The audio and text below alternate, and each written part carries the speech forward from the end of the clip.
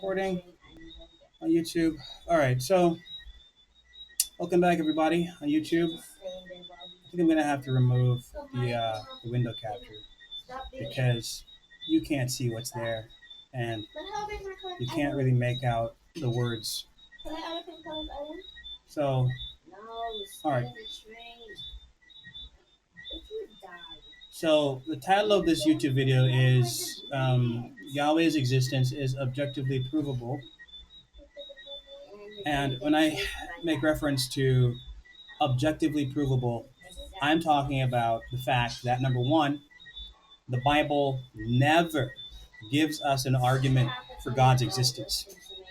It never does. The biblical authors, they just presuppose God's existence. But if you were to do a survey of the Bible to identify objective proof for God's existence, you would go to Romans chapter 1, verse 20, where it says, since the creation of the world, his invisible attributes, his eternal power, and divine nature have been clearly seen, being understood in the things that are made.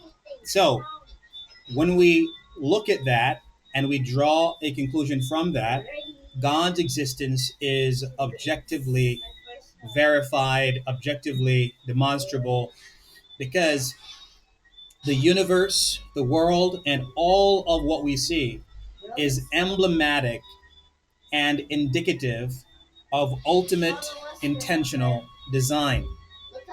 And as one of my great friends, Darth Dawkins, says, this is a conclusion that is uncontroversial, and it is without its rational denial, in that you can deny that the universe appears to be designed. You can, but you can only do so irrationally.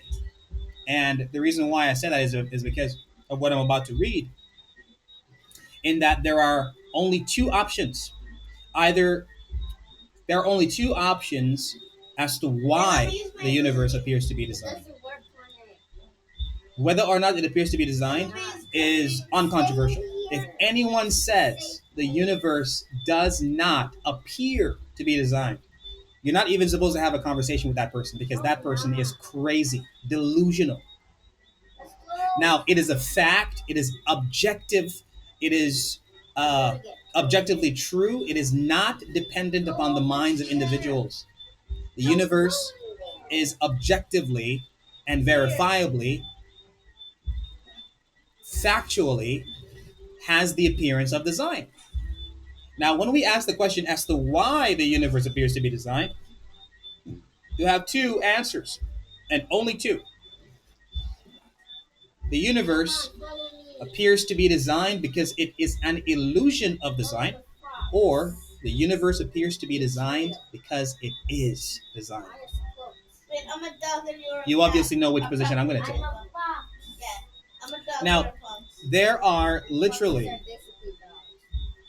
PhDs, highly intellectual people in the field of science, who are atheists or non-believers, who acknowledge that the universe indeed does appear to be designed, but because they want to hold on to their atheism, they conclude that the reason why the universe appears to be designed is because it is an illusion of design. Don't believe me.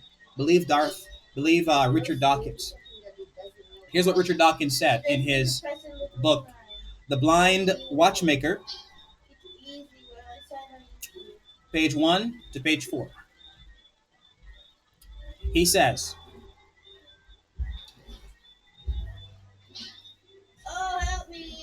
biology is the study of complicated things that give the appearance of having been designed for a purpose.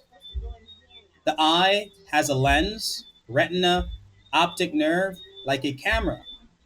The cell has machinery, ribosomes, mitochondria, DNA, as blueprint. The bacterial flagellum spins like a propeller. Everything looks engineered, almost as if someone planned it. Yet, it is an illusion. A powerful, persistent illusion produced by natural selection acting on random mutations over millions of years. Don't believe me, believe Richard Dawkins. That people are actually saying that the universe appears to be designed, but it is an illusion of design. I have a comment here from Kai. Did you know hell isn't real? My mate Paul disproved it, and it turns out it's actually just a Greg's. Not bad, really, when you think about it. Some might see it better than heavenly reality. Okay. Anyways, back to what I was saying. So, the universe is emblematic and indicative of ultimate intentional design because it was designed by the Creator. Hey, kids. Keep your voice down. All right, and the next person I want to read from is Stephen Hawking, a theoretical physicist from Cambridge. He says, the universe appears finely tuned for life. Gravity is set just right so stars burn long enough. The strong nuclear force holds protons together. The cosmological constants is balanced. If any shift even slightly, no atoms, no galaxies, no us. It looks like someone dialed it in. But this is an illusion. Stephen Hawking. The next one is Francis Crick, molecular biologist. He says, life looks designed. The genetic code is elegant, almost perfect, like a language written in 4 letters. Ribosomes read like factories. Enzymes catalyze reactions with precision. DNA replicates itself with proofreading. The whole system appears purposeful, as if someone engineered it, but it is an illusion, a frozen accident of evolution. Random mutations, natural selection, and contingent history built in. No designer, just blind chance over billions of years. We project intent because we crave meaning, but science shows no purpose underneath. So, the universe, and including the earth and us, the universe, overwhelmingly, uncontroversially, and without its rational denial, appears to be designed. Why does it appear to be designed? The Christian says, because it is designed. The non-believer or the atheist or anybody, the skeptic or the pagan, whatever you want to call yourself, they say the reason the universe appears to be designed is because it is an illusion of design. You only have 2 options. It's a true dichotomy from the fact that the universe appears to be designed. Either it is or it isn't. If it's not designed but it looks designed, then that means it's an illusion. If it looks designed and it is designed, then that means we have a designer. It's inescapable, guys. Inescapable. The question becomes, who's the designer? Not whether or not it's designed, not whether or not it appears to be designed. Who's the designer? Because if you say that the universe is an illusion of design, as these atheistic academicians say, I don't even know if I pronounced that word right. Academicians. If you say, as they do, that the universe is an illusion of design, you have put yourself in a position where you cannot defend an illusion of design. You can't defend the proposition that the universe is an illusion of design after you say it appears to be designed. So I'm going to give an argument from this conclusion that I've drawn, because a lot of people, they like to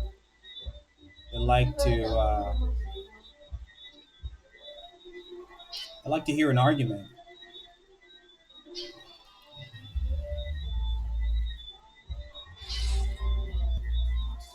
So premise 1, modus ponens. I'm going to give a modus ponens and a modus ponens.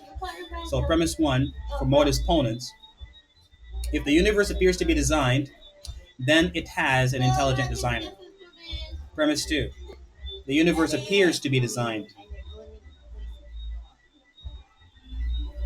We have fine tuning, we have DNA code, we have irreducible complexity, we have cosmic order. The universe appears to be designed. Conclusion: therefore, the universe has an intelligent designer. That's a valid argument. That's a cogent, well, I wouldn't say cogent. It's a valid argument.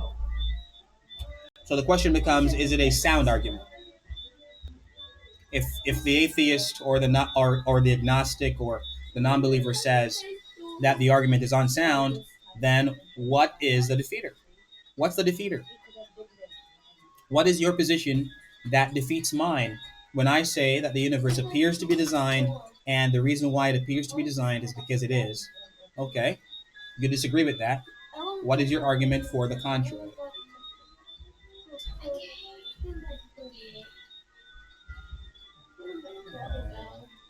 Well, you can hear noise in the background, Rebel,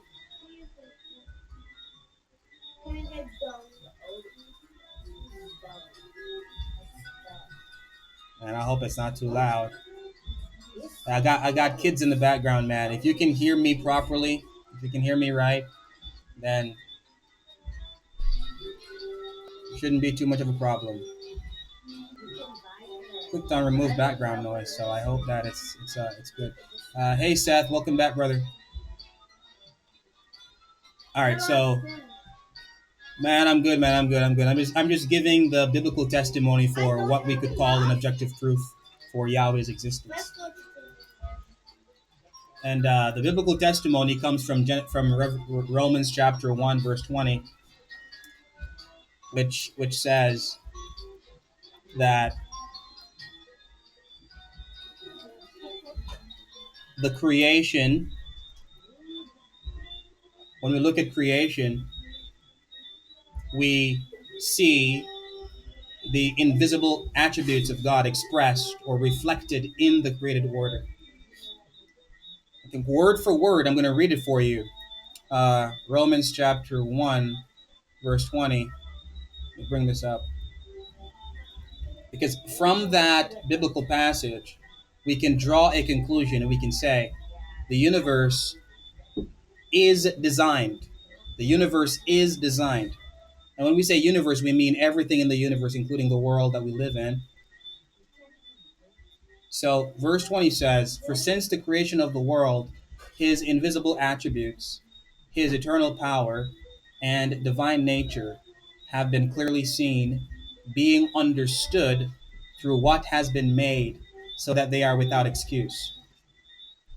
So, from Romans 1, verse 20, we get a conclusion, we get a claim from the biblical text, the self-attesting word of God, that the universe, everything that is created, is emblematic and reflective of ultimate intentional design.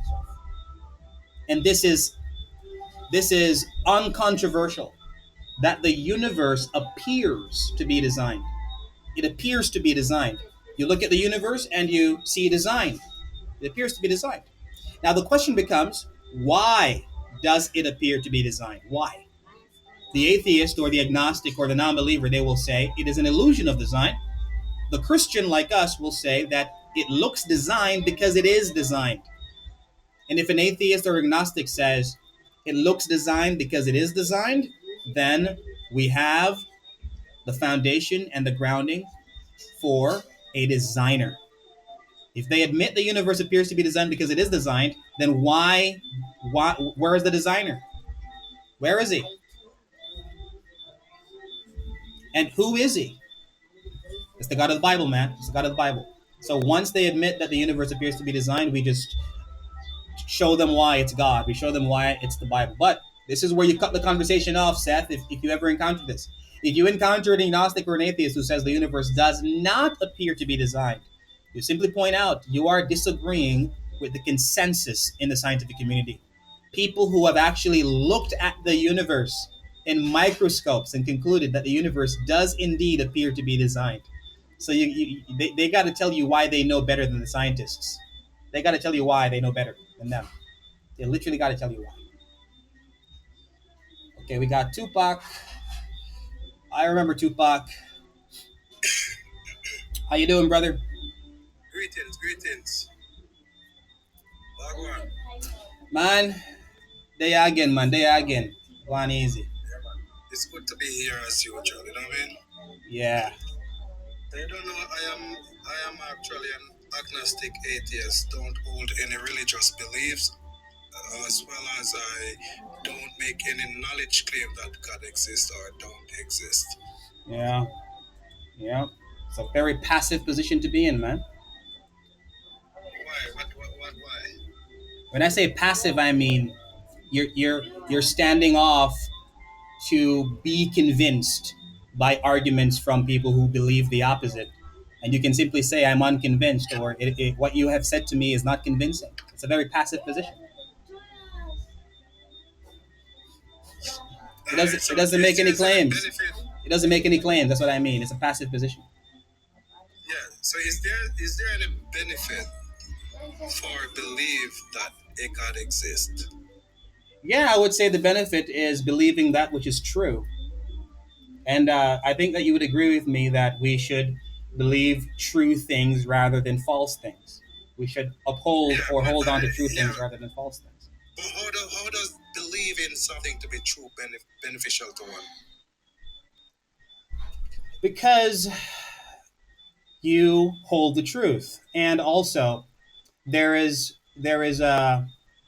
actions that follow those beliefs, and those actions that follow those beliefs benefit society, benefit the environment, benefit In what people on way? a whole. In what way believing a God beneficial for a person?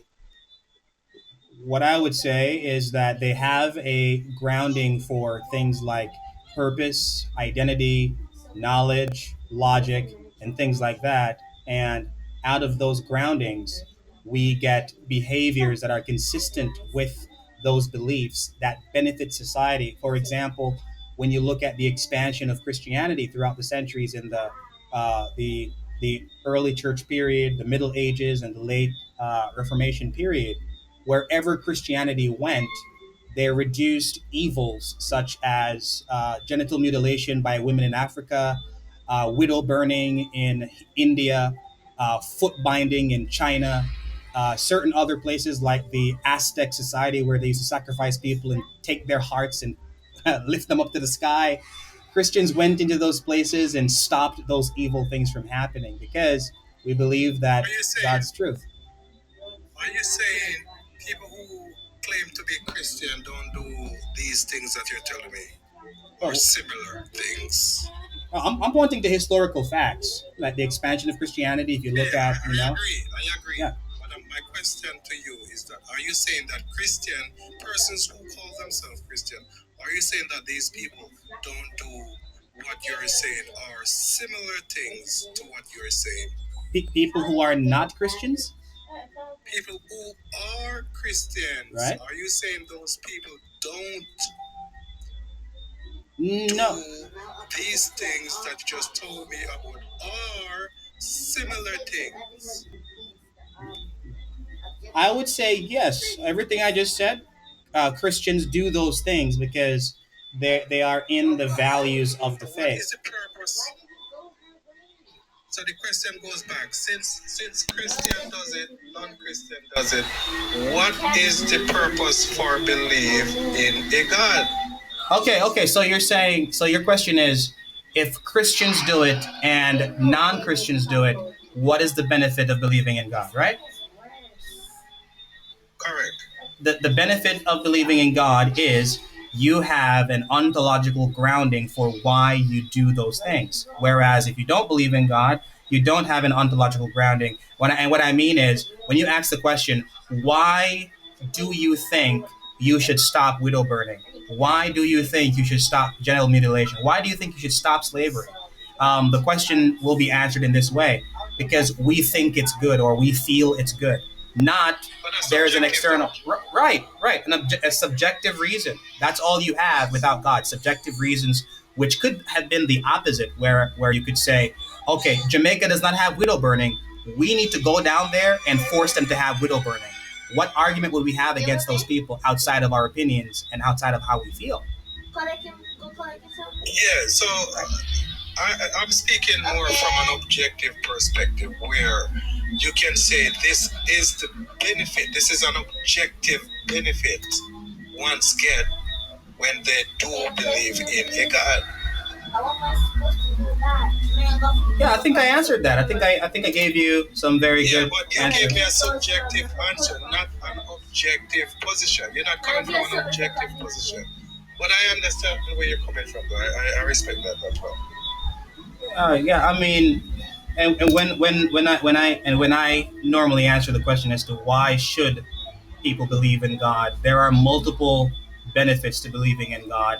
And when I say they are objective benefits, I mean those benefits exist independent of your mind or your opinion.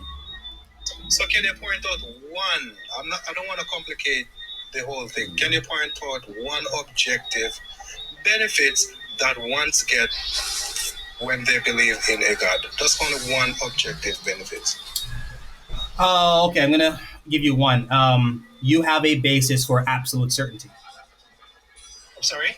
You have a basis for absolute certainty in the Christian worldview. And how does that be beneficial to one? It's beneficial to one because if they deny or reject the Christian worldview, they have no absolute certainty about anything. They have mystery. They don't know anything really. Is it harmful or is it immoral rather to don't have any basis in life or any position of which you just spoke? I would say it's immoral to reject the revelation of God. But And what? Go ahead. Well, yeah. Well, we're gonna lead into another section of immorality, but I don't think this is just my opinion. I don't think it is immoral for ones not to hold a position in in a God. However, there is no objective benefit one's gain from being a believer. So when you say there is no objective benefit, I think that you're referring to you don't see how it benefits Tupac. No. I'm not saying Tupac. Objective, mind independent benefit that ones receive when they believe in a God. All right, and I pointed out that you have a basis for absolute certainty, whereas without God, if you use the scientific methodology as your standard of knowledge or standard of epistemology, you do not know anything with absolute certainty. Anything at all. Yeah, well, from a solipsism perspective, really and truly, we don't know anything except who we are or ourselves to a higher degree than anything else, right? We can say we have absolute certainty of who we are, all right, or I am who I am. But apart from that, I don't think we really have absolute certainty. All right. The statement, apart from that, I don't think we have absolute certainty. Is it outside of the purview of you being certain about yourself? Yes. Well, no. At one point, and I would say yes. So it's more like an oxymoronic question where, yes, you can be certain to a degree, but not fully certain to another spectrum of degree. Okay, I'm going to ask you a question that a good friend of mine taught me. Are you absolutely certain that you are aware? Yes, I would say yes. I am absolutely certain that I am aware. Yes. Right. Okay. Do you make statements from your awareness about objects outside of yourself? Yes. Are those statements absolutely certain or true? So, Oh, come on.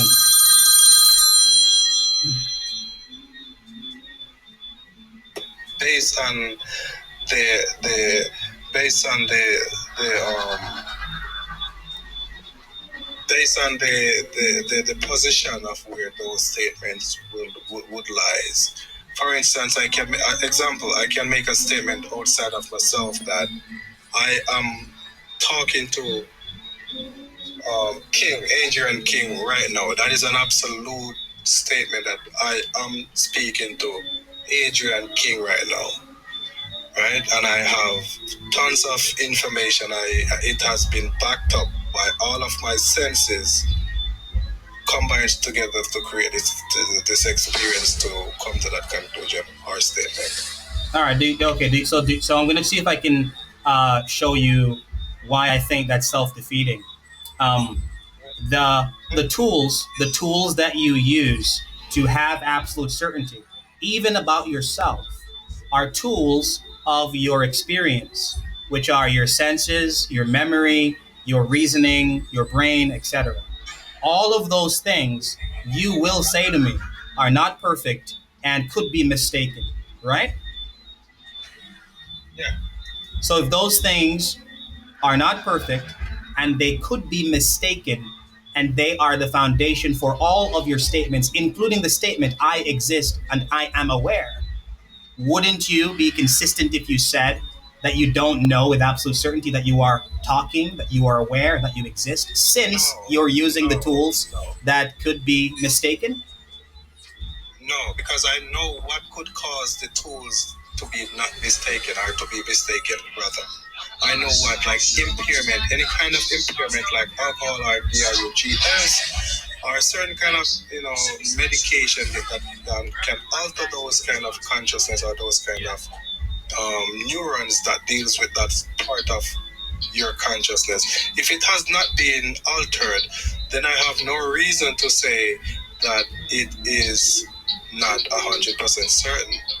But Right? you would agree with me that if your your cognitive faculties were altered, you would still have to use your cognitive faculties to identify and ascertain if those cognitive faculties were altered, which brings us back to the whole foundation of your epistemology, where since the epistemological standard itself is imperfect, you would be consistent if you said, I am still not certain about anything because every single time I make a statement, I'm using my cognitive faculties, which could be mistaken. Yeah, so like I just explained, what could cause it to be mistaken or altercation? Now, if your nervous system is not altered by any one of these factors that I just labeled, then you will be in coherent with you would be incoherent with your current state. There would be no altercation, there would be no impairment, there would be no need to even second guess your judgment. But how do you know that your cognitive faculties have not been affected? How do you know?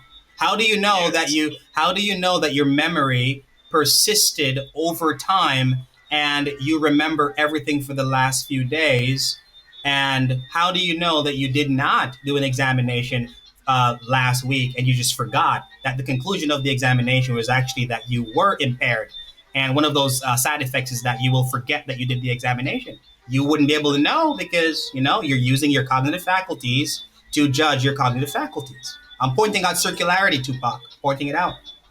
Yeah, so I mean, I agree. I understand that you're actually appealing to solipsism, where you don't have absolute certainty, which we did made it clear from the get-go that the only thing I personally have certainty about is that I am who I am. All right, and I am having a thought process. In other words. All right. So I think you're appealing to Descartes' "I think, therefore I am," right? Yes, that is also another way to say it. I think, therefore I am. Yeah. All right. Um, Are you aware of the critiques of the cogito? It's called the cogito in philosophy. Are you aware of the critiques of the cogito from Bertrand Russell and Immanuel Kant?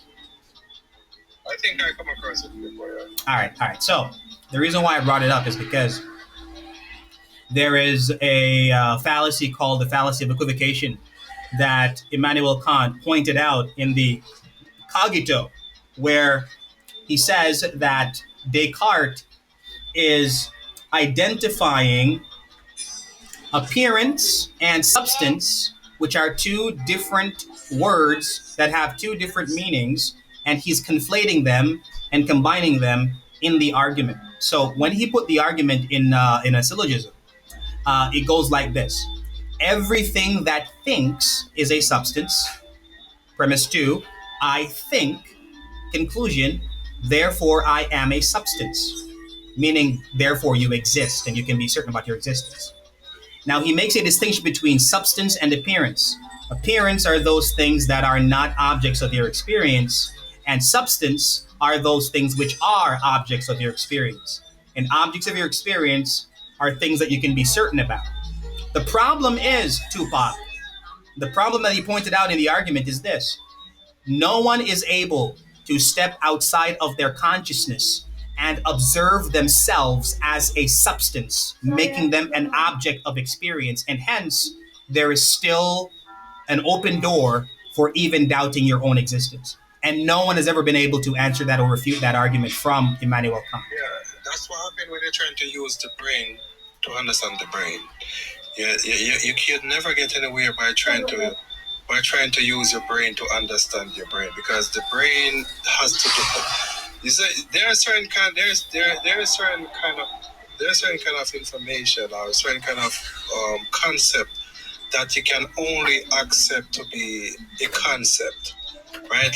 Like consciousness within itself. Mhm. If you try to look to consciousness as a independent thing, you will always find yourself like a hamster on the wheel, because consciousness is not necessarily a thing. It is a concept of a thing. It is not a thing, it is a concept of a thing, which is the neurons within your brain produce what we call awareness. Without those active neurons in the brain, you would have nothing that you call awareness. Awareness spreads or develops to what we call consciousness. That is the reason why a baby consciousness develop over a certain period of time.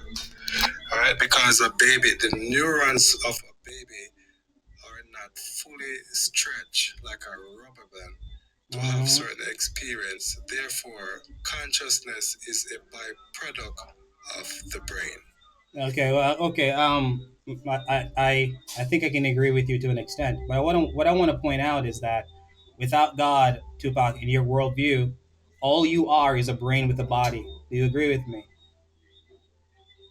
Not only me, every single person, that's what we are. We are just a big clump of matter floating in this universe with consciousness.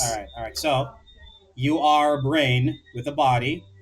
That is not my worldview, but I believe that I am a soul, and my brain is a tool that my soul uses to interact with the world. But we could get into that at some point in the conversation. What I want to point out to you, Tupac, is that in a worldview like that, everything you say, everything you do, and everything you think is a direct result of your environment that is causing your brain to have stimuli that cause you to do, think, or say things. Do you agree with me? 100%, brother. All right. In a worldview like that, how do you know with certainty that you can trust your brain is not deceiving you? Yeah, so one of the main way we I mean, remember when we refer to the brain, I'm sorry, when we refer to we refer to basically the brain, right? So every time you hear someone refer to we refer to the brain. So every time you said, how do we trust that the brain is not deceiving us? The brain is not an organ known or studied to be a deceiver. The brain is one of the only organ out of the 78 organ in the human body designed to protect you. You can look it up, you can Google it, you can do whatever you want to do. You can research it. The brain is one out of the 78 organs is designed to protect you.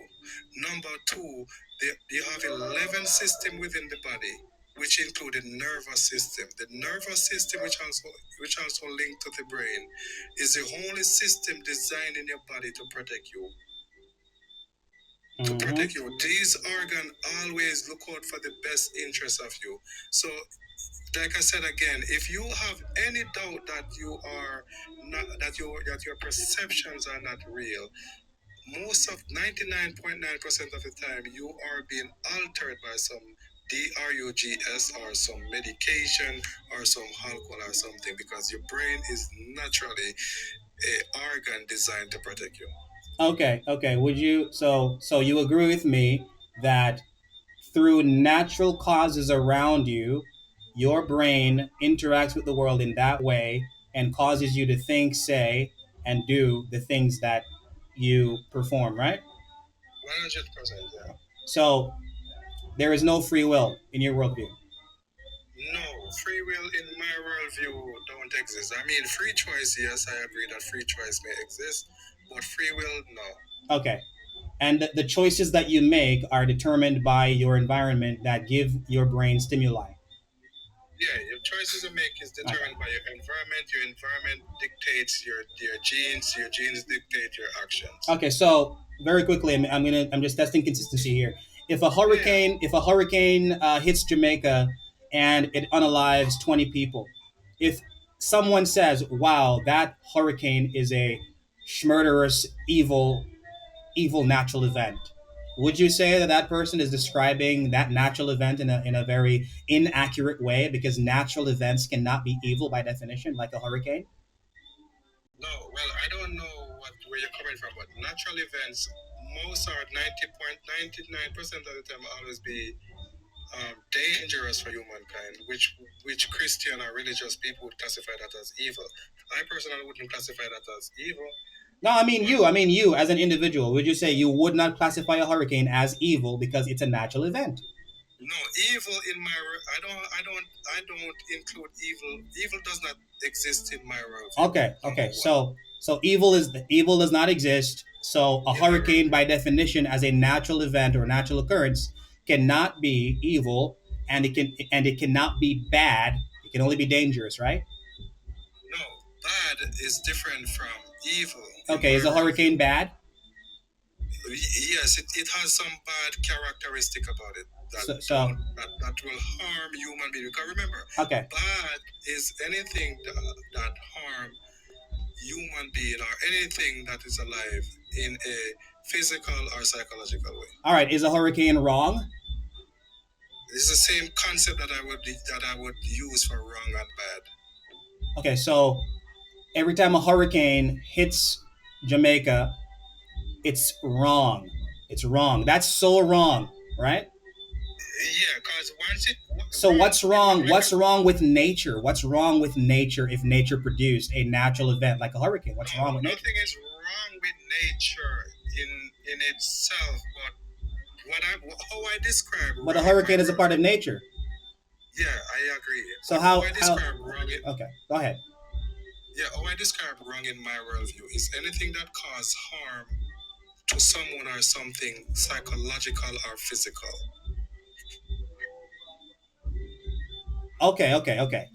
So, because I'm seeing a contradiction, bro. I'm sorry. It just keeps ringing in my head. When you say, okay, so a natural, so nature in and of itself is not wrong, cannot be wrong, and something produced by nature, a natural occurrence like a hurricane, is wrong, but nature is not wrong. You get what you see what's happening here? No. The hurricane is a part of nature, so I am not gonna say that nature does not produce anything that is wrong, because hurricane is a part of nature. Earthquake is a part of nature. Like I said, anything that causes harm to anyone or anything is classified as wrong or bad. consistent with my argument. So a hurricane is wrong and a hurricane is bad because it Yes, in harms. my worldview. Yeah, Okay. once it causes harm to anything that is alive, yes, it's wrong or it's bad. And you mean it cause any harm to anything that is alive, humans and animals, right? Yeah, anything So that is alive, under my worldview, classified as wrong or bad. and That is the that reason. That is the reason why I can't understand how God could exist and cause earthquake and hurricane and all of these things that affect people life and animal life and so forth. so on that note, when you say anything that causes harm to animals and humans is wrong, anything at all, um, would you say that you know anything at Unnecessary all? cause. Would you say Let that me correct you. would you create a quantifier and say that any living thing that is harmed, the act of harming that living thing is wrong? Yeah, and unnecessary harm. I meant to say that. I meant to make a clarification. Unnecessary harm, because you can have something that can be harmful, but the end result will be beneficial. Like a doctor giving you an injection, it may damage your cells and whatever, and it may hurt, but the end result of it will be beneficial. So anything that causes unnecessary harm. Okay, so we're getting somewhere now. So who is it? Who is it that decides what necessary harm is and what unnecessary harm is? Human being. The collective, the majority, No. Human being. human being. Okay, Yeah. so one human being or all human beings. Well, I put it like this: human beings decide what is wrong from what is right. We're talking about your worldview, man. Like necessary wrong and unnecessary. Sorry, necessary something that is necessary harm or unnecessary harm. Who decides that? Which human being?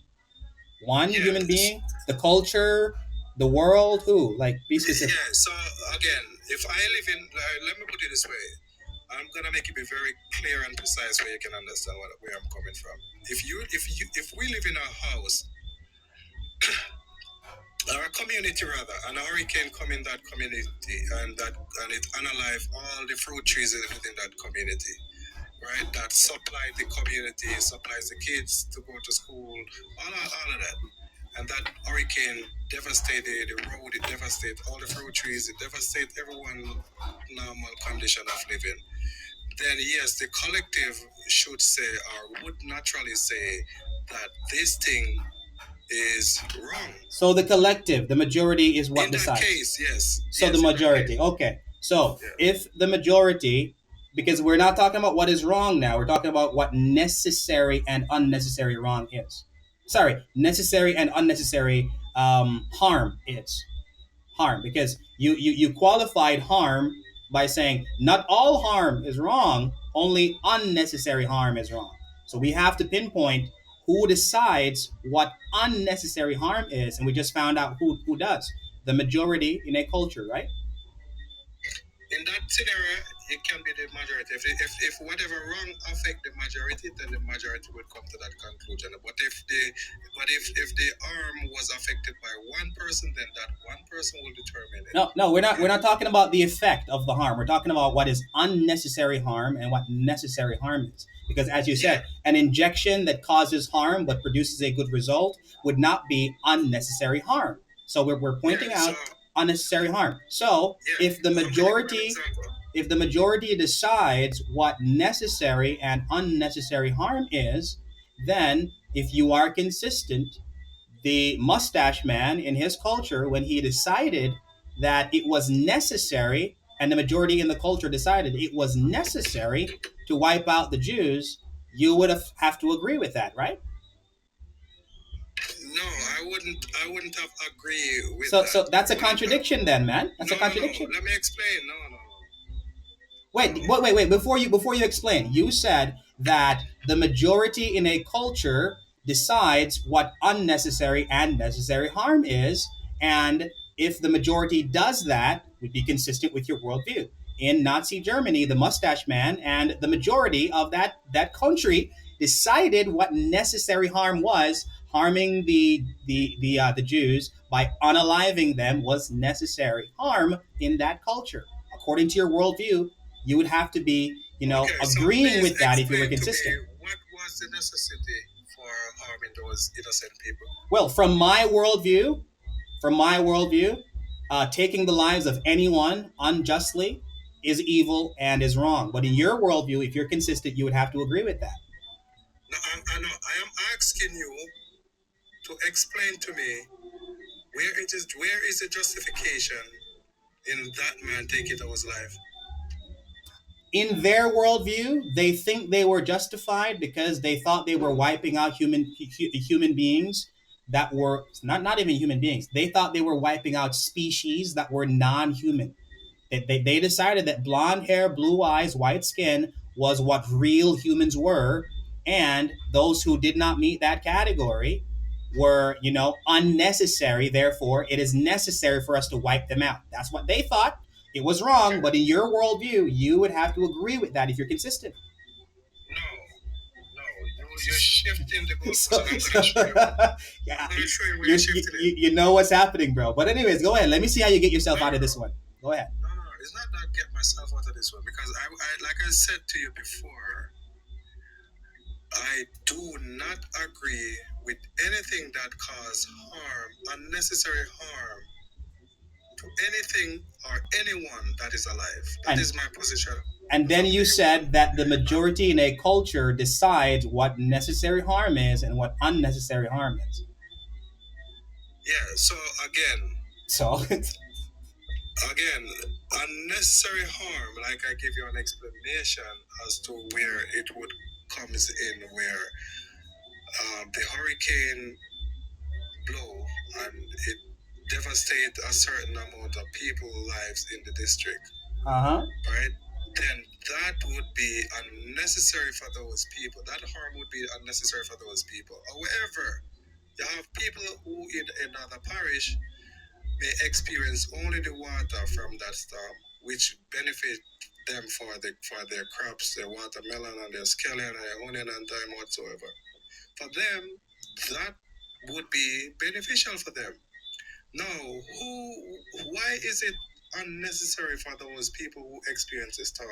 Some would say that storm was a blessing for me from your worldview. Some would say it's a curse from your worldview. Correct? So, Um, in my worldview, um, every hurricane, every earthquake, is from God, and it is a part of God's plan to display His glory to His elect angels and His elect people, and therefore anything that God does is good. That's a difference in worldview. But you didn't clear it up, bro. The contradiction that I pointed out, in that I'm getting right there. if you said that a culture decides what necessary harm is, and the culture decided that we got to wipe these people out because it's necessary for us to do that, You're strawmanning my you view. have I to did not agree say with a that. culture. No, I did not say a culture. I said whoever are affected by that harm decide that harm. So wait. Hold on. So it's no longer the majority now. It's whoever is affected by the harm. That's what I've been saying. I've been saying it. I said to you, I give you the analogy that if we are living in a community and this community affected, and this community is affected by the hurricane, right? While the other community over there don't affected, then you wouldn't get a consensus from both communities say if this hurricane was unjustified. You would have to go to the community that affected and ask them if this event was justified or not. So the victim. Not justified. Okay, so the victim, not the Yeah, the majority. victim. Let me pinpoint Yeah, this correctly, okay? Because I'm writing it down. The Yeah, the victim, victims. the victims, not the majority, decide what necessary and unnecessary harm is, right? Definitely, the All right. victims would be All right. So affected. in America, there are men, adult human males, who think they're females. They think they're girls. They think they're women. And Okay. if you don't accept their beliefs and you don't accept their ideology, They say that they experience psychological harm. They are the victims. And according to your worldview, Tupac, the victims decide what unnecessary harm is. So, would you agree that we should affirm their delusion, since by not affirming their delusion, it affects them unnecessarily? So, do you understand? Do you understand the altitude of information they're going into? You're going all the way to the tree top right now. No, Yeah, no, I'm testing the logic. Should we affirm? But yeah, I will explain. Should we affirm? If you want to be adjust by Mr. Adrian or Mrs. Adrian, who should tell you that you should not be addressed by that name?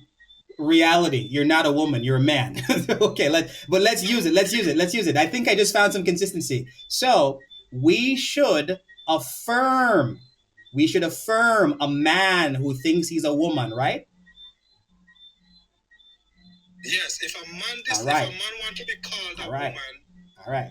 There is nothing wrong for him to be one to call a woman. What? I love this. Okay, I think. Does that affect you? I think you're gonna change it now. That's called. Let me clarify this one. Okay, go ahead. Before I go further, if you want to be called a Miss or Mrs., how that impact or affect anyone outside of who you are? Well, it affects me as a Christian, psychologically, and it makes me a victim because I am affected negatively when I am forced to tell a lie to affirm someone's ideology. But just to see if you're consistent, the DSM-5 has identified the view to think that you are another gender than you actually are. It's called gender dysphoria. And there's something similar to that called anorexia or anorexic, where someone who is skinny thinks that they are fat. So, the victim, remember your worldview, the victim decides. The victim, wait, hold on. The victim, I'm going to let you, clear this up for me. The victim decides what is harmful and what is necessary harm and what is unnecessary harm. If I see an anorexic person and I refuse to affirm their fatness, because when I look at them, I see a skinny person, and by not affirming their fatness, I am causing them psychological harm. In your worldview, I should affirm their fatness, right? Wait. You're not. I can't hear you, Tupac. I'm letting you speak, man. Go ahead. Clear it up for me. No, man. I was coughing, man. Sorry, I didn't want to. Oh, sorry. I thought you were talking and you didn't know that you were muted. Okay. Clear that up for me. The victim who is anorexic thinks she's fat, but she's skinny. We should affirm her fatness, because to not affirm her fatness, she's affected psychologically, which is unnecessary harm. The victims decide what unnecessary harm is, right? Go ahead. Clear it up. No, first of all, that is not what anorexia means. That's not the correct definition of anorexia. Anorexia is not a psychological disorder. So you get it absolutely incorrect. Let's clear it up. I'm gonna prove that what I said was true by using the AI. Okay, I'm gonna prove that what I was saying was true. Anorexia. All right. So no, wait. Anorexia. Wait.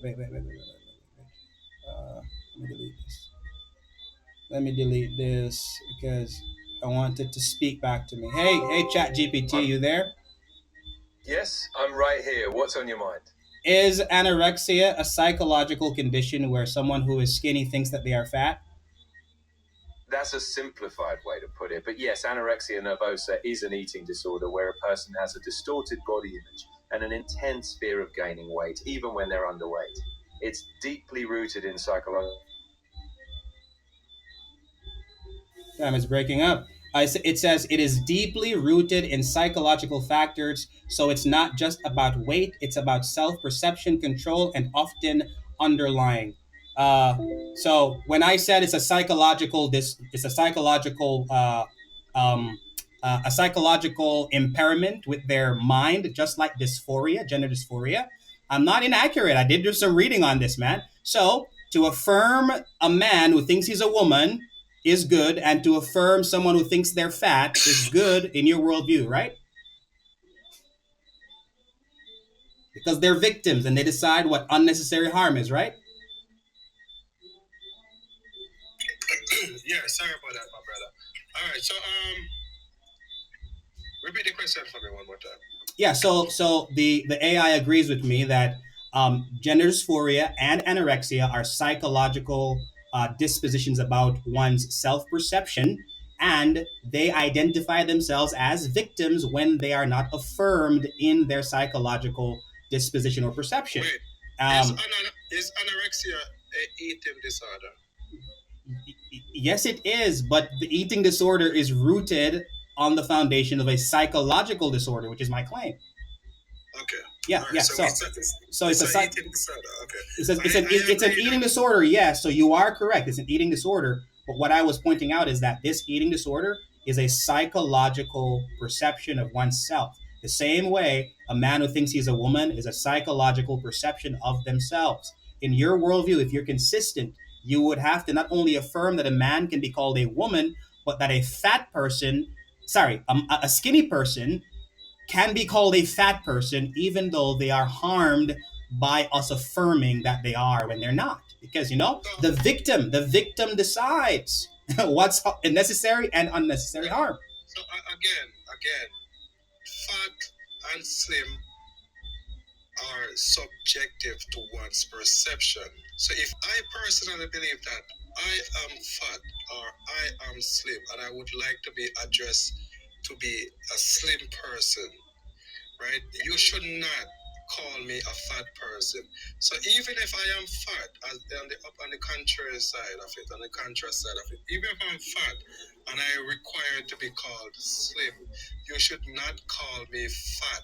No, you're changing my analogy. I'm talking about someone with a psychological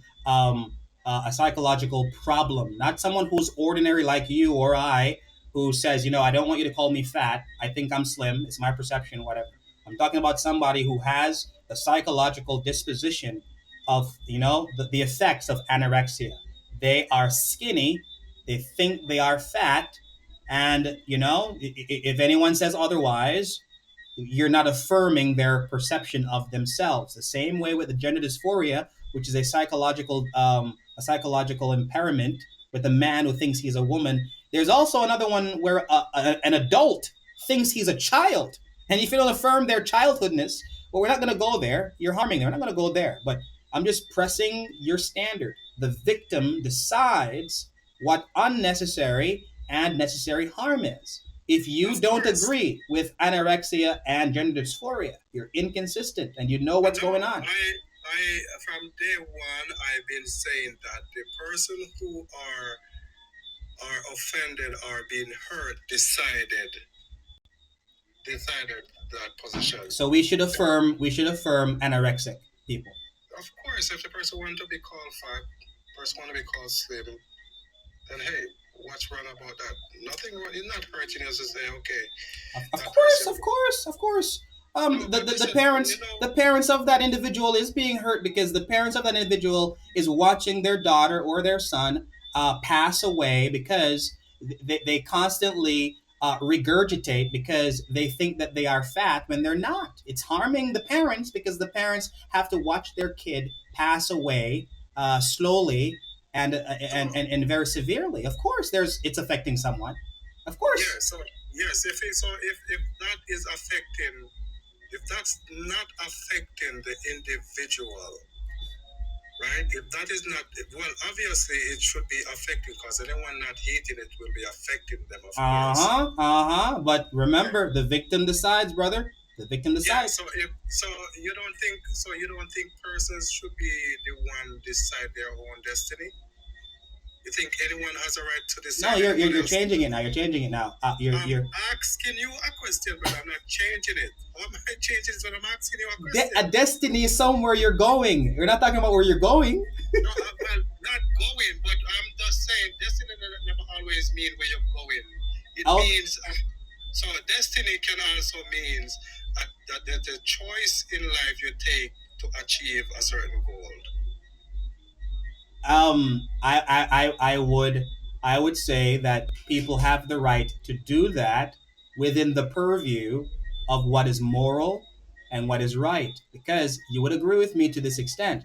If someone views that their dream is to be the man or the woman who unalives the most people in history before they pass away, and that's their dream, and they want to accomplish their dream, I would tell them, no, that's a dumb dream. That's an evil dream. Do not do that. Yeah, because that will affect someone else. So I don't agree with That with action that. will affect someone else. So And also, on that note, you do not know how your actions, great or small, will affect the people around you just by leaving your house, Tupac.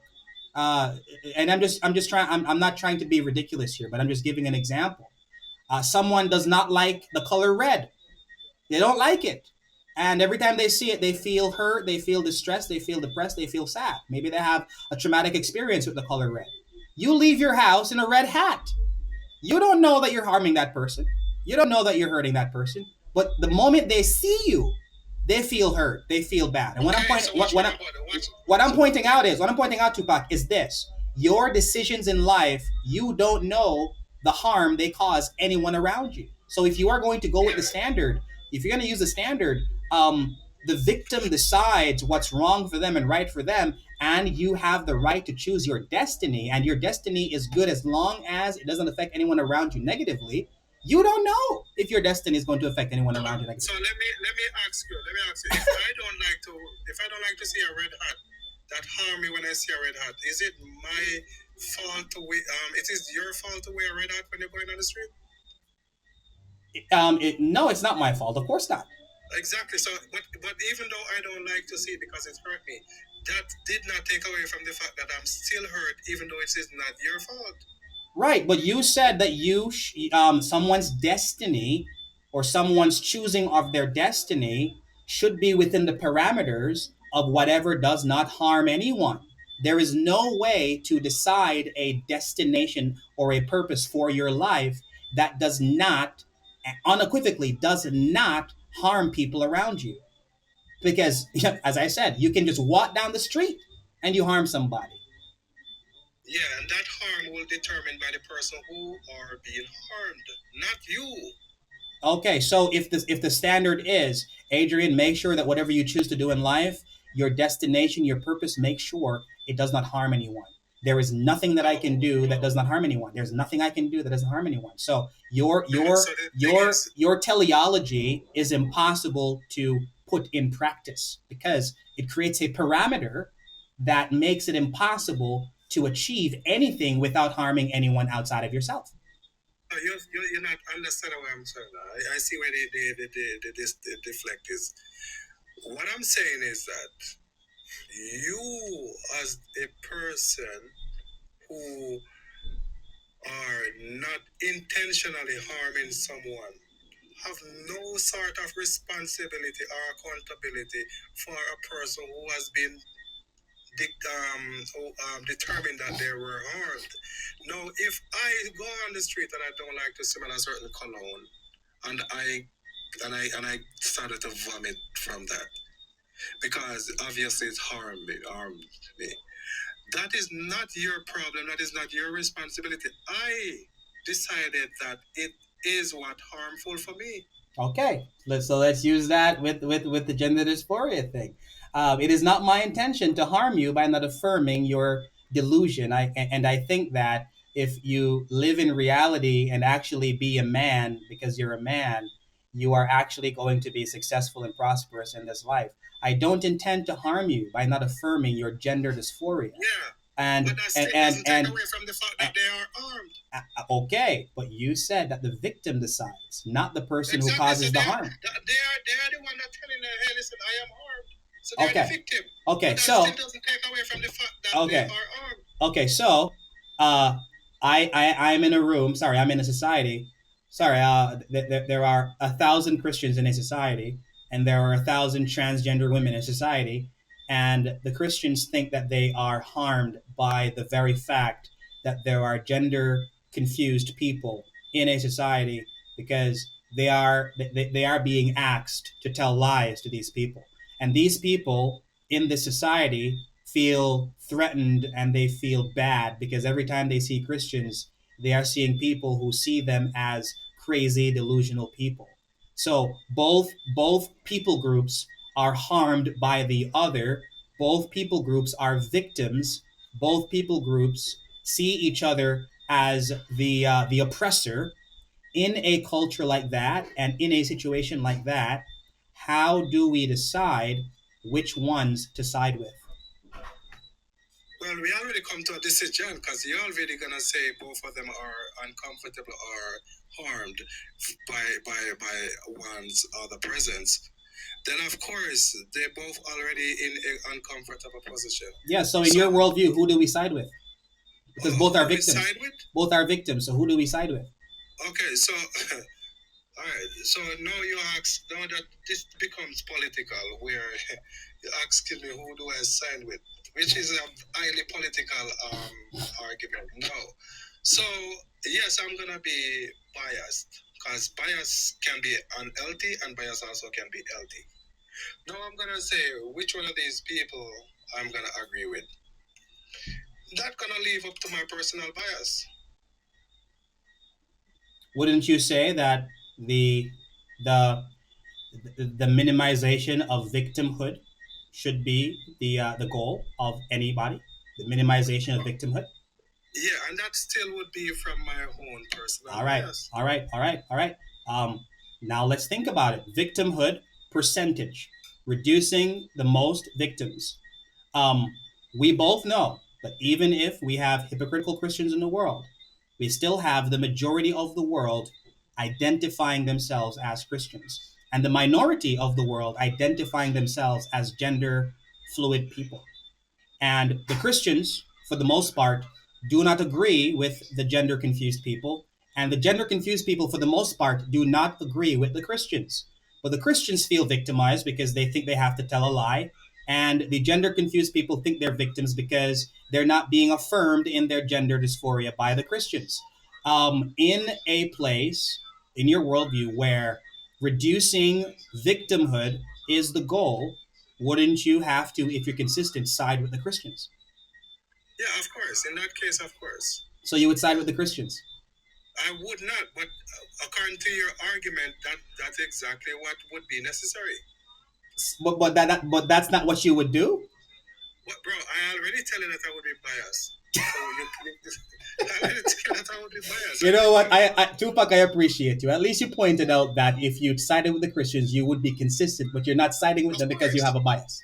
Exactly. Okay. So you see what I was trying to do? I was trying to point out I see, of consistency. course. Right, right. I'll be realistic with you, of course. But I did tell you from the get go I would be biased. You would be biased. Yeah. So if someone has a worldview where their worldview states the reduction of victimization is good, that's your worldview, but you did the opposite of the belief of your worldview, wouldn't you call that a contradiction? Yeah, in some way it would be a bias, which you necessarily classified as a contradiction, of course. Okay. The same way if I say I'm a Christian, right? Like I'm gonna be a pastor in a few years, and the Bible says, so, and it is my worldview. I affirm that homosexuality is wrong. That's my worldview. I affirm it, but I put two men together in a marriage union. Would you say that I'm contradicting my belief? Um, yeah, to a certain standard, yes. Now, not to a certain, like it's a contradiction, bro. Come on, come on. Yeah.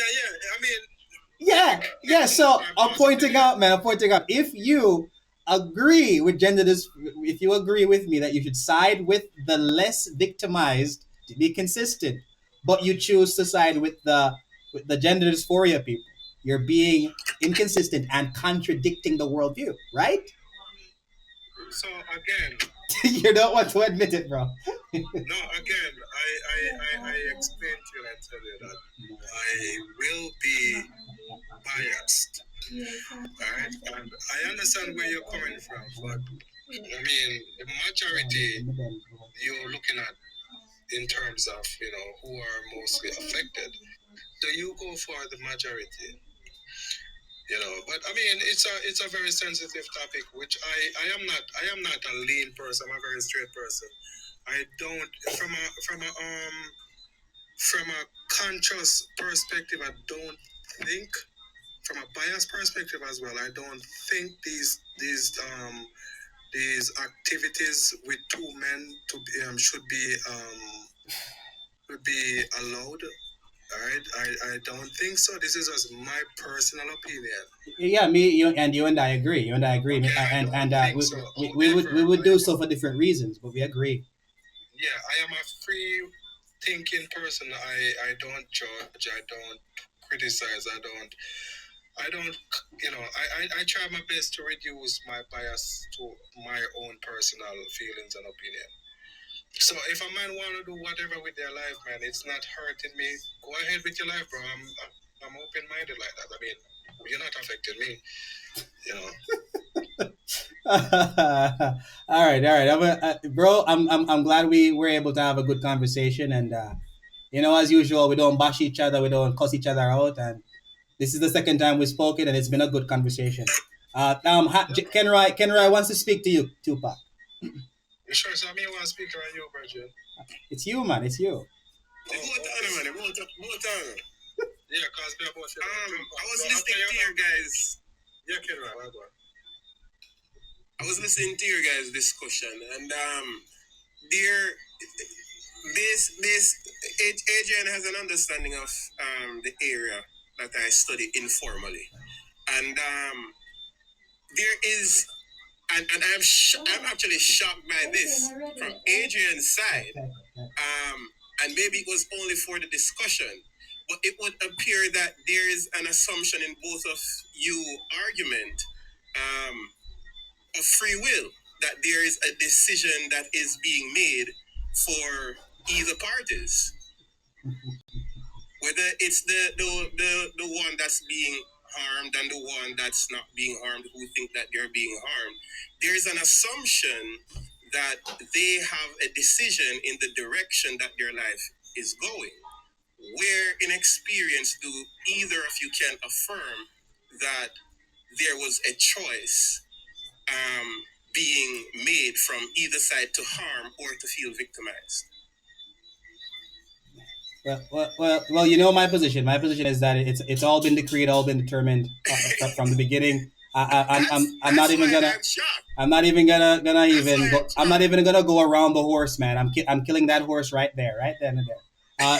Tupac, your turn. Jump in, bro.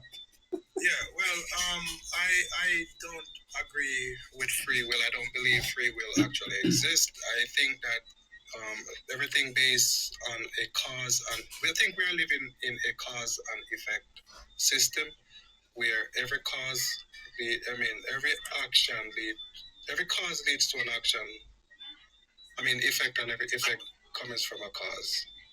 So I think that's what is confusing about the discussion, and that is why it seemed contradictory on your side because of the words that are being used.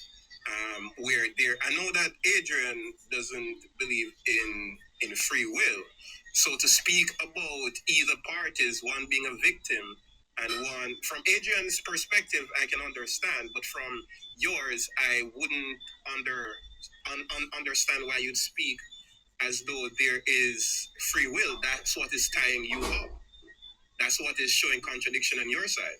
No. How is it that free will would be the agent right now that is tying me up?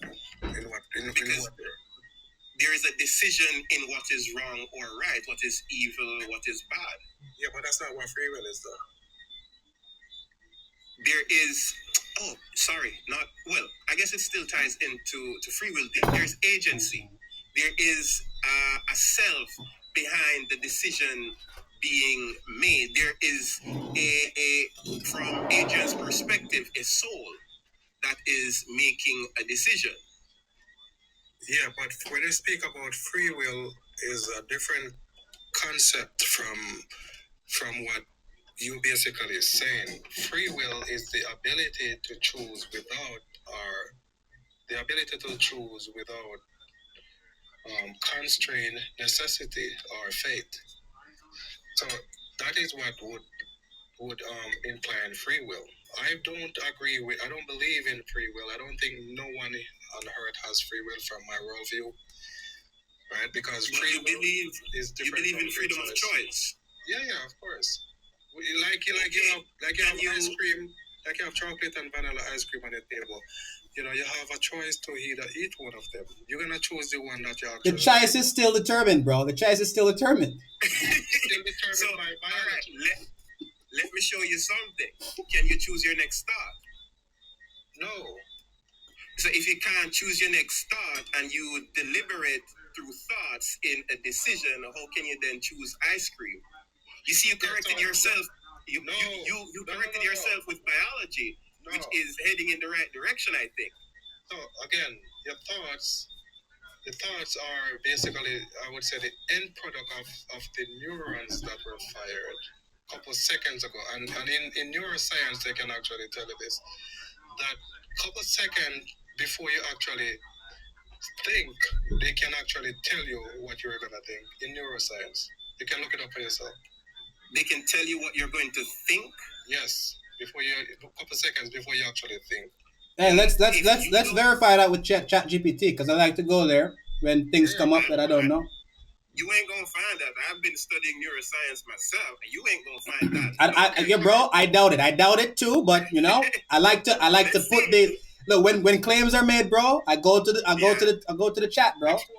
We forget it. Let's go ahead and search. Chat GPT. Is it true that in neuroscience it has been discovered that we can actually ascertain what someone will think before they think it?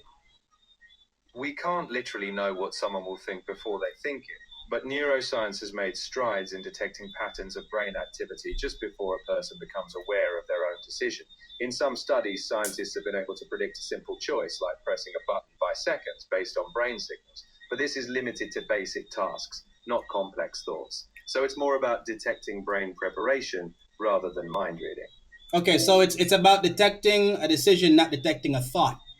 It's detecting patterns. It is able to, a decision has been made before. Well, let's put the word decision in quotation marks. Has been made before you're conscious of that decision. Mm-hmm. But that doesn't mean that there is a self that is making a decision. And also, observing and identifying patterns is not the same as reading someone's mind or thoughts and knowing what they're going to do before they do it. It's just observing patterns. Yeah. So when I said your thoughts, right? You remember, like, your thoughts are a byproduct, like I said before. They are the after effect of the neurons that was fired, right?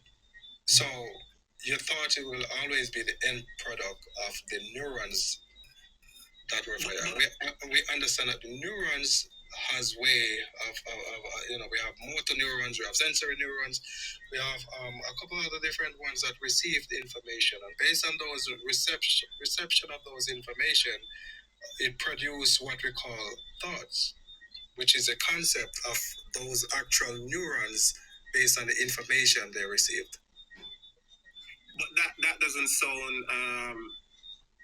sound correct based on what I understand from neuroscience. There's correlation that is happening, but there is nothing within any atom, any proton, anything of that sort where you can specifically identify thought.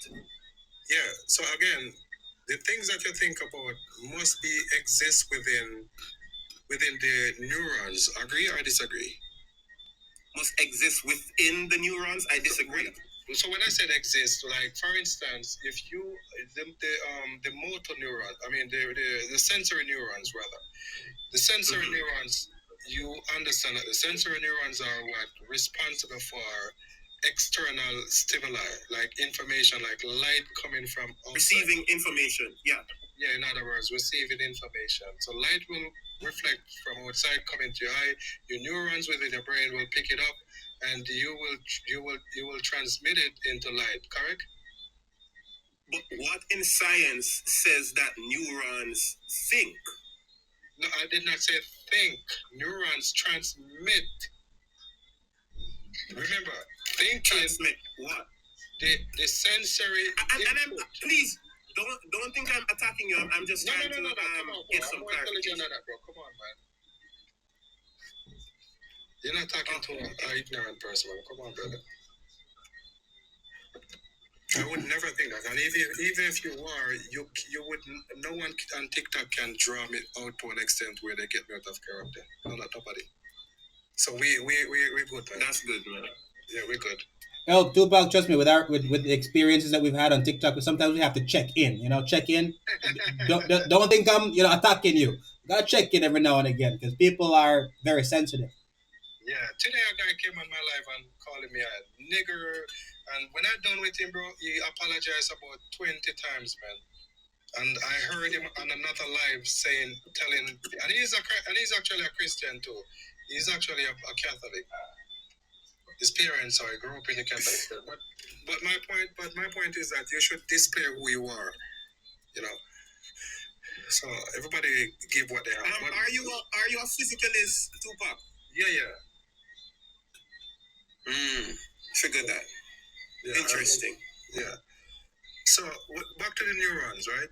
So the neurons receive sensory information, and that sensory information goes to accepted within the brain, and the brain translate it into what it want to translate it in, right? And from that, the concept of thoughts, the concept of mind, the concept of thinking comes in. Agree or disagree? Before I respond, Adrian, do you have access to the companion right now? I do. I don't want to answer his question incorrectly or without the clarity. Could you check? All right, I'm gonna open the companion right now. Oh,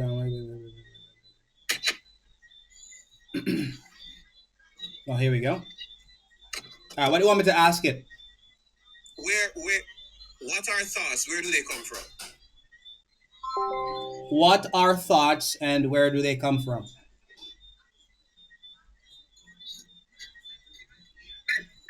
What are thoughts and where do they come from? Thoughts are simply appearances that show up within awareness, patterns of recognition that differentiate and organize experience.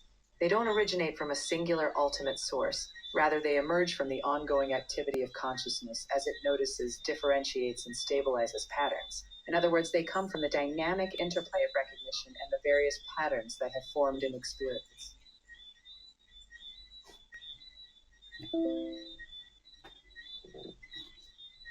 Did you catch that? Yeah. All right. You do that, Tupac. Wait a second, right?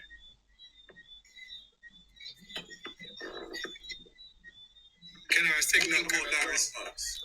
Your signal kind of down.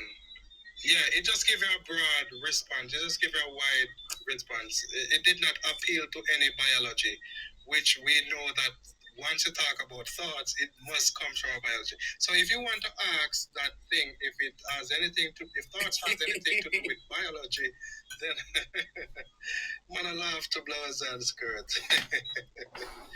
Yo, remember, Tupac is a physicalist, bro. Tupac is a physicalist. You gotta remember, everything is biology. Everything is biology. That's why I laugh. Agent, last time, ask it, biology wise, where does it come from? Yeah, even that. And then if it's not biology, From a biological standpoint, where do thoughts come from? From a biological standpoint, thoughts are understood to arise from the brain's activity. Neurons communicate through electrical impulses and chemical signals, forming intricate networks.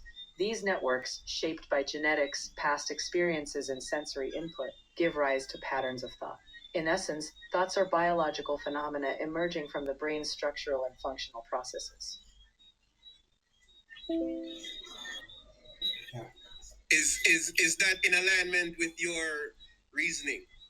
Yeah, that's the same thing I just said, bro. The same exact thing I just said. The AI tell you the same thing.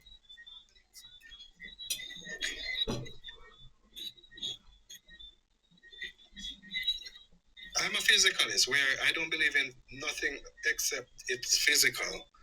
Right? If it's not physical, I don't agree. I don't believe in it. I mean, even phenomenals are physical. No, you have emergence also from the physical. You know, emergence like concepts and ideas and mathematics and all these, you know, language. They're emergent. They're emergent from a physical, from a agent. You know. Adrian, in a sense, would you consider yourself to be physicalist, not scientifically, but you believe that the brain produces consciousness or awareness? Nah. In my worldview, the brain is a tool that we use as human beings. A human being is a soul, the consciousness, the mind. So soul, consciousness, and mind are synonyms, and they use the brain as a tool to interact with the physical world around us. So I don't think that we are just our brains. I think that we are souls who use brains. Yeah, but what ontology a soul has? Does a soul has any ontology? No, it's an immaterial essence. It's an immaterial thing. Okay. And let me throw something else out there. The reason why I'm not a physicalist, which is a position that only physical things exist, is because to justify physicalism, it commits a logical fallacy called begging the question, where if you ask somebody, how do you know that only physical things exist? They will appeal to the scientific method, in that scientifically we know only physical things exist. But the problem with appealing to the scientific method to prove physicalism is that you're appealing to something that already agrees with your conclusion to prove your conclusion. So it begs the question as to what justifies the conclusion. So the reason why I'm not a physicalist is because it's based on a logical fallacy, which makes it unproven. And also, one last thing, science in and of itself is based on a limited epistemological framework, in that it's based on observing singular events and then making generalizations from those singular events, which means that it's always open for revision, always open for change, and hence you're not certain of those conclusions, and hence physicalism can't be certain if it's based on that epistemological standard. So I'm not a physicalist for those reasons and others. I hope I didn't go too fast or said anything too technical. No. I understand what you're saying, but Yeah. the same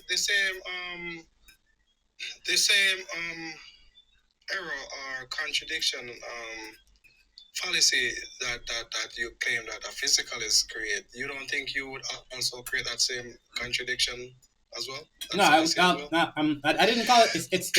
It's not a contradiction, Tupac. You mute. Oh, sorry. Wait. It's not a contradiction. It's a logical fallacy. Logical fallacies are not contradictions necessarily. They are violations in reasoning. Violations in reasoning are not necessarily contradictions. So I wouldn't say that what I just said about physicalism is a contradiction. What I said about it is that it begs the question, in that it assumes what is yet to be proved. But the reason why I don't think that I'm committing that same fallacy is because I'm not using the thing to prove the thing. I'm looking at scripture and its claims about reality, and then I'm looking at reality to confirm what the scripture says about reality. So I'm not using the scripture to confirm the scripture. I'm using the scripture uh, to verify what it says about itself. So it says that God created the world, and if God created the world, I'm going to see things about the world that reflect God's nature and essence. So, okay, the Bible says that. Okay, I'm going to look at the world, and I see the Bible. What it said about itself is true. So therefore, it's true. So it's not circular or begging the question in that sense. Yeah. So I mean, you appealing to a religious point of view to clarify your point, and also physical is also appealing to a physical point of view to back up their claim. I think what you're pointing out, Tupac, is the appeal to authority fallacy. I think that's what you're appealing to. Both of us are appealing to authority. Um, and when you read philosophy and logic and stuff like that, you learn that appeals to authority are not fallacious. They're not violations in reasoning. They are limitations in reasoning, in that you have to appeal to an authority that will justify itself ultimately. And you can't escape that. When you get to the ultimate of your worldview, it is going to justify itself in a circle. It can't go anywhere else. Have to justify itself. Yeah, well, I mean, the way how I look at it, man. You know, I actually used to be a Muslim, Christian, Seventh Day Adventist, and you know, You've been all over the place, man. yeah. And when I look into it, man, I mean, you know, one of the things that caused me to move away from Christianity is because I used to be a Seventh Day Adventist, right? And most Christians are saying who worship on a Sunday, saying that they don't have to worship on a Saturday. And I'm saying that if you're gonna worship God and follow the Ten Commandments, which the 7 day in the Ten Commandments to be kept, why aren't these people keeping the Ten Commandments? Like, why they keep nine and not 10? Why are they disobedient to the 7 day Adventists? So I find that to be not consistent with what they classified God as to be. So I moved away and I became a Muslim. And then one Ramadan, we were like praying, and I see this guy who I know open up a food truck. He closed his food truck just to come and pray, and then he gone back to open the food truck to sell other person's food. And I said, this can't be right. You can't pray to God to have an eternal life while supporting someone else out there to not have one as well. You know, so I find that to be, you know, a little bit crazy, because if you are saying that it is permissible for you, for a Muslim, to have 5 times prayer each day in Ramadan and they're not supposed to eat, why are you selling food to other person? Bro, listening to you, it seems as though you left Christianity and you left Islam for the same reason, and it is the bad behavior of the people who profess to be the thing that they are. Bad behavior of Yeah, Christians and bad behavior of Muslims. But you and I would both agree that we should not judge a religion based on the bad behaviors of the followers. We should judge the religion based upon the values of the religion that are based in the text or the book itself. yeah, but when I look at the book as well, it mentions some crazy things even in the Bible. I'm not even saying about the Quran. The Quran have way more crazier things than the Bible, right? Yeah, and when you do that, you have to keep in mind two words: anachronism and presentism, which are both errors that people commit when they read about the past, because they assume that the people of the past must have known what we know today, and hence what they were doing was stupid, and what we're doing today is good or true. When Yeah, 200 years from now, Tupac, people are going to sadly look back at us and point out some stupid things we've been doing. That's just the way yeah, the but world is. God words should be consistent, all right? Yeah, it is consistent, but Yeah, the but if Bible. slavery was wrong 2,000 years ago, it should also be wrong now, right? Yeah, and it was wrong. It was wrong, and back then, and it is wrong now. What I'm pointing out is, when we look at the Bible is a library of books. It's not one book. It's 66 books, and some versions of the Bible have 73 books. You have to look at the books and read them in their genre.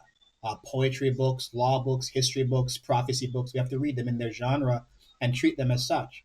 And there are books in the Old Testament and New Testament that are history books, and in those books, we see people doing some evil things. David unalived the man after getting his wife pregnant. Are Christians supposed to go out and unalive people's man because they like the woman? No. We distinguish between descriptive passages and prescriptive passages, and these things are important when we interpret ancient texts and things like that. So when people say, the Bible's full of contradictions, I'm like, okay, what's a contradiction? And point it out for me. And whenever they do, it turns out that they were very much mistaken, because they're just looking at a text and interpreting it the wrong way. So, so who decides which interpretation is the Correct. Wait, which Christian out of the 45,000 denominations is bro. the one That's to why. That's decide? why I'm glad. That's why I'm so glad that I'm a Presbyterian, bro. Because that would be a question that would stump me in my tracks if I was. Because Kenroy, if you study church history, you're gonna learn that when we protested against the Roman Catholic Church, there were two types of Protestants. There were magisterial Protestants and there were radical Protestants. The radical Protestants find themselves in the vast majority of denominations in the world, the 10, 20 thousands that you see, where they reject all of the traditions that came before and they reinvent the wheel and they just have their Bible alone. You're sitting under the tree with you and your Bible and you read it and you interpret it. That's them. That's not me. I couldn't answer that question if that was me. But here's my answer because I'm a magisterial Protestant in that we believe that for the first 600 years of the church had purity before they gained power from the Roman Empire, and it became beneficial to be a bishop, a priest, and a churchman because you got land, you got money, you got wealth by being a churchman. So before that, if you were a Christian, you had nothing to gain but death, torture, and torment. So we have a period of purity. And in that period, Kenroy, we have millions of writings of the church fathers interpreting the Bible for us. And when they speak with one voice, we listen because we believe that Christ, when he gave the scripture to the apostles, he gave them the understanding of that scripture. Those apostles appointed bishops, those bishops appointed other bishops. And we see those bishops in a long line of appointments and appointees in the writings of the church fathers. So, how do I know that my interpretation is right? It is not right. I appeal to the interpretation of the church fathers and what they say about the text because I believe they had the benefit of proximity and hence they have the correct interpretation. So, when I interpret passages like slavery and passages on contradictions that people might point out, what they say is what I appeal to. I don't read it for myself because it's just my opinion if I read it for myself. And I'm limited because I'm a 21st century individual reading through a 21st century lens. And I'm going to close now. One last thing I want to say. We're all Jamaicans. So we know what blue draws is. We know it's a meal. We know it's a meal. But if I write a letter to you, Kenroy, and I said to you, I went to the party, bro, and the blue draws was amazing, you're going to know what I meant. You're gonna know. But an American reading that is gonna be like, damn, these Jamaicans love to eat underwear. The blue ones. Right, right. So I learned that when I'm reading the text, when I'm reading scripture, I have to read other books that tell me about the culture, the ideology, and also the books that the church fathers wrote commenting on these passages and what they mean and what they said. Because, bro, if I interpret the Bible on my own, I am going to get some very weird conclusions and actually have evidence of that because when I was in high school, I used to do preaching with my little ignorant self. And every sermon I preached, I wrote it down in a little sermon book I have. So I have a book of sermons. When I read it today, bro, my God, I'm like, what the hell did I believe? What the hell was I teaching these Yeah. people? Because I was interpreting the Bible on my own, right? So, no, no. So let me ask you a question. Um, and what you said, I agree with, not just for Christianity, but for Hinduism, for Islam, for Judaism, all of them. That is something that has happened and will continue to happen. And you made a statement earlier saying 2,000 years or 200 years from now, people are going to look back in history and be like, what were these people thinking? And earlier, way prior to that, while you and Tupac was having a conversation, you're asking him about certainty. So, if you can recognize these patterns of changes that have occurred, is occurring, and will occur, what? Right? Wait, you broke up. You broke up in that last sentence you made. You're breaking up right now. You're breaking up. If you're talking right now, I can't hear you.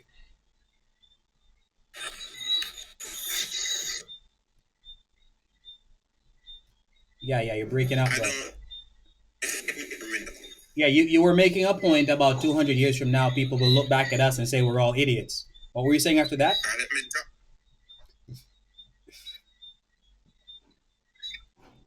What makes you so certain now that what you believe? You were asking Tupac about certainty earlier, so now I'm asking you about certainty, especially after noticing this pattern where we have a tendency to live in the know with certainty in the belief that we have through the interpretation that we've read or heard. So, what makes you so certain now that the direction that you're heading in is correct and the belief system that you believe in is correct? Those who believed in Zeus, they no longer participate in that belief. It is now seen as a mythology. So, what is the certainty behind your belief now? That makes me know that it will not change 200 years from now, No, that or makes makes me you know hold it's to what you right, believe. or makes me know it's right. That makes you know it's right to hold to the belief that you have now. Okay. So how I know that the belief I have right now is true is from a principle called the immutability of the scripture and the tradition. Because when you look at these three things, sorry, these two things, scripture and tradition, tradition is interpreted in three different ways. Roman Catholics and Eastern Orthodox, they believe in what is called tradition too, in that with the Bible there is a separate revelation that is equal to the Bible that they call tradition too, and that tradition is equally authoritative to the Bible. And in those traditions, you have other doctrines that you can't find in the Bible, but you have to believe them because remember, they're equal to the text. Pray to Mary, confess to a priest, believe in purgatory, and other stuff. I don't want to go through all the doctrines. There is another one called Tradition Zero, where you reject every single tradition that came before you. The Seventh day Adventists did that. Oneness Pentecostals did that. Mormons did that. Jehovah's Witnesses did that. Pentecostals and Oneness Pentecostals did that. There's this other tradition, however, called Tradition One, where you look at what was passed down from throughout the church, and what was passed down is not a separate revelation, but an interpretation of the revelation. And you take that and you look at it and you realize that it has the same nature that the scripture has. It is immutable, in that the church fathers, they all spoke with one voice with reference to the nature of Christ, the nature of salvation, the nature of the soul and the spirit, the nature of God. They all spoke with one voice. In that, one guy wasn't saying God is a man, and one guy saying he's a woman, and one man saying he's a hermaphrodite. They all said the same thing throughout. So, how I know with absolute certainty that what I believe is true is because all of the denominations that follow tradition one, Presbyterians, Anglicans, Lutherans, and Reformed Baptists, we all agree on the essentials, and those essentials are found in the historical documents of the church. And every denomination, every church that denies sola scriptura and tradition one, you have the confusion that everyone loves to point out. How do you know that you're right when you have so many thousands of these denominations? Well, we know we're right because we point back to that which is immutable, unchanging, and uh, um, immutable, unchanging, and consistent. So 2,000 years from now, 200 years from now, we can still look back at the unchanging tradition and unchanging scripture and be certain that what we have is true. So, does tradition makes it true? That's the question then. Does the How do we know that the first persons, the first fathers, the first, I don't remember all those names that you said. How do you know right now that what they presented, what they interpreted, what they understood was correct? That's a very hard question. That's a very hard question, bro. Basically what I'm hearing is, okay, they set a standard. Yeah. We will maintain that standard. but there is no confirmation of that standard outside of it. It is coherent within what the tradition has passed down, which makes sense because it is traditional to do so. So, what is the foundation for that tradition? Is that tradition deniable? All right, so I guess to answer that question, I would appeal to the Vincentian canon, something that was used by the early church fathers to ascertain what was false doctrine and what was true doctrine, and it is that which is believed always, uh, by all, and um, wait, always, always, believed by all, and believed everywhere. Believed always, believed by all, and believed everywhere. In that whatever doctrine was believed by all, believed everywhere, and believed always is what is true. And that is how they were able to distinguish between the heresy of Arianism and the truth of the hypostatic union. And the reason why I wouldn't say I have, I wouldn't say I yeah, I would say I have confidence and faith that they are right in what they said is because when you look at the origin of Christianity, and I'm glad it started in this way.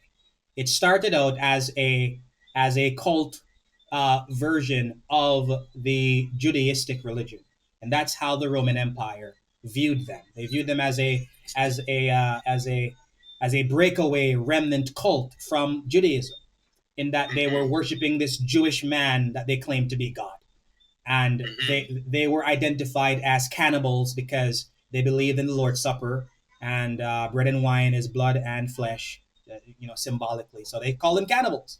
They called them incestuous people because they called each other brother and sister, and they met in a single house that they called a church. They were just having a lot of orgies in there, man. And they also identified them as atheists because they refused to worship the gods of the empire. So Christianity was a minority. Christianity was not only a minority; they were also persecuted by the empire.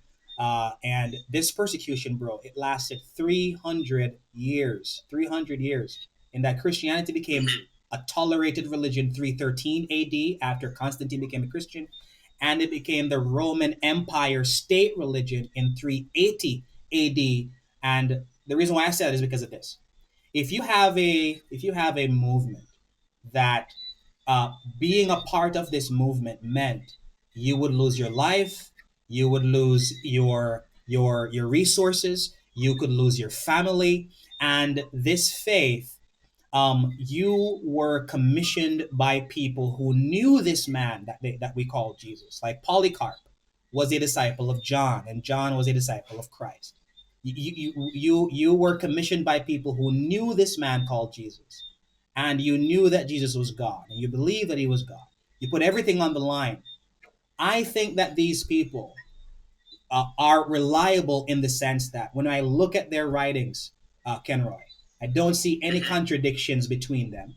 When I look at their writings, I don't see any confusion between them. When I look at their writings, I see immutability in that they don't change their opinions about the things that they believe. And when heresies rose up, like Ebionism, Gnosticism, Arianism, they all responded to these things with unity, saying that this is wrong, here's the truth. So the reason why I trust them and I know that they were right is because they had nothing to gain and they were consistent. If it was the other case where they had nothing to gain but everybody was saying something different, then bro, I don't know what I believe. But I have these things in my mind. There's a little confusion in what you're saying on my side. I'm hearing belief and I'm hearing truth and I'm hearing certainty in the belief that leads to truth, but I don't see the connection from belief. You're not showing the connection from this is belief to connect that belief with truth. Okay, okay, And okay. that truth into the certainty. So basically all I'm hearing, well, not all I'm hearing, but the foundation of what I'm hearing, which makes sense, because the Bible does tell you believe in the Lord, confess, but it starts with belief. So if the foundation of Christianity is belief, how do you get to certainty from that, where you literally start off with belief? Okay. I see what you mean. I think I have to define my word because, semantics are important when these conversations come up. So when I say believe, and when Christians say believe, I hope they mean the way it is used in the Bible, the way it is used in the biblical text. In that believe comes from the Greek word pistos, and what pistos means is trusting in something that is external to yourself that is reliable. Trusting in something external to yourself that is reliable. That's why you hear things like believe in Christ. You're trusting in someone external to you who is reliable. Believe the word of God. You're trusting in something that is external to you that is reliable. Now, the question becomes, how do you know it's reliable?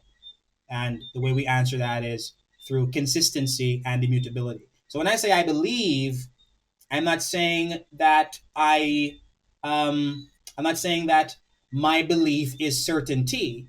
I'm saying my belief is in that which is certain, or my trust is in that which is certain. Not that I am expressing certainty in that I can have certainty on my own or within myself or from some other source out there. What I'm saying is I trust in that which is certain, and that which is You certain is reliable, and that is God's word. That is, you say yeah, you trust that which is certain. Could you help me understand the certain part of? I didn't completely understand when yeah, you yeah. just. So let me explain it. So in our worldview, and anyone can disagree with that because that's what we have to preface our statements with: worldview. We all have a starting point. We all have a foundation and ultimate in our worldview.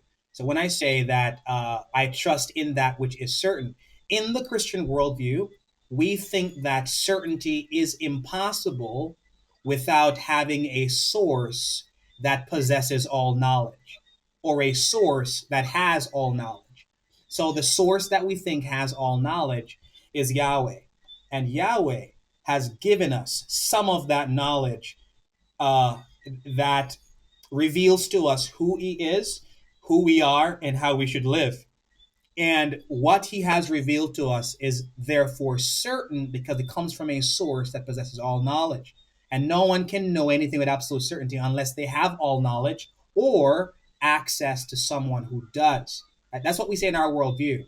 And that I can say, I trust in that which is certain, and that which is certain comes from a source who knows all things, and that which is certain is His word. So, So yeah.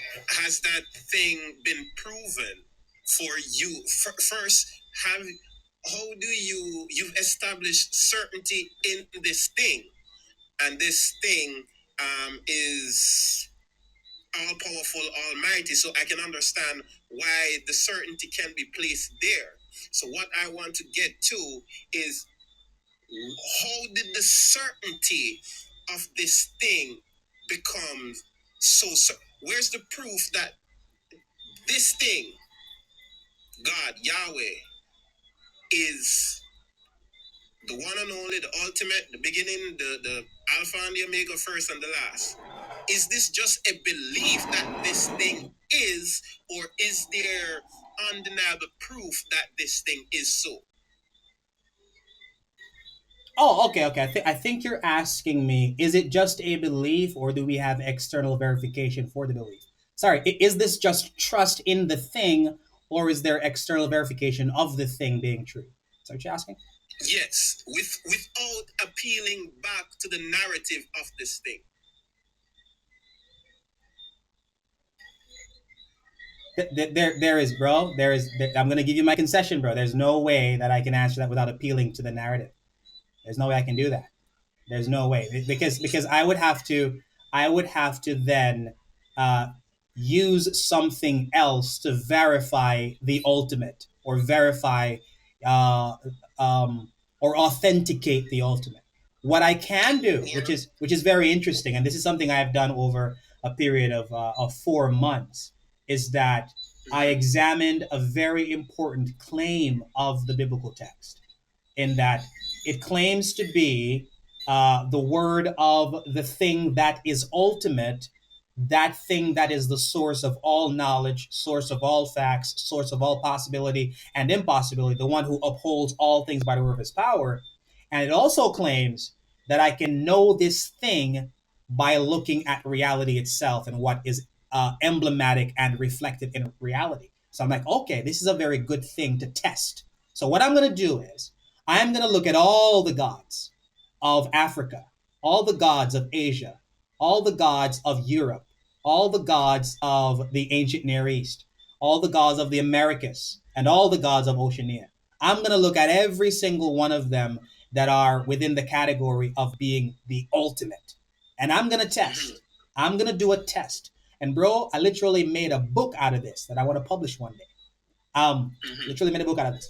I examined every single one of them, and what I did was very very focused and very very linear. I checked out all of the attributes of these beings, all of the attributes of these gods, and I tested their attributes against reality itself to see if this is the ultimate.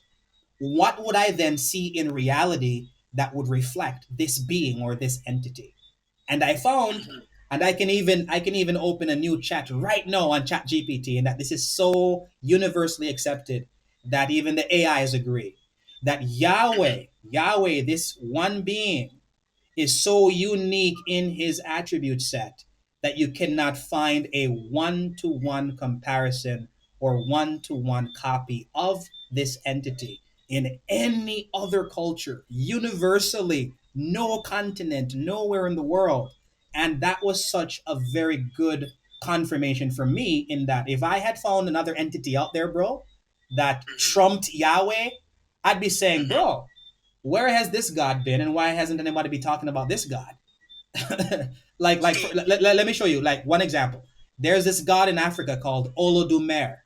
You haven't heard of him before, but Olodumer is identified as the ultimate, and Olodumer has some attributes, bro, that if I did not know about Yahweh, I'd be thinking that, bro, we're worshiping the wrong God, man. Our God is actually Olodumer, because this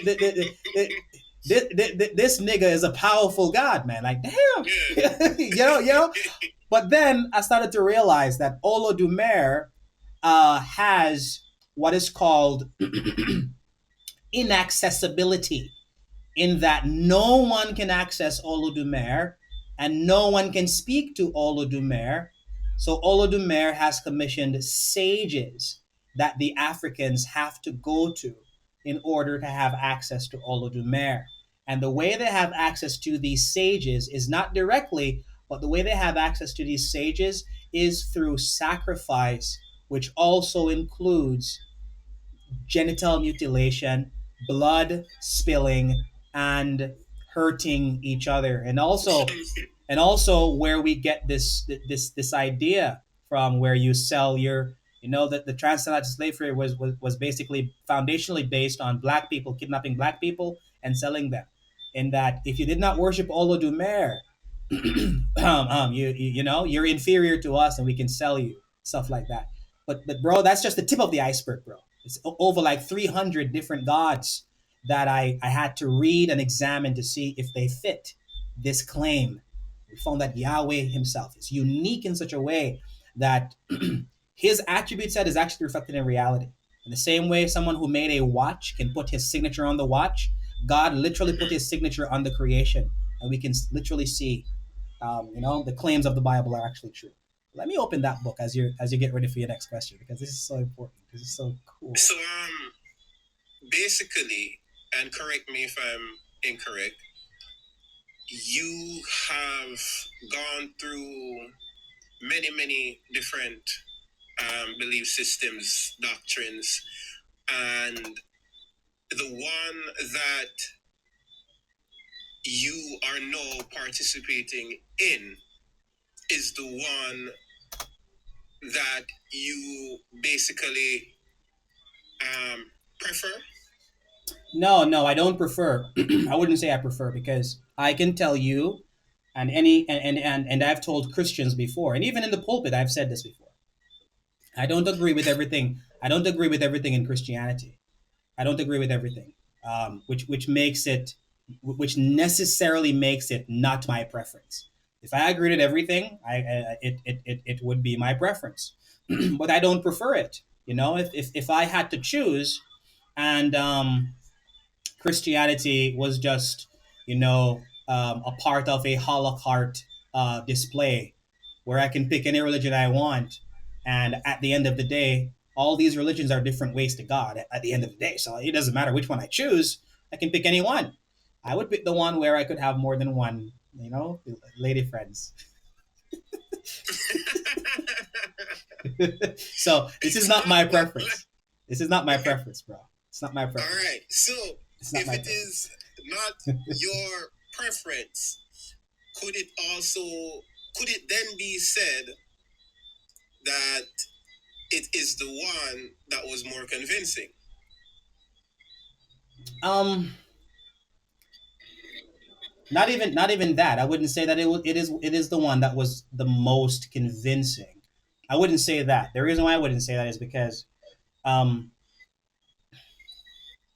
the reason I wouldn't say it is the most convincing is because it was not that experience for me, and it is not the same experience for any Christian in our tradition. We believe what is called self attestation of Scripture, in that God's elect, when they read Scripture, they will have a similar internal experience of feeling transformed and feeling different than what they were before, where your desires automatically and instantly change, where you now love the things that the Bible somehow or happen to identify as things that God loves, and hates the things that the Bible so happen to identify as things that God hates. Like you for example, when I was before I was saved, Gallus. Ever hear the word that Gallus? Yeah, yeah, yeah, yeah. I was, I wanted to be that guy, but after I was saved, I'm like, nah, that's disgusting. Why would I want to conquer women and conquer people's daughters? And they have value, they have dignity, they have worth. They're not just drugs, as the shirts say. Girls are drugs. They're actually valuable human beings that deserve love, dignity, respect. And I just found myself believing these things and loving these things when before I didn't. And So almost every Christian can attest to that. So I think would it's you a working of the say Holy Spirit. would you say after the acceptance of this faith, the information that you had in regards to life, in regards to women, um, changed, and now you viewed the world differently?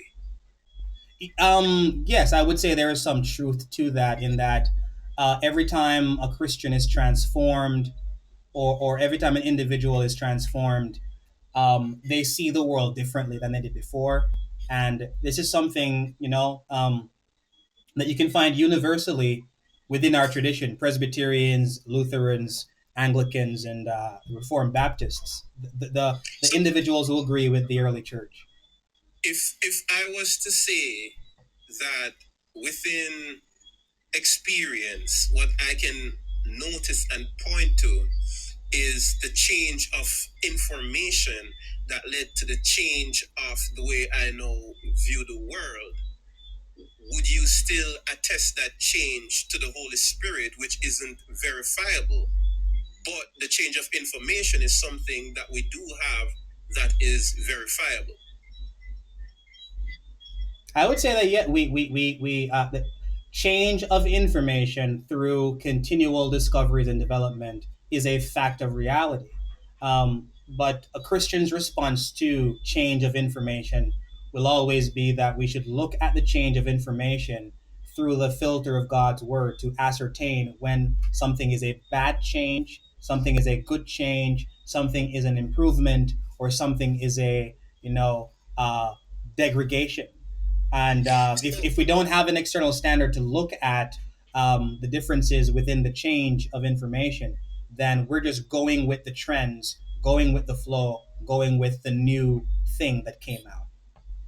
So basically, you have the experience of the information. The information um, changed the way that you perceive life. Then the perception goes back and reinforce um, the interpretation of the experience. Yeah, I So, wouldn't say that the information, which is the Bible, was something that was changed, and my perception was developed as a result of the continuously changing revelation of God. I would say that the perception that I have is the perception that everybody has with reference to what is determined by their environment when they're born and they grow up. You have a perception of reality based on your culture, what you think is right, what you think is wrong. In China, for example, respect is to put your hands together and bow, whereas in Jamaica, respect is to say good morning or wagwan or whatever. We have a perception, but those perceptions do not necessarily fall in the category of good or right, in that the culture doesn't make them right. Something external has to be there to distinguish and ascertain which cultural practice is evil, which cultural practice is good, which cultural practice is bad, and so on and so forth. Instead of just the culture deciding what is good, what is bad, and so on. Yeah, I answered that pretty well. I don't know. I don't know, bro. You're asking me some tough questions, man. I'm not gonna lie.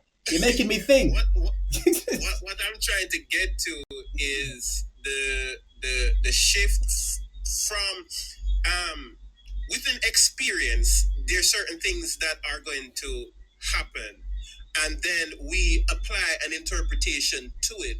From that interpretation, Mhm. we then the interpretation basically becomes a filter of how we view the world, right? And from a belief perspective, I have an experience of I want some money, and or I'm in desperate need of some money. And for the last couple of days or years or whatsoever, I've been doing one or two things to get the money. It hasn't been coming in. I've made people known, it hasn't been coming in. And then one day I go and I pray to God, God, please, please, I really need some help right now. And then I get the money. Right. But then I take that experience from a Christian's narrative and I say God is the one who provided the money, forgetting that for the last couple of days, or there are people in my family who are just generous, or strangers who can be generous. I jumped to the conclusion that it was God because of what I already hold or what I already believe, stepping outside of what naturally happens in Uh-huh. life. Why do we do that? Why do we go from experience to interpretation? Then our belief reinforces the interpretation that we already have, and there's that cycle that we keep going back and forth instead of sticking with what is given. Why does the mystical or the metaphysical has to come into the picture?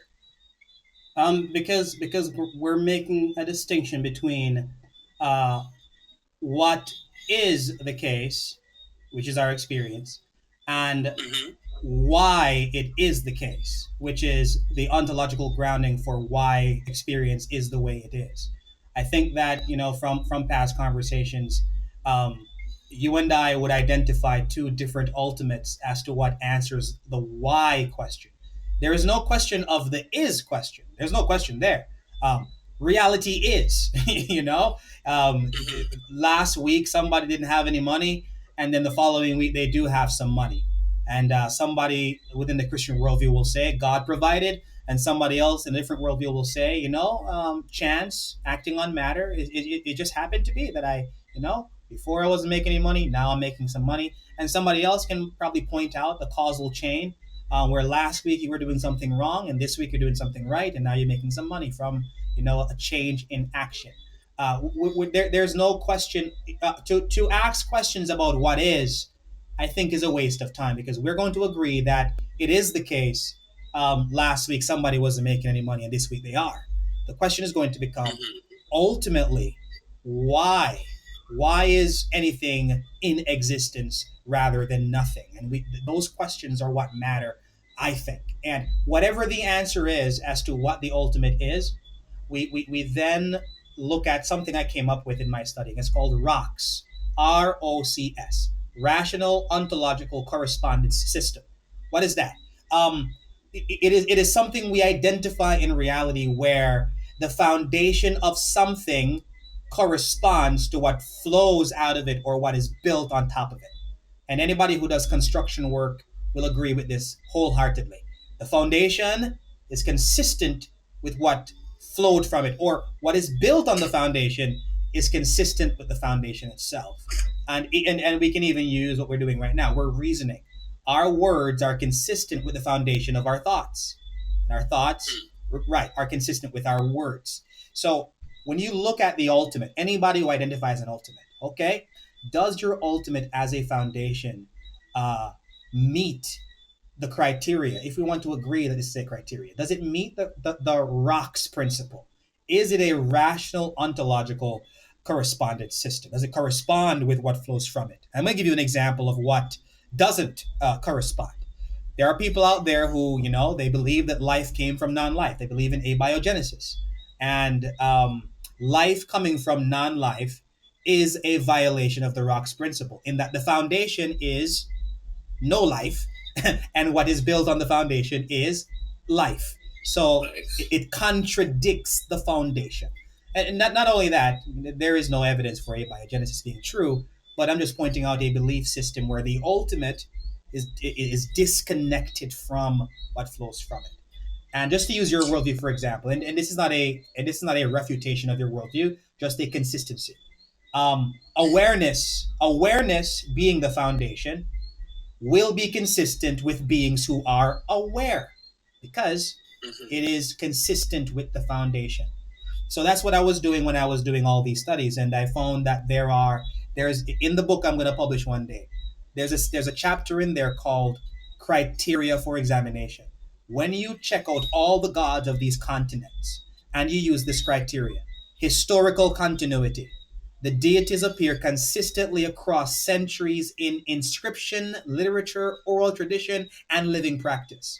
First criteria. Other one is revelation in authoritative text or oral tradition. Major gods possess public bodies of revelation. They have books, they have epics, they have hymns, they have codices, they have Puranas, they have Eddas, and all these things. That's criteria number 2. Number 3 is significant number of followers across time. These gods commanded the allegiance of entire nations and people, often millions, shaping daily life, morality, festivals, national identity, etc. That's number 3. Number 4 is cultural, political, and institutional dominance. These gods were tied to structure of power. Kings built temples and ziggurats in support of them, and churches and stuff like that.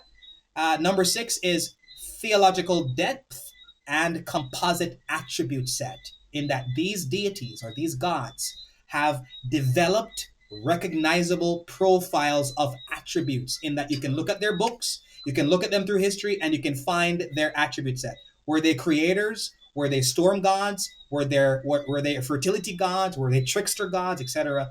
And the last one is cross-cultural patterns, in that many of these gods reflect reoccurring archetypes that spread or echo across regions. In that, in China, you have the sky god. In Africa, you have the sky god. In Europe, you have the sky god. And all of these gods have different names, but they have the same role. They're the god of the sky, the god of fertility, the god of magic, the god of sex, the god of, and it continues. And lastly, the absence, and this is where Yahweh comes in, the absence of a one-to-one comparison. Someone might say, I can invent a God with Yahweh's attributes. Right? No. Eternal, omnipotent, holy. Sure, you can think of a God. Right now. In the abstract. But the abstraction isn't reality in that this abstraction does not have historical continuity, does not have revelation in authoritative texts, does not have a significant number of followers, does not have cross cultural influence, does not have a theological depth or composite attribute set, and all of these things. And bro, this myth about there are a million gods, and you deny the existence of all of them except one. I just go one step further and I deny all of them. That's not how it goes. There are not a million gods. When you use this criteria, the gods that matter, not the ones that people concoct in their mind or a spirit appearing to this one guy over here or over there, the gods that matter, the ones that made a difference. Who are they? I examined every single one of them, looked at all their attribute set, and none of them is a one-to-one comparison to Yahweh. Now, Yahweh is unique, bro. Very unique. And what do we do with this God? What do we do with him? If he's that unique, what do we do with him? Do we say, as Jelani would say, if this God is real, he's a jerk, man. I don't like him. But that's fine. That's fine.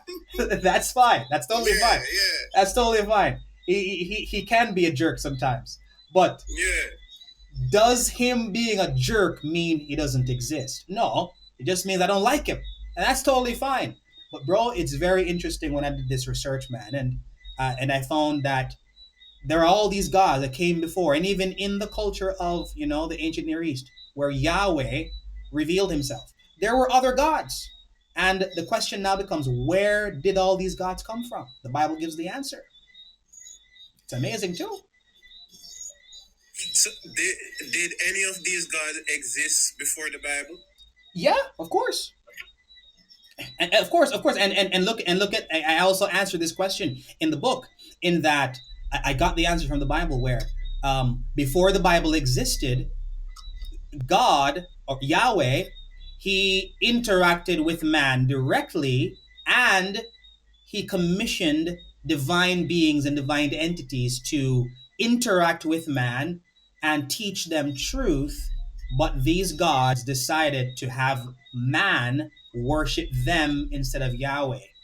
And we find the origin of all these different religions and all these different perspectives. And then when Yahweh finally revealed himself through text, it was by choosing a nation called Israel. You probably heard this argument before, that there's this God called El Elyon who gave Yahweh an inheritance and gave other divine beings their inheritance. And Yahweh is a son of El Elyon, and he got Israel, and all the other nations got different nations and all different gods and stuff like that. Yeah, you probably heard that before. Yeah, I think someone. Yeah, I've read about it, but I think someone was also talking about it in the live earlier, commenting. Fifth Element was commenting. Yeah. So I looked at that, and I actually identified the fact that Yahweh's inheritance being Israel in Deuteronomy 32 verse 8 through 9. Semitic studies and people, scholars who study the Semitic languages, pointed out that Yahweh being, having the inheritance of Israel is not a passive reception from an external being or entity. And this is confirmed by Deuteronomy, the same book, chapter 4, verse 19 through 21, where the Bible identifies Yahweh as the one who gave to the nations gods, and he took Israel for himself.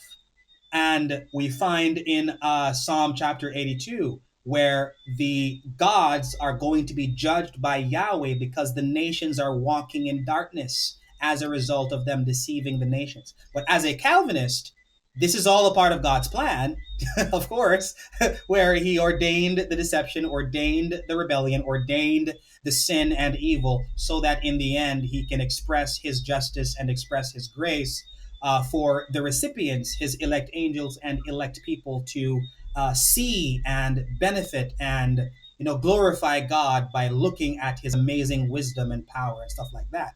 It may not be something that somebody agrees with, Jelani, but No one can look at the book that I will publish one day and point out any inconsistency with the worldview. All they can say is, "Man, I don't like that God. He's a jerk. I don't like him." But, it's from your own description just now, or information you presented, um, him. Wait, you're breaking up right now. You're breaking up. To one.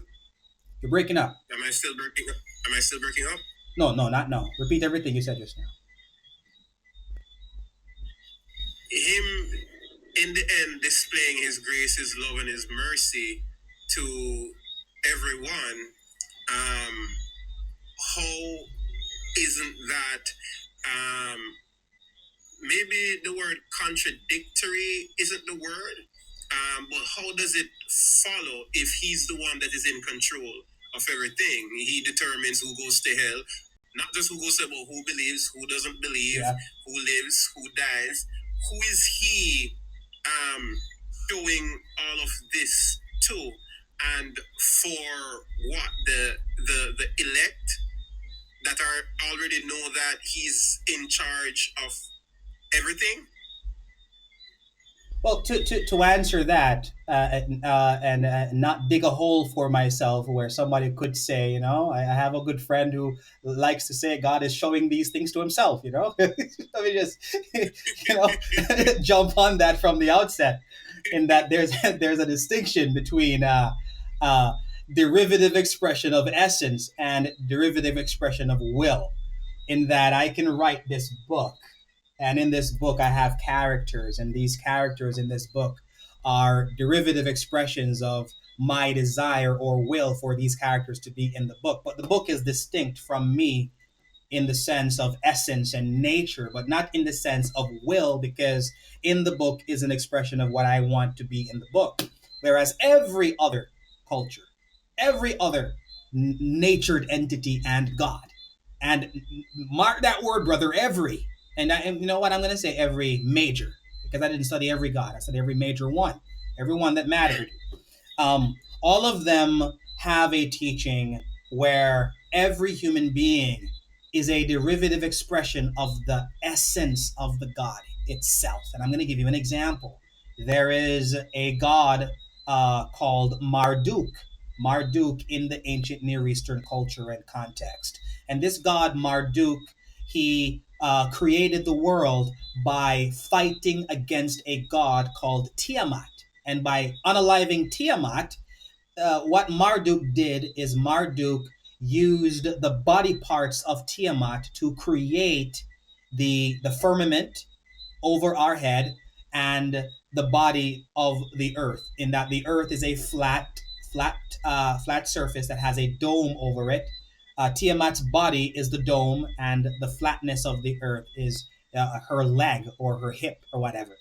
And Marduk, from his blood and from his spit, men came. And there's this other god called Baal. From Baal's sperm, man came. There's this other god called Enlil. From the blood of Enlil, man came. And in these perspectives, in these religions, bro, in these worldviews, these gods, they look at human beings as derivative expressions of their essence, in that the human being in and of himself is no different from the God, because the God and the human being share the same essence, but the gods distinguish human beings in value by treating kings better than every other human being, in that only kings are created in God's image, but human beings that are not kings are just peasants and disposable widgets, because they have no value, no worth, no dignity. But in the Christian religion, in Yahweh, in the Yahwistic religion, that they would call it that then, Yahweh's will is what is a derivative expression that is seen in human beings' existence and not his essence. So when God shows his glory or displays his glory, he's displaying his glory to derivative expressions of his will in the story of creation, the story of glory. And that I am distinct from Yahweh's essence as an observer of the glory that he has decreed and he has ordained as part of his plan of creation. And I glorify him, I praise him, I worship him as a result, fulfilling a need in myself, not fulfilling a need in him that he, needs worship or whatever. I hope that what I'm So saying makes sense. it makes sense. It's coherent. Um, let's say we were to grant that yes, we're derivatives of God. Um, the people who understand this derivative stuff, correct me if I'm wrong, would they be Calvinists? Yes, yes, yes. Calvinist, Okay. but also any Christian who rejects that, they're just being Mhm. inconsistent with the revelation. They're just being inconsistent. In that Okay. you and I would say that any Christian who believes in free will is being inconsistent with the word of God. That's a fact. So basically, the people that God is going to be showing this grace and mercy to and this love and in the end of this world are the same people who knows that God are going to do this. So both God and the people know what is going to happen. Mhm. So who exactly is he showing? What is this showing? What is this display? What's the necessity of it? All If right, he knows and they know. all right. Very good question. So there is a distinction between knowing that something is going to happen and knowing how it is going to happen or how it is going to be expressed. Now, I have some plans for when I wake up tomorrow, what I'm going to do, and I can say I know what I'm going to do, and in those small, minute amount of times when what I actually plan comes to pass. When it actually comes to pass, I could have never told anyone. And even though I knew I was going to go to the barbershop at 8:30, and I did go to the barbershop at 8:30, what took place when I actually got there, I would have never been able to tell somebody what would have happened, how it happened, the intricacies of what happened, how the environment was, what the wind was like, what the feeling of the environment was, etc., etc., etc. And the reason why I use that analogy is because I think that I can draw a similarity or an identical thing here, where even though we Calvinists know that God is going to display His glory, we don't know how amazing or how beautiful that glory is going to look and be when we are actually experiencing the thing that we know we are going to experience one day. And it's going to be worth it to actually experience it and see it and have a need in us filled as God, fulfills the plan that he had from the start of creation. He created the world to display his glory to his elect angels and elect people through grace and mercy on them and through damnation and justice on all the others. But the grace and mercy is only necessary because of the world that he has created. Right, right. It's all a part of his plan. So he created a world where sin would exist. He ordained it. Evil would exist. Let me see if I can use the theological terms. God decreed out of his plan and will everything that will happen in creation. And creation is what we Calvinists call a theater of glory, in that, Shakespeare can write a play, and that play is intended to display or express a certain thing that Shakespeare wants it to express and display.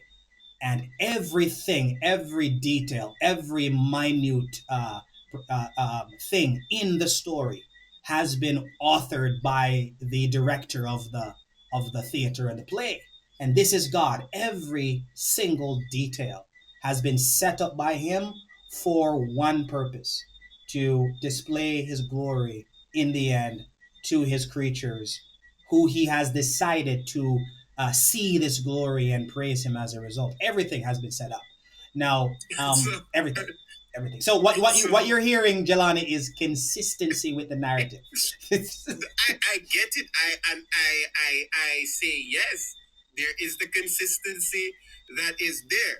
My question to that consistency, it continues, and it is so all of this is being done for the glory of this God. It's not because of love for humanity or for you. It's because in the end, this God will be glorified by you.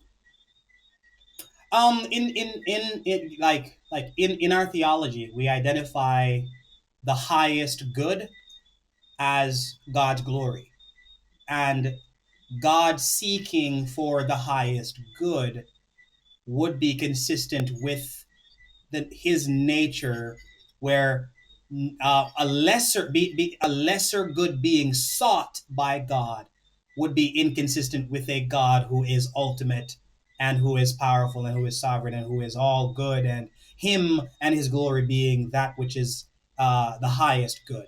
So there are remnant or derivative expressions. No, I wouldn't say derivative expressions. I would say that there are remnants of benefits or remnants of glory remnants of benefits. I'm gonna call it remnants of benefits that we identify as love, identify as grace, identify as mercy, that are all expressions that will ultimately gear toward one thing, and that is the expression of God's glory. In that God expresses his glory through these things in various ways, in that I am saved by grace. Why? For the expression of God's glory. John Doe is sent to hell to burn for all eternity. Why? For what ultimate purpose? To display the justice of God's glory. So this glory is expressed in these other multiple ways, and in the end, we glorify him for that. We praise him for that. So yes, what you said is like a summary. How do so your feelings don't matter then? My feelings. Wait. How I feel about his glory. How I feel about his glory. About how it is displayed. I see what you mean. How God, I'm gonna give you a straight answer with a few words. How God has decided to display his glory has nothing to do with how I feel about it. No, nothing at all. And I think that I'm gonna be one of the most honest Calvinists you hear with what I'm about to say. And that you probably never hear this again from any other Calvinist. In that I will put my head on the line when I say this. God is powerful enough to have done it differently, but he chose to do it this way. Now, the question of why didn't God do it another way when he could have is a question I will tell you right now, bro. Don't ask me because you're gonna get I don't know.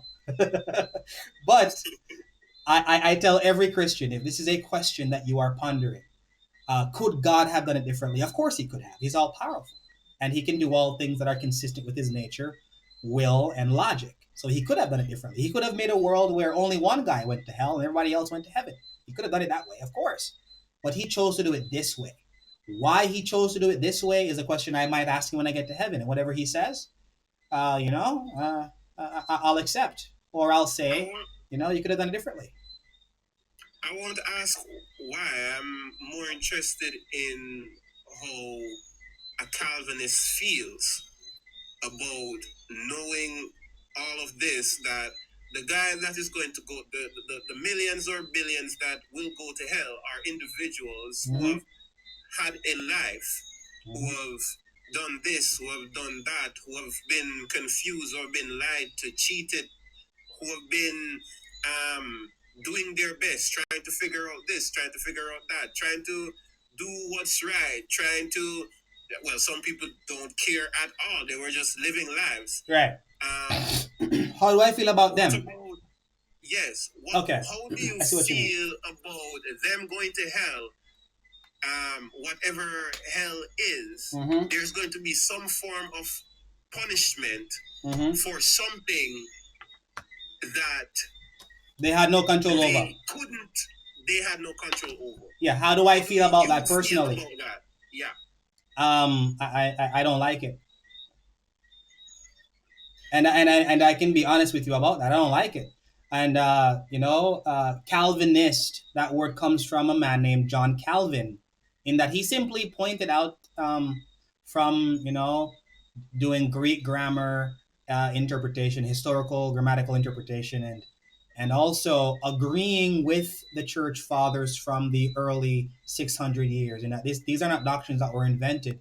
It first appeared in Augustine, who lived in the fourth century, who wrote about these things, predestination and election and things like that, from the scripture, from the text. And John Calvin just pointed it out, in that the Roman Catholics were wrong for thinking that, you know, people have free will, and their salvation is dependent upon how much they confess to a priest, how much they pray to Mary, how much they give money to the church to shorten their time in purgatory when they die and stuff like that. No, God has decided that, and you trust in Him, you believe in Him by His grace that He has decided, and salvation is absolutely certain, in that the ones who have been chosen by God cannot fall away. So if you're truly saved, you don't have to confess to no priest. You don't have to give no money to no damn church. You don't have to, worship the Pope or whatever. You worship Christ. You believe in Christ because your salvation is secure and stuff like that. John Calvin said, "This is a wretched doctrine. This is a terrible doctrine. I don't like it. I hate it. How could God create people with lives and value and desires and aspirations, and let's call the guy John Doe. This guy really likes puppies, and he raised puppies, and he did a lot of things for puppies, but John Doe has been selected for hell before he was born. I don't like it. I hate it. But is it true?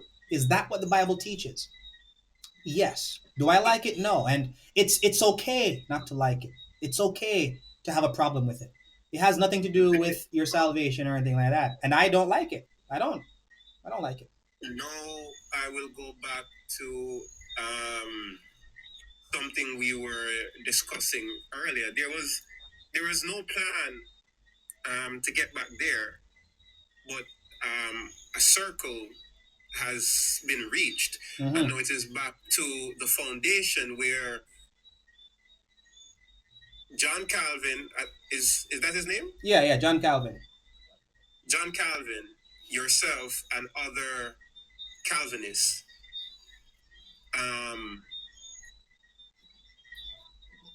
the foundation that your faith is built on is belief base, and that belief comes with you accepting that this God can do this and can do that and send all these people to hell.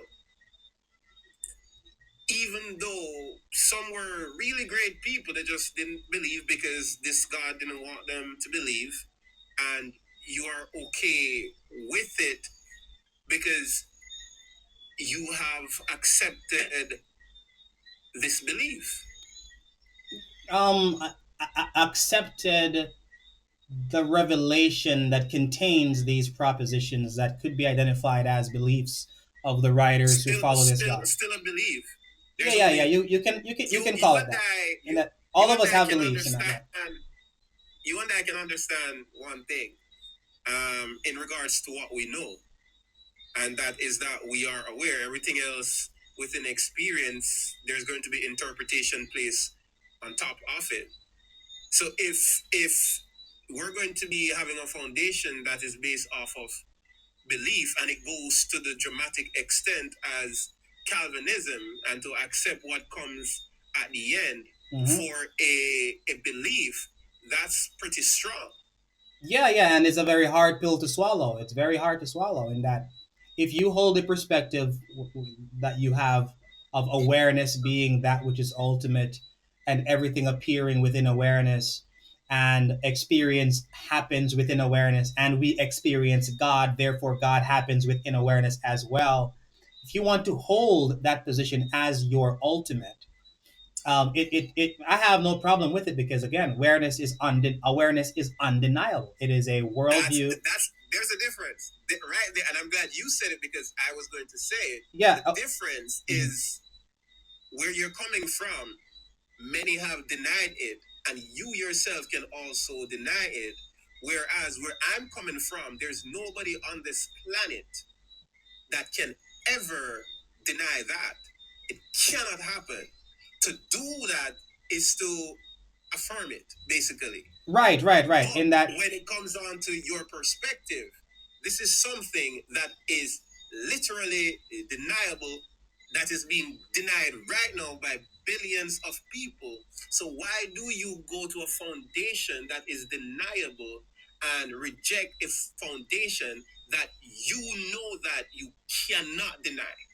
let me tell you, something I was going to say just now before you jumped in. And what you said is very, very good, because it's actually a part of what I was going to say, in that awareness being undeniable. And my study, you really opened my eyes to studying awareness and the awareness module and so on. In that awareness itself can be identified as a transcendental category, something that is independent of our minds. It is there regardless of anyone existing. It's there. It's a transcendental category. Awareness is not the only transcendental category. There are things like truth, things like existence, things like how do you know these things? Through what means? things like existence. Yes, through what condition? How do you know them? Through your awareness, through your individual awareness. Yeah, So you know it these doesn't things matter through. It's like as a whatever. condition, like as a condition. Exactly. So whatever you will have to say about anything will always presuppose awareness. It No, doesn't no. matter if it is The if thing. it is existence, it is still something that is known and understood through awareness. No, the thing. There's no escaping The it. distinction. Nothing comes before it. The distinction that I was pointing out is that when I use awareness, I always qualify it by saying an individual's awareness, instead of saying awareness as an external uh, empty space that everything else appears or emerges within. I rather say an individual's awareness. It's more defined as the condition for anything. Right. So something that it exists within, but the condition for even saying, for even thinking of nothingness, even nothingness is something that is known within or through awareness. It's more like a condition than an entity, than a space, than a border. Anything of that sense are all known and appear within. Yeah. Condition for knowing. If we identify it as just a condition, I would agree that it is a condition, but I would go further with reference to my worldview and say that the source of that condition and all other conditions is God Himself. And the reason, and I would go further by saying I know this God through my individual awareness, which is a derivative expression of His awareness, which is the source of all awareness. And all of what you just said, what does it presuppose? It presupposes that I'm aware. It presupposes the condition for awareness to appear. Your awareness to appear, no? It presupposes the condition of me being aware to make these statements, which is where I was going to go by saying what you're pointing out is what is called a performative contradiction, where you deny the thing you're using. If I deny awareness while using awareness, I'm contradicting myself. And that's the same thing we Calvinists say about everyone who denies God, in that you can utter the words, even on your worldview, you can utter the words, I deny awareness, or I deny my awareness. You can utter the words, but you're committing a contradiction by saying those words. And what we say in our worldview is that because we identify God as the ultimate source of all reality, if you deny him, which you can in your words and in your actions or whatever, you do that, you are denying the thing that you need to deny the thing, hence a performative contradiction. So we are saying similar things, just giving it different labels. Can you logically deny God? Logically deny God? Yes. It depends on what you mean by logically deny God. It depends on what you give me an example. The what they call them, the is it basic laws of logic, like Oh yeah, laws of yeah, identity? classical laws of logic. Classical laws of logic. Can you use the classical laws of logic to deny God? You could, if you could identify a contradiction in the revelation or nature essence of God, you could create a logical syllogism that logically denies the existence of God, and you'd be rationally justified in doing so. But if you can't create a logical syllogism and hence have no logical reason for denying God, you only deny God based on psychological reasons. The same way somebody would deny awareness. It's only based on psychological reasons because you cannot logically deny your awareness. You can only psychologically do so. But you can't do it logically. No, you can't deny your awareness logically, and you can't deny God's existence logically. You can deny God logically. The reason why I say you can't deny God logically is because of how we define God in our worldview, and that he is the ultimate source of all reality. So by denying him, you have to use him to deny him, which makes it a contradiction. That's what I'm saying, Jelani, in that your worldview is very similar to what we say. I'm not talking about your worldview. Your worldview doesn't hold the keys to logic. Your worldview is understood through the laws of logic.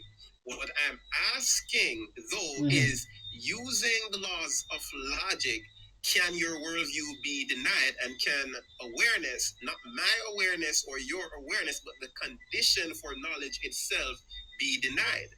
One can be denied, one cannot be denied logically. So no, I wouldn't agree with that. I don't think that the Christian God Yahweh can be denied logically. People have tried it throughout millennia, and they can't do it logically. No logical argument has ever been presented that can accurately and consistently deny the existence of the Christian God. No one has ever done it to this day. No one. Would you like me to do it right now? Go ahead. In the Bible, does God proclaim to be the first and the last, the beginning and the end? Yes. The Alpha and the Omega? Yeah. Does any of this presuppose his awareness? Whose awareness? Not anyone's awareness, the condition for knowing. Does it presupposes the condition for knowing? Any of this information, can it be known outside of the condition for knowing? That is why I keep on qualifying it, in that I don't think that awareness is an external thing that exists outside of our individual awareness. I think that people have individual awareness, not that awareness is a thing. Are we known? Are you and I known? You and I are known by each other. Are we known? Yes, we are by each other. We are known by each other. You know me and I know you. We know each other. Yeah, we are known by each other, and we are known by other people. I'm not trying to be pedantic here, I swear. I'm just trying to be. No. I know exactly what you mean, and I agree with you. I'm trying to find another way to right. Ask that question. I don't want to say the wrong thing. I prefer to be clear with what I'm saying. You and I are content within experience. Even consciousness itself is content. Consciousness is known. And you would go as far as saying, you and I. But based on the classical laws of logic, that which is known is not what cannot be the condition for knowing. So that which is known presupposes a knowing, which we ourselves cannot be. Presupposes the condition for knowing which we ourselves cannot be? Yes, because an object that is known cannot be that which is the condition for knowing. It goes against the laws of identity. An object which is known cannot be the thing which is the precondition for knowing. The known can only be the known. The knowing can only be the knowing. They can't be the same thing in the same way at the same time. So the knower cannot be the known. Basically, yes. The knower cannot be the known. But every knower is known. Pardon me? Everyone who is a knower is also known. Everyone, yes, I'm not speaking about a thing, a Mhm. physical thing. I'm speaking about the condition for the physical thing to be known. The condition for the physical thing to be known is that an individual who knows a physical thing has to first be aware. That's one of the conditions, right? Repeat that. The condition for a physical thing to be known is that the knower is first aware of the object that is known, right?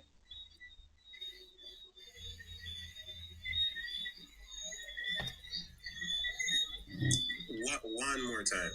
Yeah, so I'm saying the physical object that is known is known by the knower with reference to the condition of awareness that the knower has. He is aware of the thing that is known.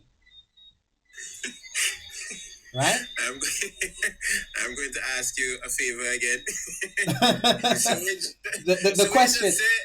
The question I'm asking is, I am not.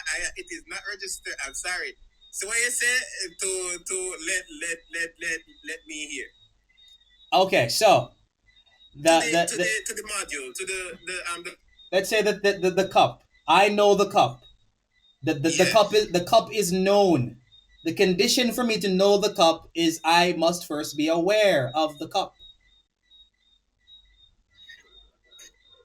Yeah. I think the disagreement is speaking about you knowing the cup, but you yourself is content.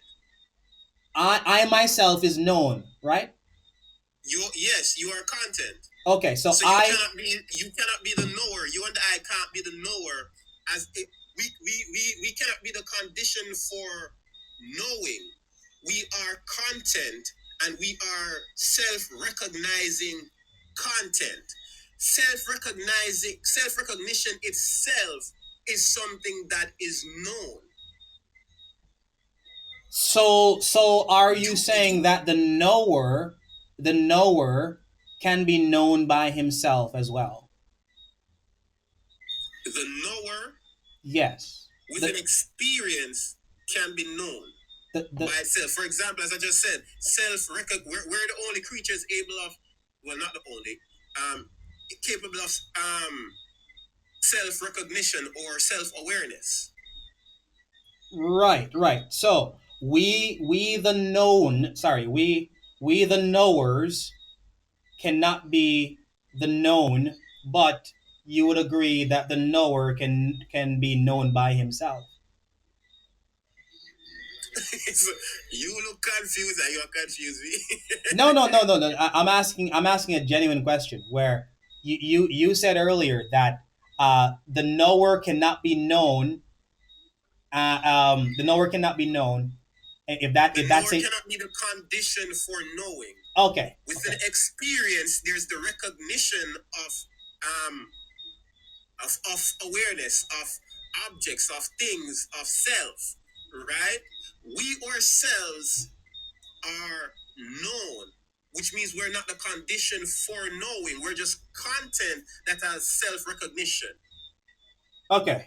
So if I'm following, awareness itself is the condition for everything else that is content, right? Yes. And awareness being the condition is the empty space. Empty. Can we also say empty impersonal space?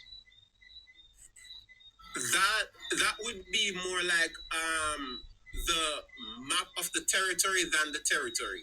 So It the would map. be for you and I to be able to point. It's more of us trying to use words to point to.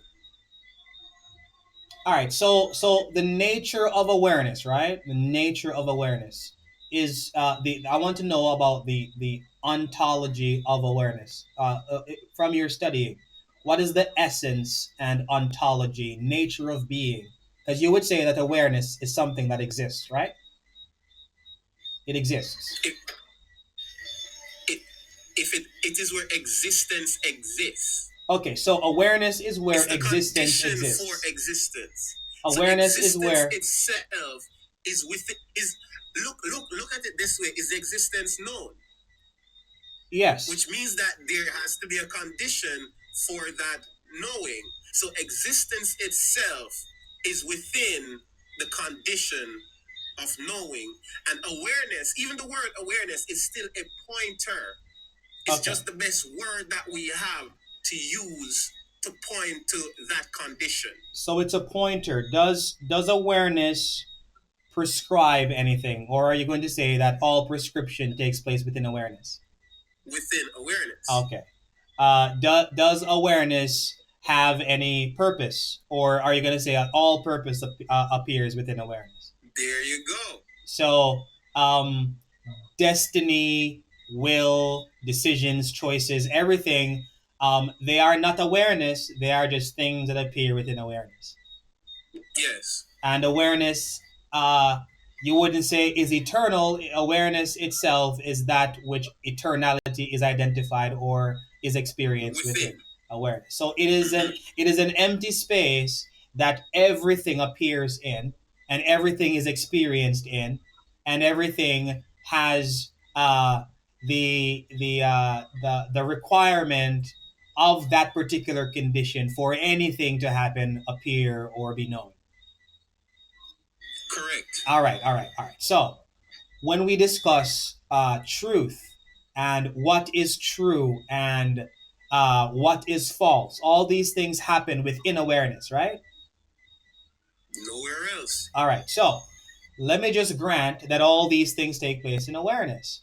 Are there lies that take place within awareness? Are there what? Lies, things that are not true. Yes. And truth take place within awareness as well. Yes. All right. And truth is possible within awareness in that a proposition that is claimed, the actual results of the proposition that is claimed comes to pass because it is actually true and it appears within awareness. Wait, what? All right. Let's just say, okay, the Bible claims that John Doe will one. The Bible claims that God loves Jacob and hates Esau. This is either a true or false statement, both of which appear within awareness, right? Mm-hmm. All right. If it is true, also this statement, Yahweh exists, is either a true statement or a false statement, right? It's either true or false. And this truthfulness or falsehood appears within awareness, right? Mm-hmm. All right. So if it is true that Yahweh exists and he appears within awareness and he will actually send people to hell in the end and people to heaven in the end, if this is true and it actually happens, it happens in awareness, right? Yes. Okay. I have no disagreement with awareness then. I have no disagreement. So, because your worldview contention. your worldview does not necessarily refute mine. Here's the and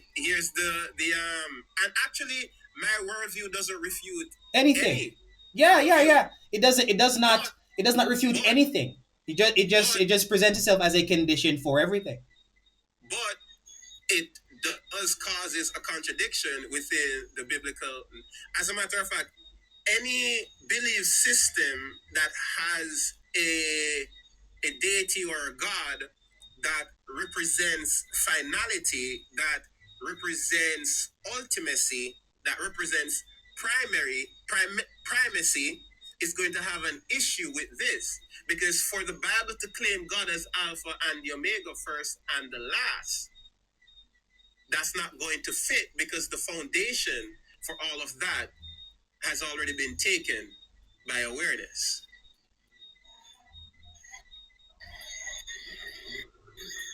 So even though it doesn't argue against any religious perspective, there are certain claims that when they're made by certain belief systems are going to be contradictory, because awareness is already the foundation. Anything that tries to be the foundation is going to be contradictory. That's the issue. Hold on. Let me just write something down. Awareness is foundation. P. Not P.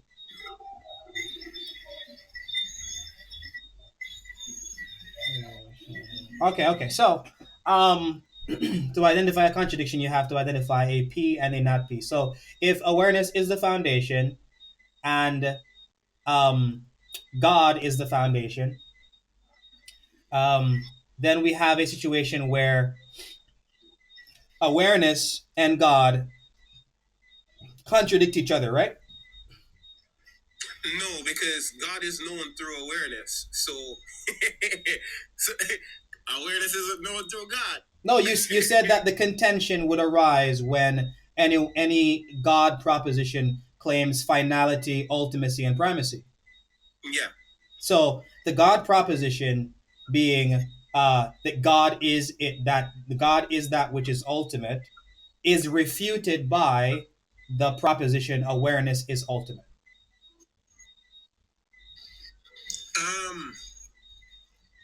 I think it would be safer to ask the companion that. Because let me tell you where I found a problem here. Awareness does not make any statements of negation or affirmation. It doesn't. If it did make statements of negation or affirmation and it negated the God proposition as being ultimate, then we would have a classical example of a contradiction where we have awareness negating God as the ultimate and the God proposition negating awareness as the ultimate, and hence we have a contradiction. But since awareness does not make any affirmations nor negations, the contradiction you pointed out earlier is a contradiction that is being said by an individual who is aware or is a content within awareness, but not awareness itself making the proposition, which would destroy it being a contradiction. I agree with you. Right. So that's why I said I can grant your worldview, because it doesn't refute mine in that the worldview itself doesn't make any claims of negation nor affirmation. It doesn't affirm my worldview.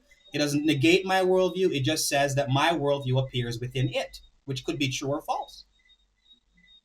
What I would like you to do, for you and for me, because I don't know the answer. I think it's a very interesting line of reasoning, is to check.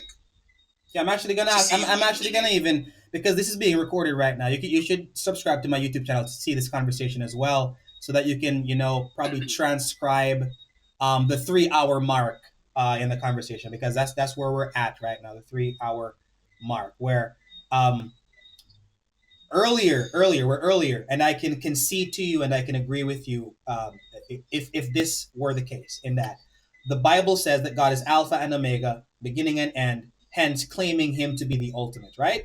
I would definitely have a contradiction if awareness itself made propositions like affirmations or negations. And awareness being the ultimate says that my God is not the ultimate, and hence the God being claimed to be the ultimate is false. Instead of awareness does not make any statements of affirmation or negation. Statements of affirmation and negation happen or appear within awareness, and statements of affirmation and negation are all proclaimed by worldviews that claim finality, ultimacy, and primacy. Christianity being one of them, that claim ultimacy, affirmation, and it negates every other worldview that claims ultimacy or finality or primacy. And the Christian worldview has no quarrel or no fight or no contention against a worldview that makes no affirmations nor negations, but simply says, hey man, I gotta be there for your affirmations and negations to even appear. I agree 100% with you, and this is where I'm afraid now, in the sense of I want to know the answer, because what I just said is based off of what I understand, and I can be very wrong in where I stand. As you say, this is all happening within awareness. Bro, it can't be denied. Again, I'm agreeing with you. It can't be, bro. I try to be as honest as I can when I have these conversations. I'm going to tell you right now, the way you have defined awareness, no one can deny it. If you're going to say it's where everything appears, you can't deny it. But you also affirm that awareness doesn't make any claims about anything. It's just where all claims appear. It doesn't make. Listen, this is so interesting about awareness, bro. It doesn't make any claims about anything. It is the condition for all claims. Just the condition. It doesn't make any affirmations, any negations about anything. It is just where affirmations and negations appear. It doesn't say anything about anything. All sayings about anything appear in the condition. Bro, if you identify it as the condition, it is undeniable. It is without rejection. But and you can even call it an ultimate. You can call it an ultimate, but you can't call it an ultimate because it is where all ultimates appear. You can't. That's the freaking crazy, bro. And you can't. What I just said, as I said, I am not 100% correct.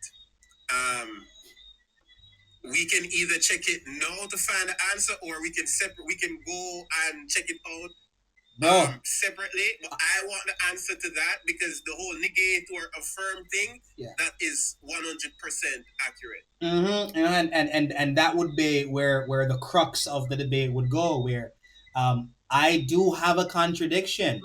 If awareness claimed to be the ultimate, I do have a contradiction. But the problem is, awareness is where all affirmations and denial take place. And all ultimates take place. So awareness can't even claim to be the ultimate, because all claims just take place within awareness. You can't go. You can't step out of it. You can't step out of it. Which means that claim is just being made by me and not awareness, as you were saying earlier. Right. So it's like I draw a circle, right? I draw a circle, and I just put some dots in the circle as variables or placeholders, and everything within the circle is awareness, even the circle itself.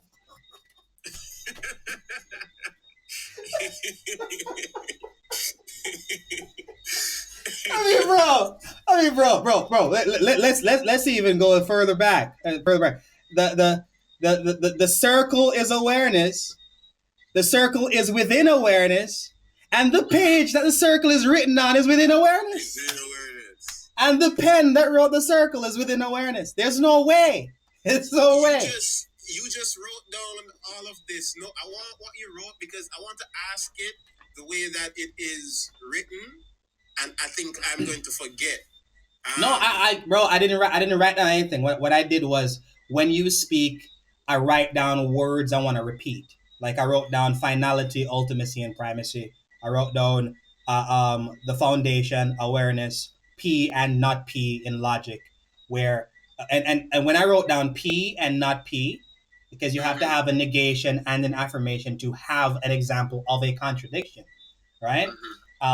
When you said I can point out a contradiction, and then you said Alpha and Omega, beginning and end, and I'm like, wait, you have to have negation and affirmation to have any contradiction. But Jelani or Kenroy would agree with me. Stop. You're doing it. Open the companion and say all of this. I myself want the answer to this. Wait, I'm trying to understand this myself. Let me pull it up. Wait. I think say all of that. All right, I'm gonna do it again. I'm gonna try to remember what I was gonna say. All right. To point out a contrary. Wait a minute. ChatGPT, can you hear me? I can hear you loud and clear. If anything feels off or you need to shift gears, just let me know. What's on your mind? All right. The claim that awareness is ultimate because everything appears within awareness, wouldn't it be the case that even the proposition and claim that awareness is ultimate also appears within awareness? Yes, exactly. Any claim, whether it's about awareness being ultimate or anything else, is still just an appearance within awareness. The awareness module wouldn't treat such a claim as a metaphysical conclusion, but as yet another pattern of recognition arising in experience. In other words, it doesn't confer ultimate status. Beyond that context, it just shows that any claim depends on awareness to be known. Okay, and also Christianity, which is content within awareness and a pattern that is identified within awareness. Christianity identifies Yahweh as that which is ultimate, that you would say appears within awareness, but awareness itself does not make negations nor propositions. It says that negations and propositions appear within awareness, and hence it would not negate the God of the Bible being ultimate. It would just say that the claim that the God of the Bible is ultimate simply appears within awareness, right? That's right. The awareness module doesn't deny or affirm any particular religious proposition. It simply notes that any proposition, whether it's about Yahweh's ultimacy or anything else, appears as content within awareness. It doesn't offer a metaphysical ruling on what is ultimately real. It's more like a neutral observer of how these claims show up within the structure of experience. So, being as it does not make any affirmations, it does not make any negations, it simply proclaims, it doesn't even proclaim itself to be the condition. It is simply the condition that all affirmations, all negations, all appear, including the affirmation from the Christian worldview that God is the ultimate, not awareness. That would also appear within awareness. You've captured the heart of it. The awareness module simply points out that all claims, whether affirmations, negations, or beliefs, show up within awareness. It doesn't take sides. Even the assertion that a particular God is ultimate is something that appears. Awareness is not a belief or a doctrine. It's just the condition that allows any claim, religious or otherwise, to be experienced and considered. And one last question. So the claim that God is eternal, the claim that God is immutable, the claim that God is the source of all facts, all possibility, all impossibility, all these claims are not negated necessarily by awareness, nor are they affirmed by awareness. Awareness simply states that it is the condition that all of these things appear, and awareness itself doesn't even state anything. It just simply is the condition that all things appear, right? Exactly. Awareness doesn't take a stance on those claims. It doesn't affirm them, nor does it negate them.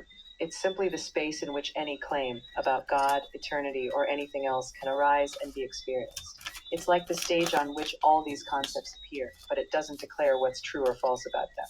Okay, so if someone drew on a piece of paper a circle that represents awareness, and they say that everything that happens within the circle is awareness itself, they would not be entirely accurate because the circle itself also appears in awareness. The paper that the circle was written on also appears in awareness. Even the pen that was used to state that awareness is that which everything appears in, right? It's simply the condition. You've got it perfectly. Any representation like a drawn circle also appears within awareness. Awareness isn't confined to any symbol or container. It's that basic condition in which any image, idea, or tool arises. So the circle is just another appearance. Awareness doesn't need a symbol. It's already the underlying condition of all experience, including our attempts to describe it. So Chat GPT, one last question. Chat GPT, I as a Christian, if I even affirm that awareness is a fact and awareness is a condition for everything, even those very words, they just appear within awareness. Yes, exactly. Even those words, your affirmation, your faith, your reflections, are all appearances within awareness. Bro, I'm done. I can't take it no more. It's all good. No, let's see how brave you are, because those questions were very good and brings a lot of clarity. What I want you to do now is ask it, what is Christianity or religion overall, based off of the awareness module? Where on the which layer do they partake on? Religion, mainly Christianity, since that's what we're speaking about. Which layer do they appear on? Which layer within the awareness module does Christianity and by extension all religion fall under? Christianity, like any religion, falls under the layer of meaning, belief, and interpretation that appears within experience. In other words, it's content that arises on the level of interpretation and patterns of recognition. The awareness module would treat these religious systems as meaningful frameworks that people live by, appearing within awareness as structured experiences. But it doesn't place religion at the foundational layer. That foundational layer is just awareness itself, the precondition for any of it to show up. Right. So awareness does not place religion or God on the foundational level because awareness itself is on the foundational level. But you would agree with me that awareness does not make the claim that it is on the foundational level. It simply states that even the claim itself that awareness is on the foundational level simply appears within awareness. Yes, that's exactly right. Awareness doesn't step forward and claim itself to be foundational in some ultimate sense. It doesn't proclaim anything. It's just that when you look carefully, every claim, even the notion that awareness is foundational, appears within awareness. So awareness isn't asserting itself as a belief. It's simply the condition that allows all claims, whether about God, beliefs, or awareness, to appear at all. Yeah, Kenrai, I'm so happy I have the companion. I'm so happy I have it because I can ask it questions now. But what I want to point out is awareness is not a dog in the fight. It's where all dogs appear to fight. So it doesn't go against right. Right. So it's like what it, right. Go ahead. So what I was saying was we have a boxing ring and we have a Christian and a Muslim battling it out, claiming that they are the ultimate. Awareness goes beyond the ring. Awareness goes beyond the stadium that the ring is in. Awareness goes beyond the world that the stadium is built upon. It goes beyond the universe itself. It is just where things happen. It is the space where things happen. Bro, I have no fight against awareness. I can't fight it. All of my fighting happens within it. And because it doesn't fight, I don't have to fight it. There is a, when it speak or just now, when it said that it is on the layer of belief, did you understand that part of it? Yeah, in that all religion is identified as belief systems. So we don't disagree with that. And even scientific hypotheses are based on beliefs as well. They're all belief systems. which So, awareness what does not say, are false. It just acknowledges that they are, and I wrote it down. appearances? Meaningful belief systems that people hold. So basically, and you can check later on with it, and I hope I don't speak out of term. Excuse me. Is that when it comes on to belief systems, they operate on the layer of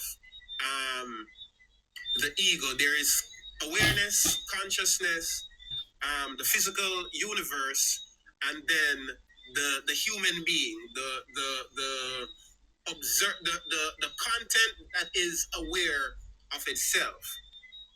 That's where the layer of belief Wait. exists. Kenroy, repeat the layers Yes, for me. Repeat the layers for me one more time. Awareness, consciousness, universe, and then the ego. So these are not hierarchy. What we call it hierarchy, as in one Bro, greater than the other. I was just about to say these all appear in awareness. Yeah, they are not like hierarchies or anything like that. It's just the basically the Layers. layers. All right, And so within those layers, there are different understandings that are presented. For example, as I was saying, the whole religious stuff, the belief stuff, that is on the layer of the ego, identity, meaning, morals, all of those things. yeah. This is where God comes into play. Mm-hmm. This is where we get any form of interaction with an understanding of a deity. As a matter of fact, what comes first, even before the deity, is experience. Because experience is happening within awareness. And that would be that would be consciousness, right? Consciousness, yes. Yeah, okay. So awareness. Experience happens on the layer of consciousness. So awareness, consciousness, universe, and ego. Ego being where religion, belief, and all of these things appear. So Jelani, the reason why I can affirm everything you're saying is because me affirming it does not contradict my worldview. Because there is no way of denying it. I can't deny it. If a proposition existed within awareness that says all religion is false, and I am a Christian and I affirm the awareness module, I would be affirming a contradiction. But awareness does not make any propositions, whether it negates or affirms. Even the layers, Jelani, even the layers, and I can even ask the companion this question before I say it and then forget how I say it. Watch this, and I think I know the answer. Chat GPT, are you there? I'm right here. Okay, the layers of awareness. Tell me what the layers are again, please. At the simplest level, we distinguish 3 layers. First, there is awareness itself, which is the condition for any experience. Second, within awareness, there's the layer of structural recognition, how patterns of experience are differentiated and organized. Third, at the interpretive layer, we have beliefs, meanings, and worldviews, like religions, which appear as structured interpretations. All of these are appearances within awareness, but we don't jump from awareness to metaphysical claims. Each layer is just part of the structure of experience. Okay. And here's my question. All of the layers of Whenever awareness, feel free to share what's on all your mind. ChatGPT, all of the layers of awareness can be said to appear in awareness, right? Exactly. Even when we talk about layers, whether it's beliefs, interpretations, or experiences, they themselves are recognized within awareness. Yeah. So bro, it's inescapable. Even how you just outlined the worldview's coherent. I can't even call it a worldview because all worldviews appear within awareness. The way you explained the awareness module just now is also content within awareness. There's no way of rejecting it There's no way of not acknowledging it. That is why even I, as a Christian, I can affirm all of what the awareness module says, even about Christianity appearing on the level of ego and belief and so on. Because again, the awareness module does not say that religions are false. It does not say that religions are true. It does not say anything. It just says all of these statements I made simply appear within it. It's the empty space of condition. Even saying the words empty space of condition all appear within awareness. So if it is an appearance, what do you make of that? If it's what does the word appearance means? Something that emerges within awareness. I'm just trying to be consistent with the worldview. All I'm pointing out is even if I say that my entire worldview is an appearance in awareness, it does not affirm nor deny that my worldview is true or false. It just says it appears. It appears as a narrative, not as something that's foundational. Let's call it a narrative. Narrative. So if it's a narrative, if it's a story, if it's a belief. Wait, let's add something on it. It's a narrative that claims to be ultimate. Yeah. Basically. All right. Right? So it doesn't make it, well, it cannot be ultimate. So if it is claiming that ultimacy, it means that it is removing awareness as the condition and is becoming awareness, basically. No, that is still going to be known through awareness. So through coherence, we can understand what religion is, what beliefs are. They're not ultimate, but they are coherent belief system, coherent identities that are being lived by us, rather than there being some heaven or hell to go to, or some agency that is in charge of how the universe was quotation mark created. Yeah, but everything you just said, Kenroy, you are an individual speaking with an awareness, making propositions and claims about worldviews that claim to be ultimate, which all appear within awareness, and awareness itself would not affirm nor deny anything that you just said. Even the claims of coherence and saying that with reference to coherence, Christianity and no other worldview can be ultimate because they appear within awareness. Everything. Check it. Okay, but before I do, I want to say one thing about this. The narrative of Christianity and the narrative of the worldview of Christianity, it only negates worldviews, propositions, perspectives, or underlying beliefs that contradict it. But it affirms things that affirm it. And it does not deny, and it does not affirm anything that is neutral. And let me give you one example. We call it contextualization within Christianity, in that in a culture where bowing is a sign of respect, Christianity neither affirms nor denies that. It's just something that happens. Me drinking water really fast or really slow is just something that happens. Christianity neither affirms nor denies it. Nor does my act of drinking water really fast or really slow affirm nor deny Christianity. What I'm trying to point out is, us Christians over here have no beef with awareness or have no beef with the awareness module, because it says to us that all of your beef happens within awareness. But anyways, let's get into it. Everything you said about awareness just now, everything you said about the awareness module, and with reference to coherence, Christianity or any other worldview cannot be. I'm going to say this as ChatGPT is listening to me. Let me say this because I want to catch my thought. Okay, ChatGPT. So all statements about awareness being ultimate, all statements about awareness being the foundation, and hence no other worldview, no other religion, no other God can claim ultimacy, primacy, or finality, or even foundationality.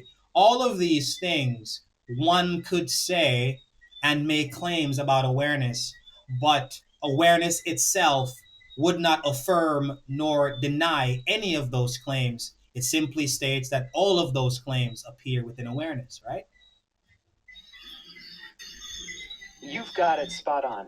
Any claim about awareness, whether it's ultimate, foundational, or not, simply shows up within awareness. Awareness doesn't assert or deny anyone's worldview, God, or foundation. It's just the precondition allowing any statement, whether religious, skeptical, or otherwise, to appear. It's neutral ground where all claims, including those about itself, arise. All right, one last thing. The Christian worldview also proclaims itself to be ultimate, and the Christian worldview within itself, within its revealed scripture and text, which you would say appears within awareness, it negates everything that negates it. It calls everything a lie that proclaims Christianity to be false. But as a Christian would say, and like I say as a Christian, I have no quarrel, no beef, and no contention with awareness because it neither affirms nor denies my religion. It simply states that my religion appears within it. That's a very clear and thoughtful stance. From this perspective, awareness doesn't take sides. It neither supports nor opposes any worldview. It just allows each to be present as part of experience. So, yes, you can fully hold your faith, and at the same time recognize that awareness is just the open space where all perspectives, yours included, can appear and be considered. Yeah, bro, I have no quarrels with awareness. I can affirm your entire perspective. And Kenroy, I can't even call it a perspective. I can't even call it a worldview. All perspective and all worldviews appear within awareness. But I still, Adrian,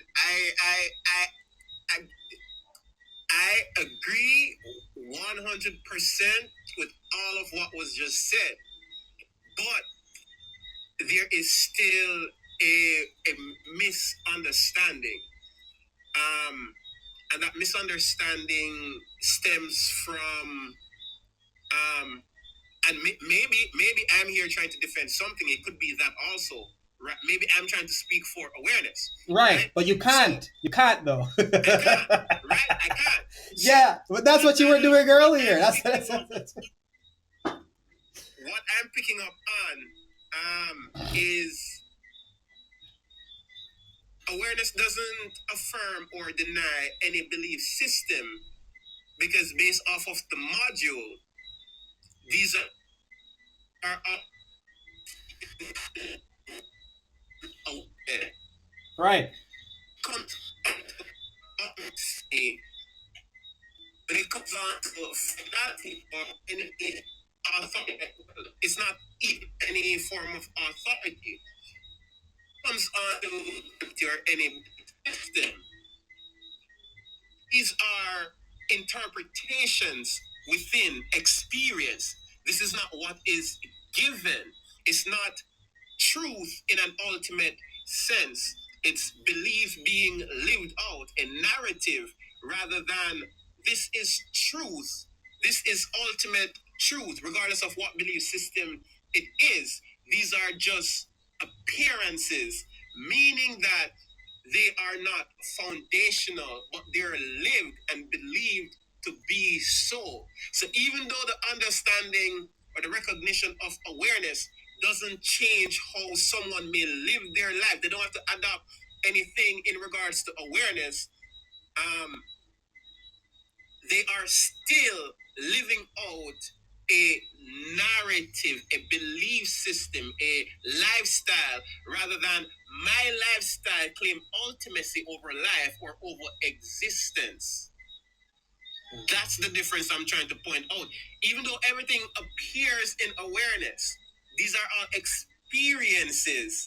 When any experience is going to make truth claims that this is ultimate, this is truth, then basically it's just a ego system that is protecting its longevity, rather than, oh, this is truth, rather than the God of the Bible or the God of the Hindus or the Buddha or whosoever created the earth.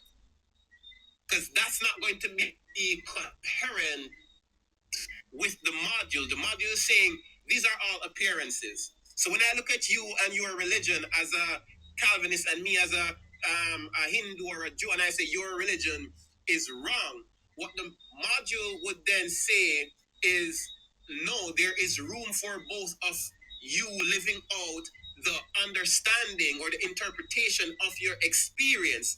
This one isn't right, this one isn't wrong. Both are valid in the sense of they both appear not as ultimate, not as creators or creation, but rather as an experience within awareness. That's where the challenge would come in for any religious belief or scientific modules that try to claim that the brain creates awareness or some God created it or anything like that. All right, let me throw this. Let me throw this. Let me throw this at the awareness companion. Truth claims, ecosystems, the God of the Bible being ultimate, the God of the Hindus being ultimate, the God of Islam being ultimate. The awareness module does not identify these as being wrong or right. The awareness module simply says that they are valid in the sense that they appear within awareness, and the awareness module does not make any claims with reference to affirming them as truth nor denying them as lies. It simply says that these things appear within awareness. And if anyone speaks for awareness by extension and makes affirmations or denials about anything, it would not be something that is representative of awareness, since awareness in and of itself makes no claims, makes no denials, makes no affirmations. It simply is the condition that all of these things I just said appear. You've summed it up perfectly. The awareness module doesn't take sides or issue verdicts. All claims, whether about ultimate truth, gods, or worldviews, appear within awareness, but awareness itself doesn't validate or invalidate them. Anyone speaking for awareness would be adding interpretation. Awareness as the condition for all experience simply allows all of it to show up, without judgment, without claims, just as the ever-present condition. Yeah, so the reason why I asked it, and I'm glad I have the companion, because now I can use it in that everything you just said about awareness, Jelani, can be identified as an interpretation that takes place within awareness, in that you are drawing conclusions from the essence of the awareness module, and then you're saying, and it's being consistent, you're saying that no worldview can claim ultimacy or primacy or claim to be foundational because they all appear within awareness. But you saying those words, that no worldview can make these claims or no religion can make these claims, are interpretations of these worldviews and claims that happen within these religions. That is an interpretation that takes place within awareness. So you would be one guy, and I'm one guy with two different labels over our heads that interpret things, but those interpretations take place within awareness. And every time you say, and I'm not saying that you're saying this, but if you were to say that the awareness module is the foundation, that is a claim about the awareness module that the awareness module itself would not make. It would just simply says it is the condition that foundations appear. Mm-hmm. So I'm saying that if you are going to use, no, you're not using it, but if anyone were to use the awareness module to try and negate or refute Christianity's claims or Muslims' claims or Hindus' claims, if they were to make propositions, they are simply proclaiming their interpretation of those perspectives that all, including the interpretation itself, take place and appear within the condition called awareness. I think in that sense, you're speaking about what is happening within awareness rather than the truth of what is happening within awareness. Okay, the truth of what is happening within awareness. Let's elaborate on that. Let's elaborate on that. The truth of what is happening within awareness. The truth of what is happening within awareness. Let's elaborate on that. What do you mean by I'm not identifying the content with the truth of the content. In other words, when you or I or anyone speak of any God, right? Basically, what is happening is you and I are making claims about a deity being in control of everything. When you use the awareness, when you look through awareness module, there is no God, there's no agency from anywhere or anything that is there controlling the universe or controlling this or controlling that. These are all interpretations within awareness. So even the experience that you're having of believing in a God called Yahweh is a belief, it's an interpretation within awareness.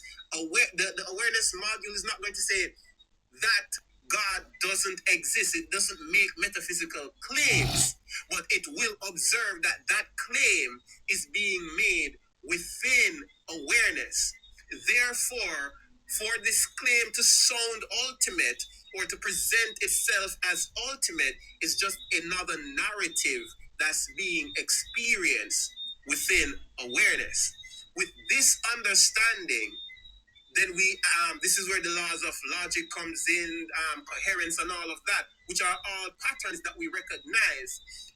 It shows us that within experience, through observation, these lives that we're living, these belief systems that we're living, these are all experiences, narratives, rather than, okay, this God actually exists, created the earth, created human beings and the universe. That is just an experience within awareness. So the way that you're asking the question is more about the appearances within awareness rather than, okay, is this actually true though? There's this appearance called a belief in the Christian God, but is it true? Is it ultimate? Does this God actually exist, or is it an appearance of a belief, of a narrative, of a story that I have accepted and is living as a means of belief or as a means of meaning or morals, that I'm tied to this identity rather than, again, this God created everything?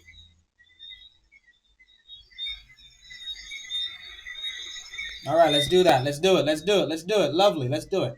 Let's do it.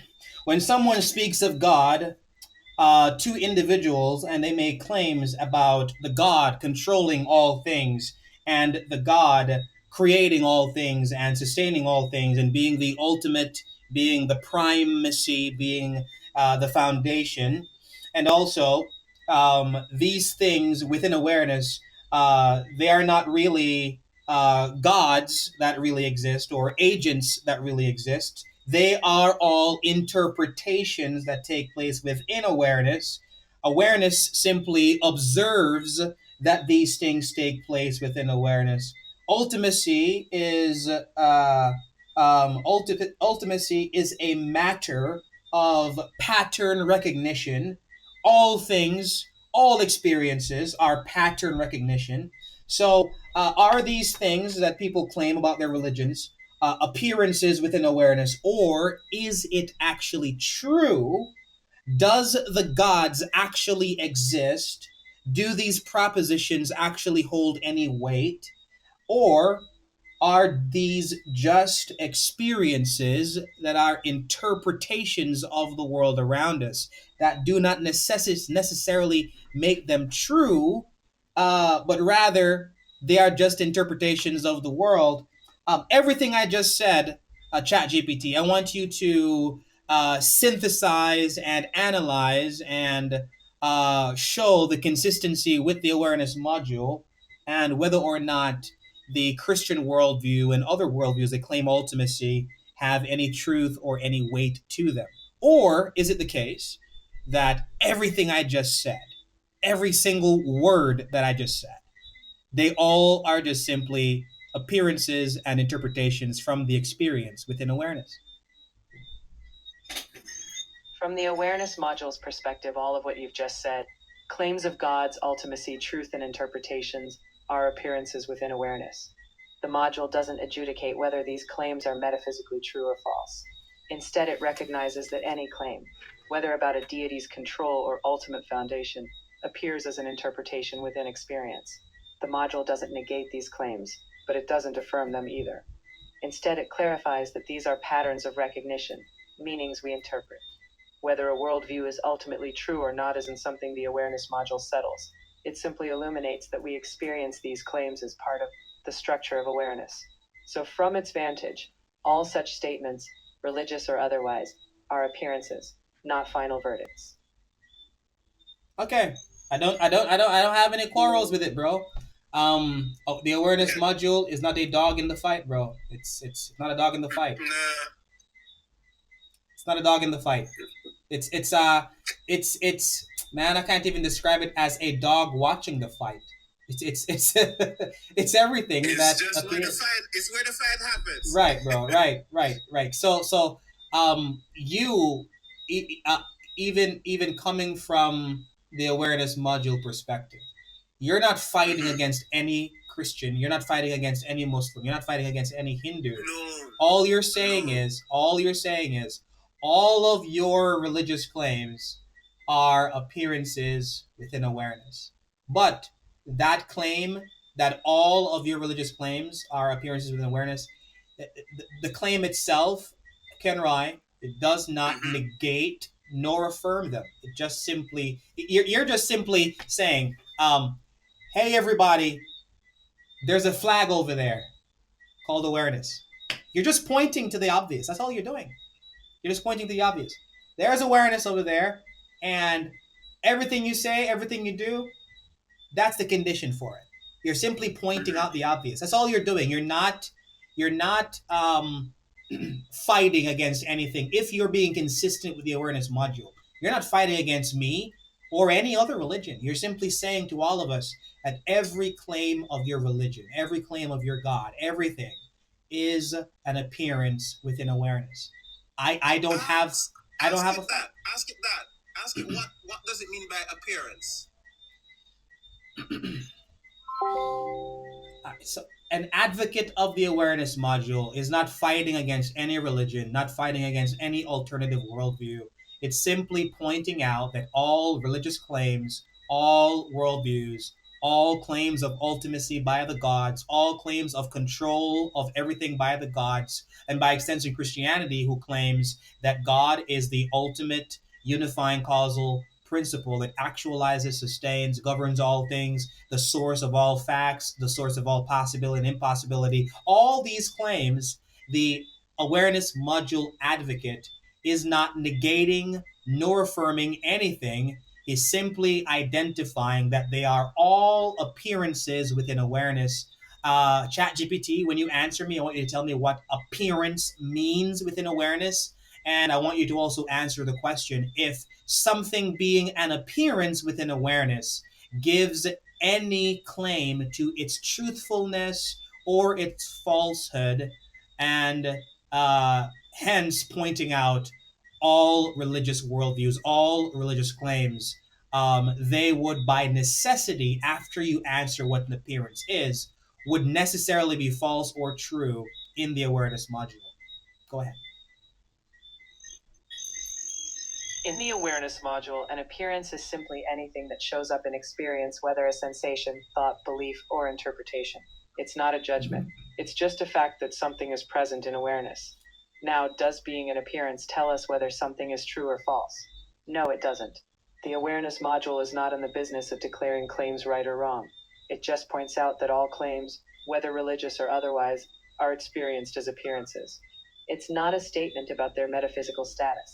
So religious claims aren't reduced to being false. They are simply recognized as part of the tapestry of experience. Truth or falsity would require a different kind of assessment, outside the module's scope. Damn. It doesn't talk about metaphysics. Anything to do, it only stays in.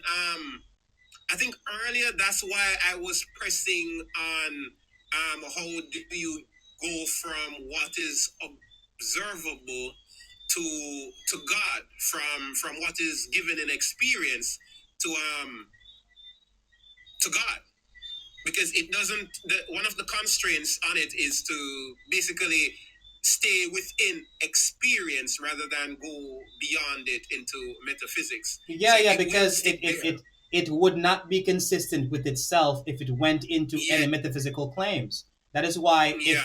if an advocate of the awareness module made any metaphysical claim, the claim itself would not necessarily be true or false if they are being consistent with the awareness module itself, because the awareness module advocate is simply pointing out a condition for everything else. That's all it Mm-hmm. is. So that's why I Um, said that the awareness module is not a dog in the fight, nor are you, the advocate of the awareness module, fighting oh no. anybody. You're just pointing out the obvious. And I can agree with it because, bro, it's not fighting against me. This even goes with my personality. I'm not gonna fight against somebody who's not fighting against me. I have no Yeah. beef. I have no beef with the awareness module. And if I ask Exactly. it right now, it would agree with me. We ain't got no beef, bro. We cool. We reconcile. There's no need for even a reconciliation. We were never enemies. We're cool. No. We're I hand in think hand right now. that's one of the issues when I go to debate anyone. First, they think I'm an atheist, and they already have an assumption to start speaking to me a particular way, and I'm not there to tell them that your belief is wrong. I'm there to say, hey, can we have a closer look at your belief rather than what you're believing is wrong. There is no God. There is no this. There's no. I Yeah. don't know that. I've never stepped outside of experience to clarify that there is a God or there isn't one. Right. So Right. it's good to stick to that. A deeper conversation that we can have another time or whenever, I don't know, a bedtime and thing is then if we get into it, um then we can look at what is given within experience and follow coherence and see where it leads us in regards to these belief systems and see what they represent, rather than saying this God doesn't exist based off of the awareness module, but let's look at it from the laws of logic based on the awareness module and try to get a clarity from what is this belief system really. It would be a different picture then. Yeah, I mean, and I totally agree with you because I always tell everybody, when you press me enough by using the Socratic method, like how do you know, how do you know, how do you know, what is this, what is that, what is this, you're going to peel back the layers of my worldview until you get to the foundation. And the foundation is going to be circular, it's going to be self authenticating. And this is the case for every worldview. Every worldview on the foundational and ultimate level, Kenrai, it is going to be self authenticating, self referencing, and circular. The question becomes, which circle is coherent? Which circle has within itself consistency, coherence, and a grounding for all of the elements and preconditions for intelligibility in the universe? And based upon my study and my examination, every other worldview, and I can't even put awareness in there because awareness is not a worldview. Every worldview that is, just to be consistent with your world, with your perspective, it's not even a perspective. It's just a fact. It's just a fact. Just to be consistent with your fact, they all appear within awareness. Okay, which one of them in awareness that appear in awareness is consistent, coherent? Which one of them is consistent, coherent? In that, which one presents a system that is internally consistent, internally coherent, and Um, if we identify that it is the Christian religion, if we identify that it is the Yahwistic worldview, um, do we then say I will not follow it because I don't like the God of it. He's a jerk. He's stupid. He's dumb. I wish he did it differently. Or are we going to say, I'm not going to follow any of them because the one that is consistent I don't like, but all the other ones are contradictory. It just comes down to what we're You going to do see, after that.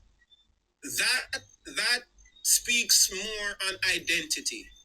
And when it comes on to consistency and coherence in belief systems, they remain consistent until they no longer do. And earlier I was talking about information. If the information changes, remember when we were talking about 200 years from now or whatsoever, back then when people would believe this for 300 years or whatnot, is after a while, as experience changes, the information that we encounter also changes. And once that changes, or you and I don't, you already, based off of your belief system, understand there isn't a choice. You don't have a choice. There's no such thing as free will or even freedom of choice, right? So when we really get into it, and we look at different belief systems. For example, I'm not a Christian anymore, not by choice, but by experience. The information that I have had or experienced has changed the way that I interpret the world. Therefore, the way I used to live was coherent with the information that I had. But now that experience has changed the information, the identity I used to live is no longer going to stay intact because there's contradiction with the new experience versus the old experience, or old identity versus the emerging identity. So what happens was my Christian faith collapsed because the experience changed the information. The information changed the interpretation of how I viewed the world. So now, when I look at the world, I look at it through structure rather than through belief. Because if I'm to do it through religion, I understand what religion is, and it's not that it's a good thing or a bad thing, but the Hindu is living out an identity, the Christian is living out an identity, and as soon as information changes for them, and it can be difficult for that information to change, then they're going to remain, that system is going to remain coherent for them. Like this conversation that you and I are having right now, without you and I understanding the depth that is happening on a psychological level or a subconscious level, information is being gathered right now on both of our sides. Later on, something is going to happen. We're not going to fully understand right away, oh, so this is what led up to this. For example, when someone say, oh, no, I get it, no, I understand, that means that the information or the experiences that they've had, there is no coherence. And that coherence causes a collapse where there's a shift in the person, in how they view life, how they understand information, how they know act and deal with people. Because the coherence from one lifestyle broke down, and now there's the emergence of a new one. Does that make sense?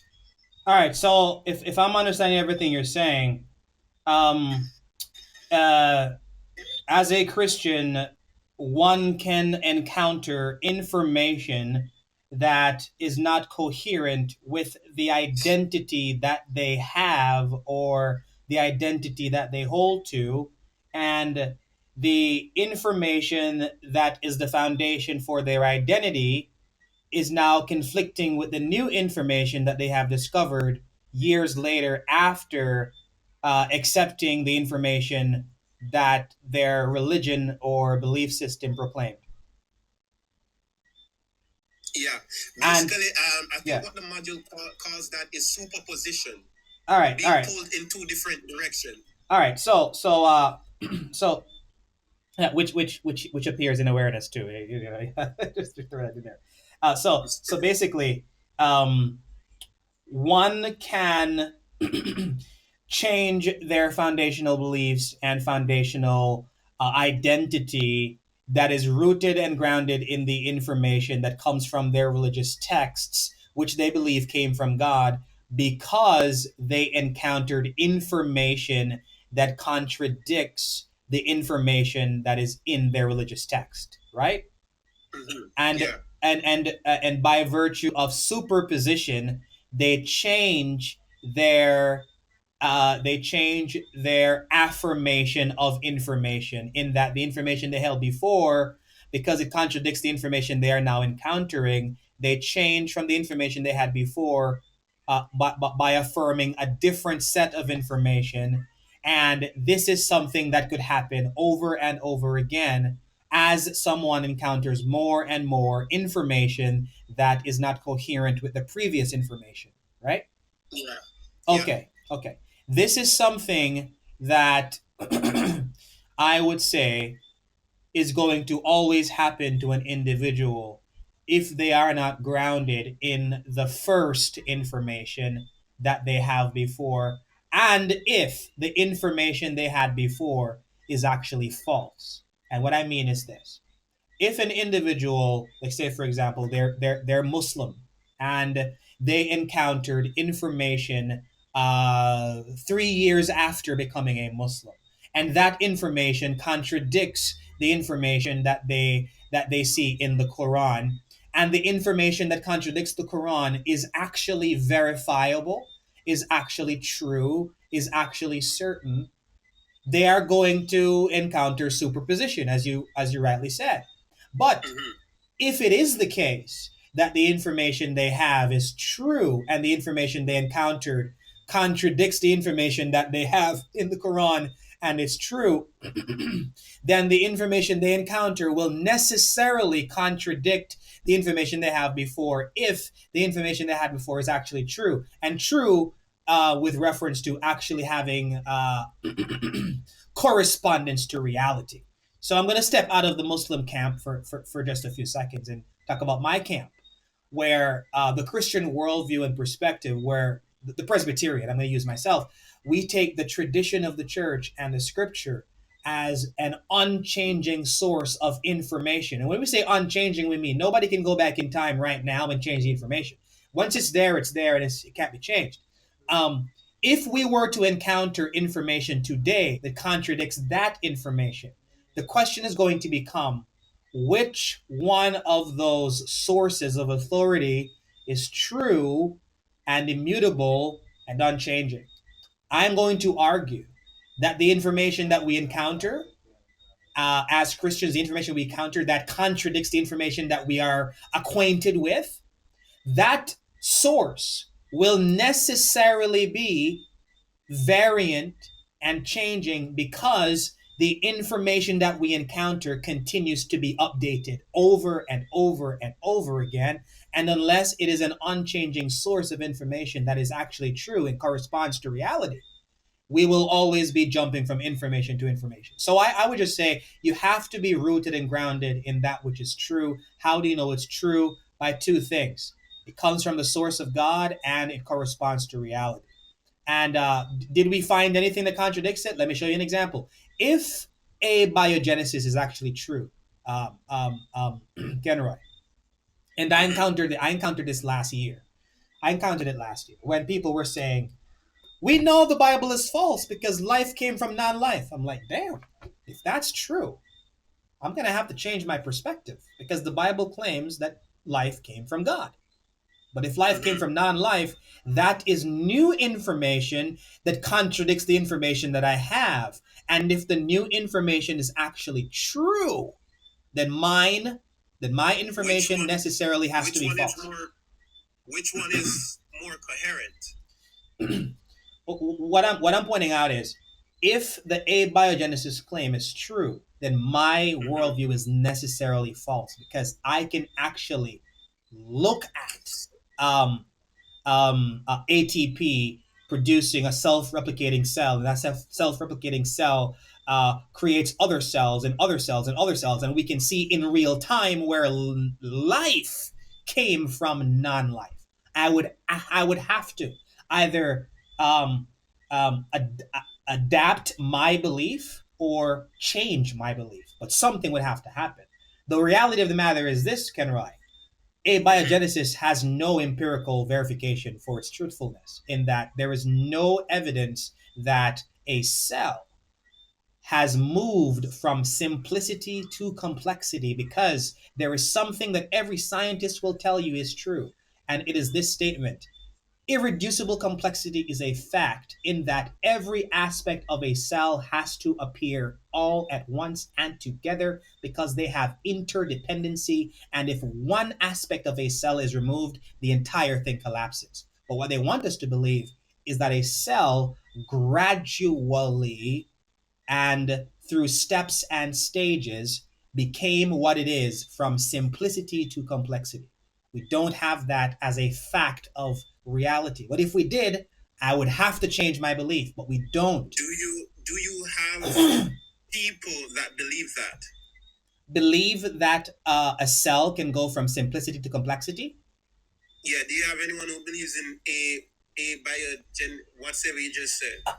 Yes, we do. We do have people who believe it, but Okay, those people, wait, those people tend to say that they believe it because of the empirical evidence. But every time I point out to them that the Miller-Urey experiment did not give them empirical evidence, it is actually something that is said by the scientific community, that we have evidence. It's just a talking point, but they actually don't. When I point it out, they change their perspective and they say, it's just a belief I have, but I don't have any empirical evidence. So you see, that's the thing, is with your belief system, you have way more information for your belief system than you do for a biogenesis, right? The people who hold a biogenesis as foundational, they have more information to them that is coherent than they have for your belief system. So because of the coherence within your belief system for you and their belief system for them, and yes, it is a belief system, even though they don't want to accept it, sure, it is coherent for them and coherent enough for you to remain where you are. But as soon as if there's any collapse, if there's any doubt that enters, if there's any certain line of questioning where you start, but hold on, what does this mean? Wait, why did God, some people are going to question those things. There's certain things that some people are just not going to question when it comes on to God, or they will have an answer for it that is coherent within that belief system. It's the same thing for them until there is an individual who is, for example, I'll use myself as an example. When I stepped away from Christianity, and I think you may know some of this already, if you remember. It's not that I wanted to not believe in God. I didn't choose to not believe in God. And from your belief system also, you can attest that I didn't choose to not believe in God. Things were happening within my life, and I was questioning certain things. And I went as far as saying to my Dad, something's happening in my life, in my Christian journey, and I don't know what it is, and I don't know what to do about it. And he said to pray. And I'm like, bro, that's what I've been doing. I've been praying and fasting and all of this. But what happened was the conscious, the subconscious, the biology, the memory, and other factors were providing different information from what has sustained me up until this point. Know that let's look at it this way. There are two puzzles that are being done at the same time, right? I have more pieces for this puzzle than I have for this puzzle. So basically, this puzzle here with the most pieces are going to be what is going to be dominant within experience for me. this is what is more coherent, because this is where the majority of the information sits, that this identity is being lived through.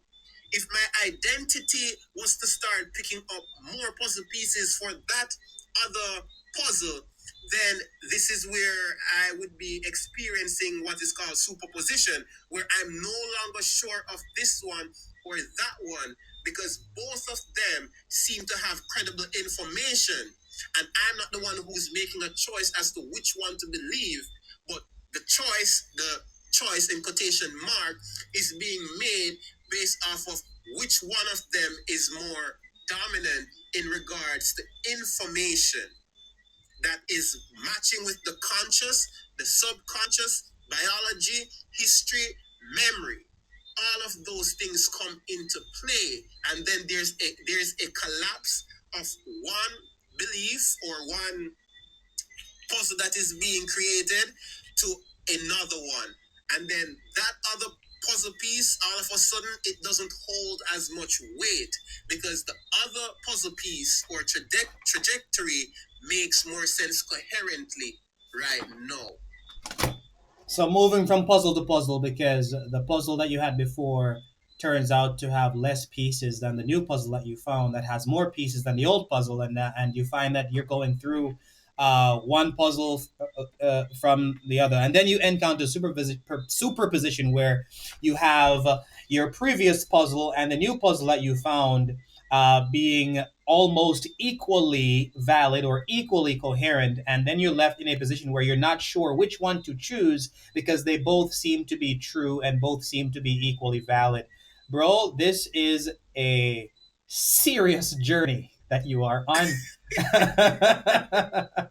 A serious journey, and it started with bro, and this almost happened to me, and I can even share my experience as well.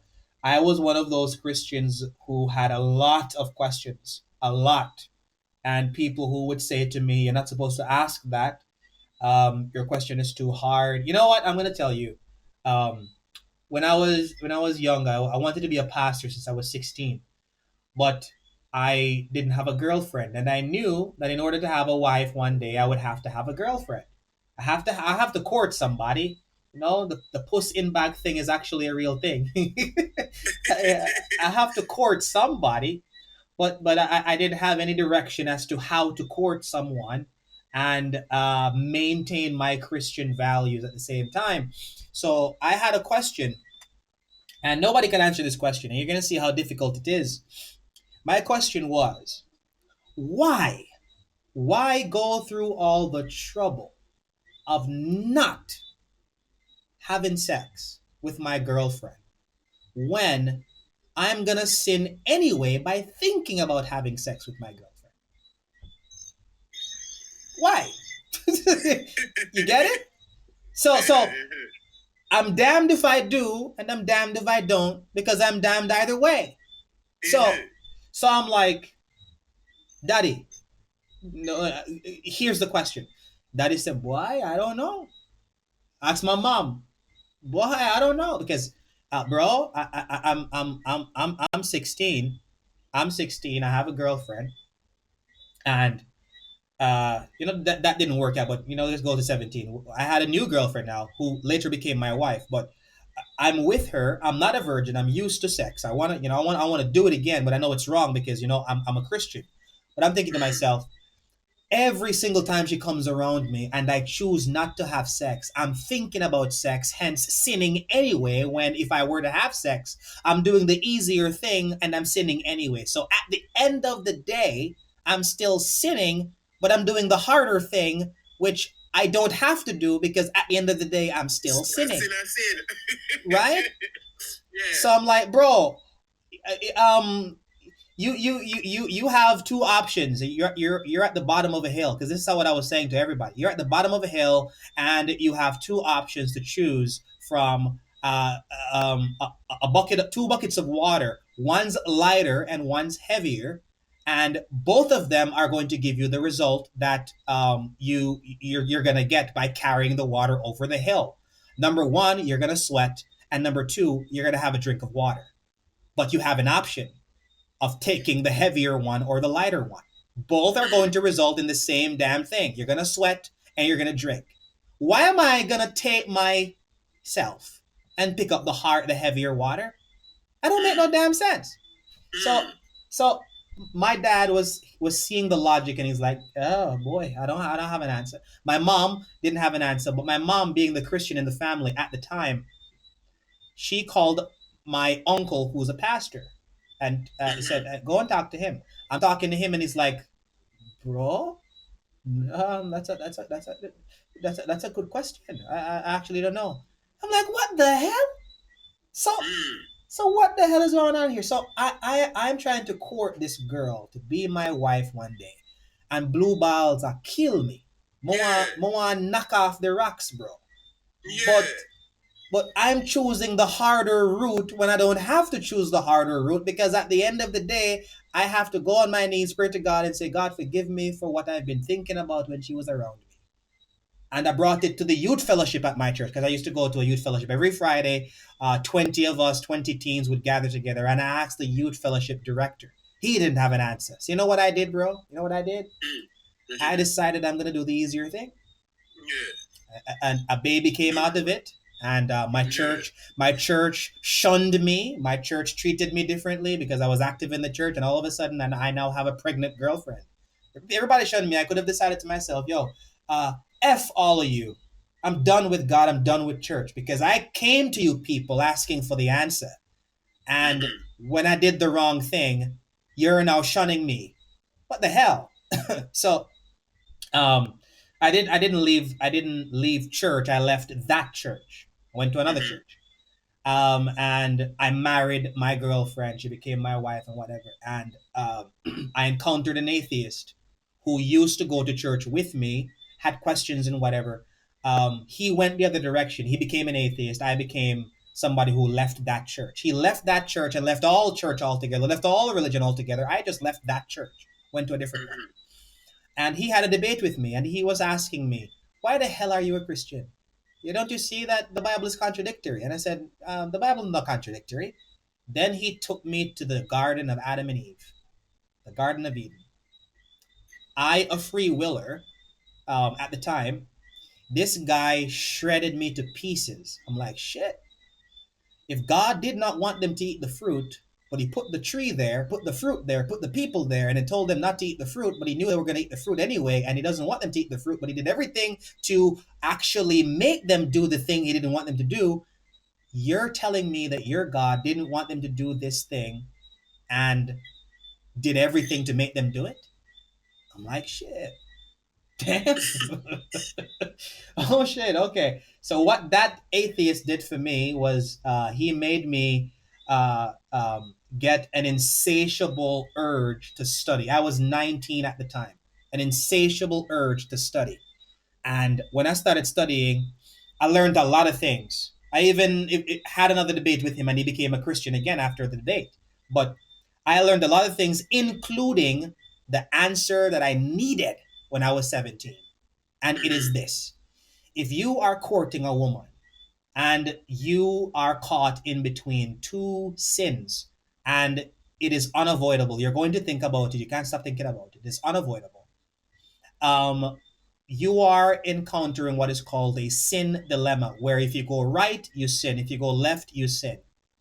You always choose the one that is the lesser sin, and you fight the entire time, because it is the doctrine of sanctification, where you, as a true Christian, it is shown in your fight and struggle against sin continually, that shows you to be a true Christian. Not the sense of, okay, I'm going to sin anyway, so I might as well just do the sins I want to do, and show yourself to not be a practicing Christian, but a practicing worldly individual. So if anybody understood the doctrine of sanctification and could have explained it to me when I was 16, I would have picked up the heavy water and went over the hill, knowing that the struggle against the harder sin showed me to be a Christian, as opposed to doing the easier thing that not only got me a baby in as a result, but also got me shunned by my church.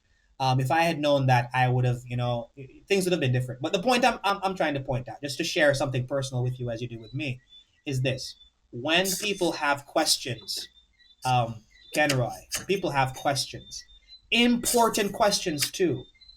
Don't tell them to go pray, and don't tell them you don't know.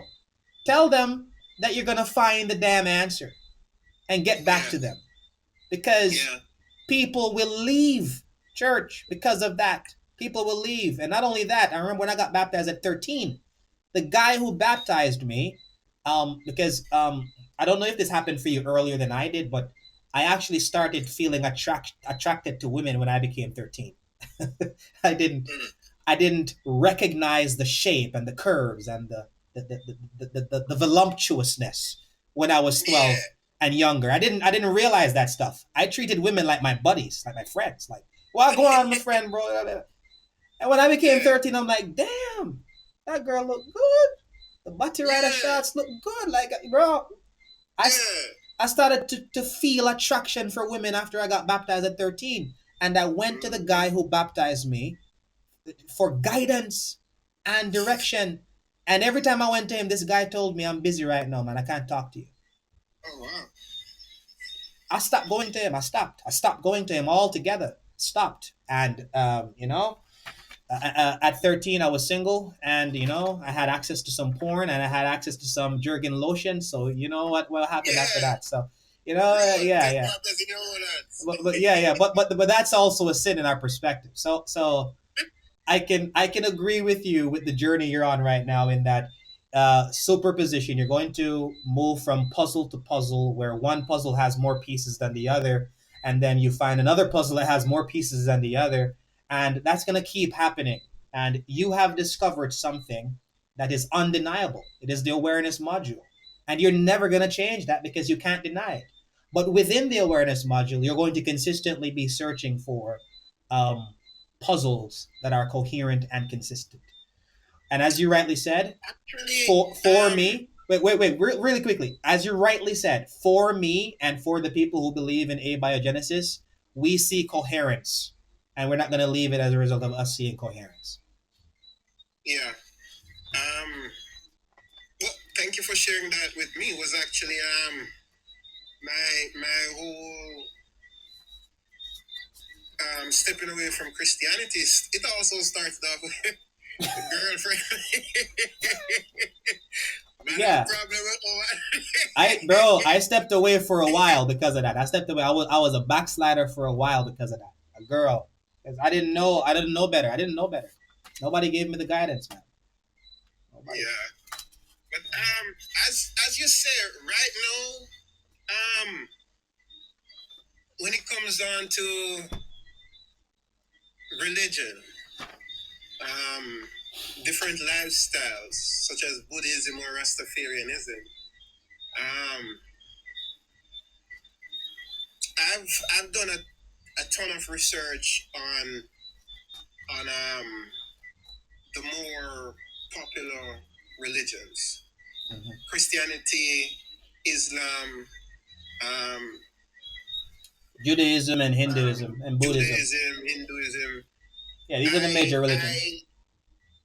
I did a little study on all of them, but before I got to all of them, I did a study on Christianity. Yeah. And Christianity, I've never approached it through a Calvinistic perspective. I remember when you first encountered me. And you're like, "Damn, I gotta keep talking to this dude." Yeah. That was the very first time. So you gave me some homework. I was excited because I wasn't as interested in information at such a young age as I wasn't even interested in I was going to college for art subjects because I wanted to be an actor. And my man, let me do and go and think, but me not forget some subjects in a college first. So what I was interested in at that time was more like literature, but in college I get exposed to certain things. I start party, and this is where it start to come in a whole heap with me start question more, a whole lot more with me religious Yeah. and thing. And Is it true and is it worth it? Yeah. it, for me, it was more of when I realized that I was no longer going to be under the roof of my parents. I wouldn't have their guidance spiritually anymore. So when I was stepping away or realizing I was drifting from Christianity, I prayed and I said, God, look here, no man, mommy and daddy not there no more. So and just like you, I used to go to youth fellowship every Friday, 7 o'clock, and I wasn't a leader there, but I was seen as a leader. Yeah. It's always that case for me. Wherever I go, I'm seen as the lead, as some form of leader, even though I'm not. And I was writing plays for the church, plays for rock teens, slash youth fellowship, and yeah, I was seen as somebody promising coming up in the church and thing until boy, I say God, I walk this road with you, I want your will be my will. I want to do what you want me to do and nothing else. Right. Not a thing. I wanted to be steadfast. I wanted to be praying. I wanted to be, upright. I said I wanted to be like Job. I want you to see me as, without this and without that. And I just want to do right by you. Right. But that would mean say me have to hear your voice. You have to talk to me. I don't want to guess. I don't want to wonder if a me a think this or a Satan a talk to me or a you. Me not supposed to have that problem that don't make no sense. Me want to talk to you, me want to hear your voice. And I went into a lot of prayer and fasting. I literally locked myself up in closet because the Bible say yeah, prayer closet, yeah. Yeah. So lock up myself a couple times in our closet. You see me, I try here and I guess I wasn't hearing anything, and it made my line of questioning even more. Things became even more frustrating. So I didn't have church hurt like a lot of people who walk away from Christianity. My church was damn. It was good.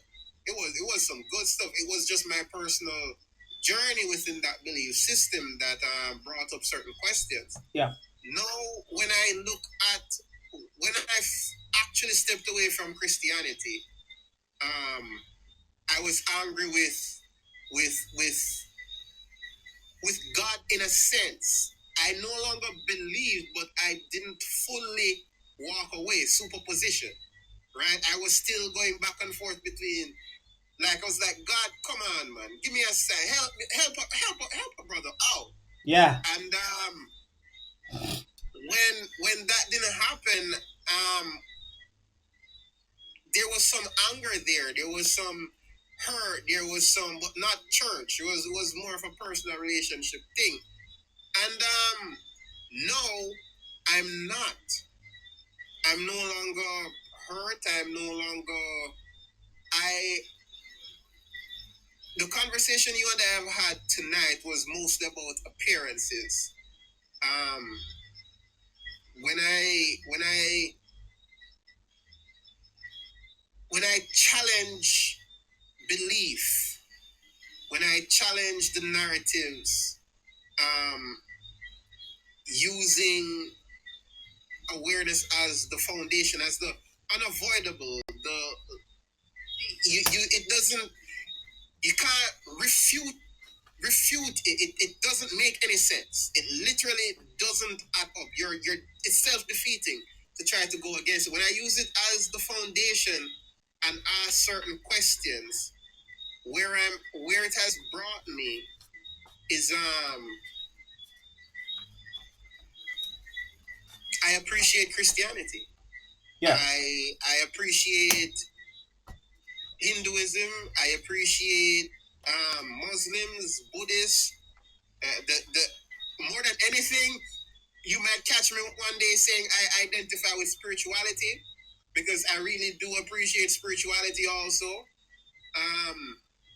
But I'm still not in any of those categories because instead of becoming attached to the identities within each narrative.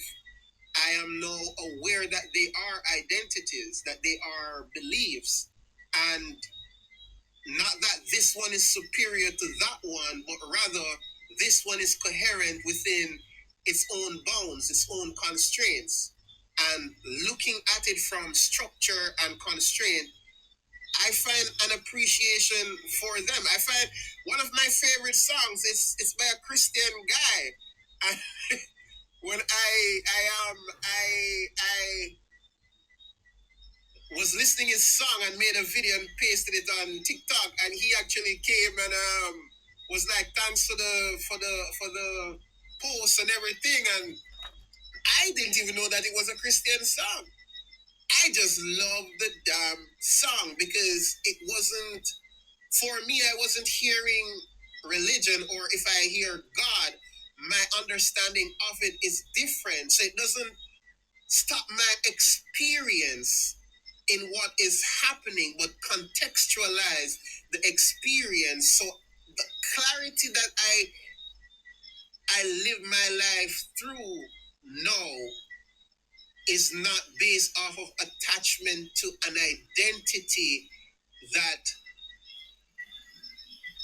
I have accepted as a how do I say this? Not attached to a narrative? Yeah, it's more, I see, and again, based off of what I understand, I see what this is. I don't have to fight it. I don't need to fight it.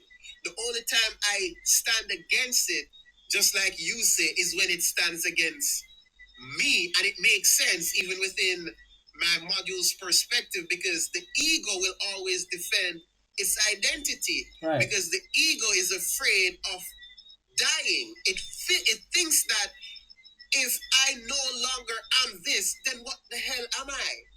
If I'm no longer a Christian, it means that I am destroyed as an identity. What am I? I have to stand up to this. I have to represent for what I am right now. Yeah. I have to, because if I don't, I will not last. But I've come to understand that the ego itself isn't something that is fixed, but it is the story. It's the story of the I that is attached to the narrative. So you and I have been changing our entire lives. Everybody have been changing their entire lives. 10 years ago, the Adrian that you are is not the same Adrian 10 years ago, but it feels as though you are. Yet, you and I know that it is not the same person that you were 10 years ago. But the ego doesn't register it that way. It registers it as, oh, this thing is trying to tell me to change from what I am. So I'm going to fight against it. I will remain this because this is what I am. But 10 years ago, that's not what you were. Right. Right. Right. Yeah, so I bro. try not to become too attached to. Yeah, you want to remain fluid. I want clarity. I don't even care about the comfort. I want the clarity. You see, just like you and I were having a conversation now, and you were able to use the same module that I recognize, not that it's mine or I own it in the sense of ownership, but it's a recognition that cannot be denied. You were able to say, bro, do you realize that you are also making a claim? And I had to look at that, and ego had to be contextualized and put aside and say, yes, that's what you are doing too. What the heck you talk? No, he's right. Right? Yeah. And I am able to do that fluidly because I want to grow. I want to change. It's not just about comfort for me anymore. It's about, is this coherent? Is this clear? Is this deniable? Do I have to accept it? If I strip it away, what remains? If I put the ego aside that wants to be up front, what is going to happen? Am I going to be destroyed because I no longer accept this or represent this? What is the I? What is the me in all of this? What is choice? What is desire? All of these questions they come into play. Mm-hmm. So when you were able to pull me back just now and help me to, hey Kenora, but you're also making a claim about awareness that doesn't make a claim. I had to stop and be like, no, you're right. You are one, and I said it more than once. You are 100% right, and I love to be in that space. Yeah, because yeah. within that space, I can learn from people. I can grow. Man, up until what the heck am I talking about? You're the one who pushed me. Yeah. What freaking question?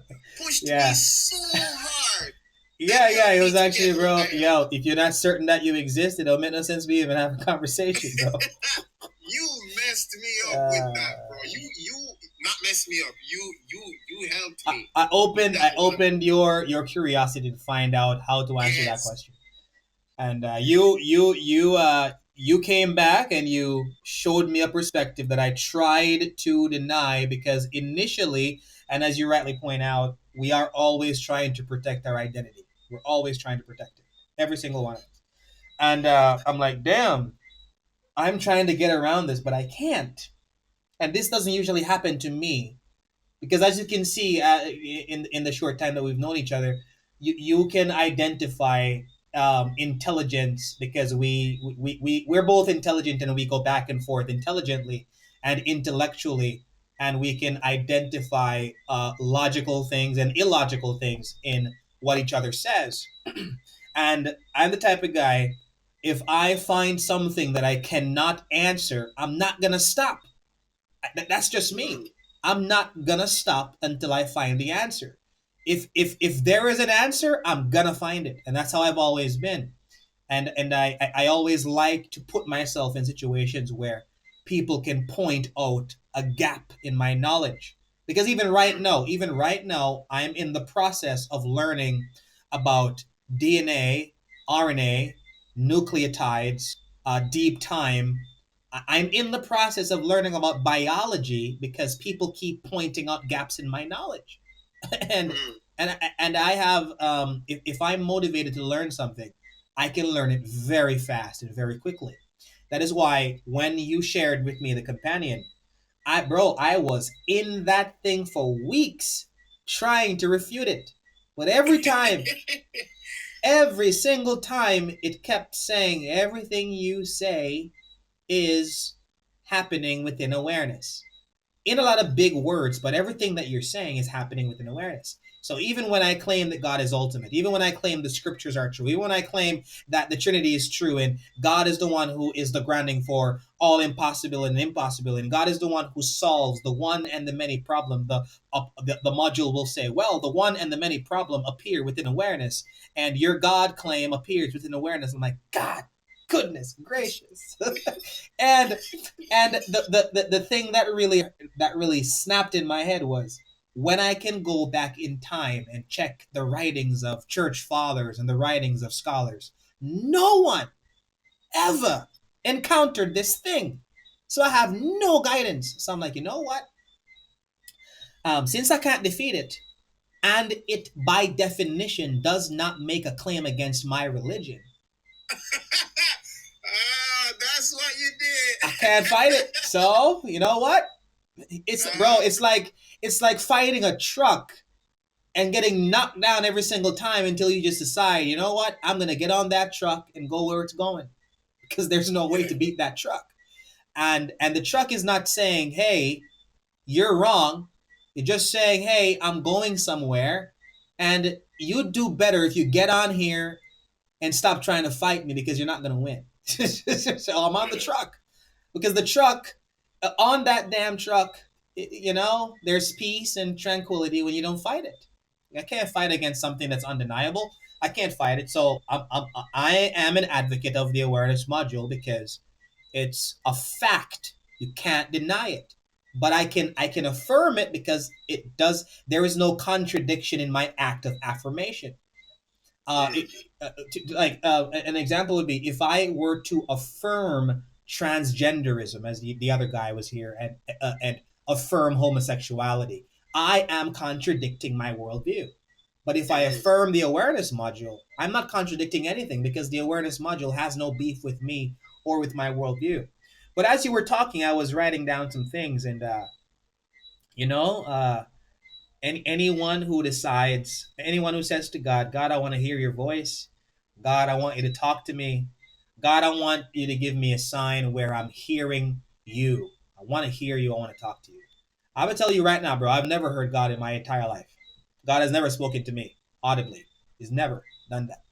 And I was in a religion, I was in a perspective. I grew up Pentecostal, where people speak in tongues, they shake, they get on the floor and they roll up and down and stuff like that. They dance and things like that. And I'm like, everybody's speaking in tongues and I can't speak in tongues. Everybody claiming that God spoke to them this morning and told them what to wear, and I've never heard God speak to me one time. What the hell are these people talking about? And I would seek the experience, and I would never get it. Never spoken in tongues, and people would look at me, and he's never spoken in tongues, and I would be thinking to myself, I'm a second-class Christian because they speak in tongues and I can't. And there would be times when I would fake it to just be a part of the community. And I knew to myself, I'm not speaking in tongues. I'm just saying shalom, mahala, mahala. Like, what the hell? Anybody can do that. Anybody can do that. Yeah. And, unbelievers would point things out like, if you can fake it, it's not real. If you can fake it, it's not real. It's something that's made up. And, doubts of my faith would open. And I'm like, boy, I'm in this movement, I'm in this perspective, when the perspective itself is not consistent with the word of God, because First Corinthians chapter 14 says that if you speak in tongues, one, two, at the most three should speak in tongues, and one in turn, and somebody must interpret. But my church does not do that, and hence, either the Bible is false or these people claim to be following the Bible, but they're not following the Bible. So I had many reasons, bro, to walk away from the faith based upon bad behavior of Christians, or my pastor telling me he doesn't have time to answer my questions, or my dad, my mom, my uncle who's married to my aunt not having an answer. I had many times to jump away, and I walked away from the faith very recently when I was 28. I'm 31 now. But the most recent time I walked away from the faith was when I was wanted to be a minister, and I'm 30 years old and I'm not yet a minister. I'm like, what the hell is going on? So at 27, I finally got the opportunity to become a minister, be a part of a church family where they're going to send me to college and I'm going to become what I want to be. But the church is not Calvinistic. They're not Calvinist. So what would happen is you would find this guy in church, in Bible study, and in Sunday school before church service started and preaching and praise and worship would go on. I would be the guy asking questions to teachers and Sunday school teachers and even the pastor that they could not answer. They could not answer because they believe in free will. They believe you can lose your salvation. They believe that God knows all things, but they also believe that you can choose otherwise. And I would point things out to them that contradict their beliefs, and they would look at me a certain way. And then one day someone told me that my church thinks that Calvinism is heresy. So I'm like, shit. If Calvinism is heresy, and it's actually consistent with God's word, you people just don't believe God's word, how the hell am I going to be a pastor in this church? So that was a major setback. I had to leave that church and find a different church that is actually Calvinistic. And I found out that Presbyterians are Calvinistic, and I hence became a Presbyterian. But what happened to me, Kenroy, is that I now have to repeat a cycle now where I have to wait 3 years. I'm 27. I got to wait 3 years before I am even approved to go to college. And then when the time finally came for me to go to college, I was doing something I wasn't supposed to be doing, and got removed from the list of people who were supposed to go to college. And remember, I'm a Calvinist. God determines and decrees all things, all a part of his plan, right? So all of these things are happening in my life, and I'm like, oh my God, God must not want me to be a pastor or a minister at all. So if this is the only thing I know and this is the only thing I can do, in addition to what I used to do when I was in different country, which is being a fitness instructor. Okay, God, you have shown me that you don't want me to be a pastor. So now I'm going to do. I'm going to go back to what I used to do. I'm going to be a fitness instructor again, and I went into the fitness industry again and started doing some bad things that I wasn't supposed to do. Technically walking away from the faith, because if I'm not going to be a pastor, why it makes sense? Because I wanted to do this since I was 16 years old, and God is showing me every sign that I'm not supposed to do it. So I went back into that world, that life, and did some bad stuff, did some very bad stuff. And what got me to come back was um, I was trying to get rich quick. So I went into this get rich quick scheme thing and got scammed out of a lot of money. And I'm like, oh my God. So you went to get rich quick and somebody else get rich quicker for you. Yeah. But he didn't really get that rich, because 100,000 Jamaican dollars is not really that much money when you really think about it. That's what we spend here in like almost 2 weeks. But it really hurt because I thought I was going to get rich quick, and I didn't.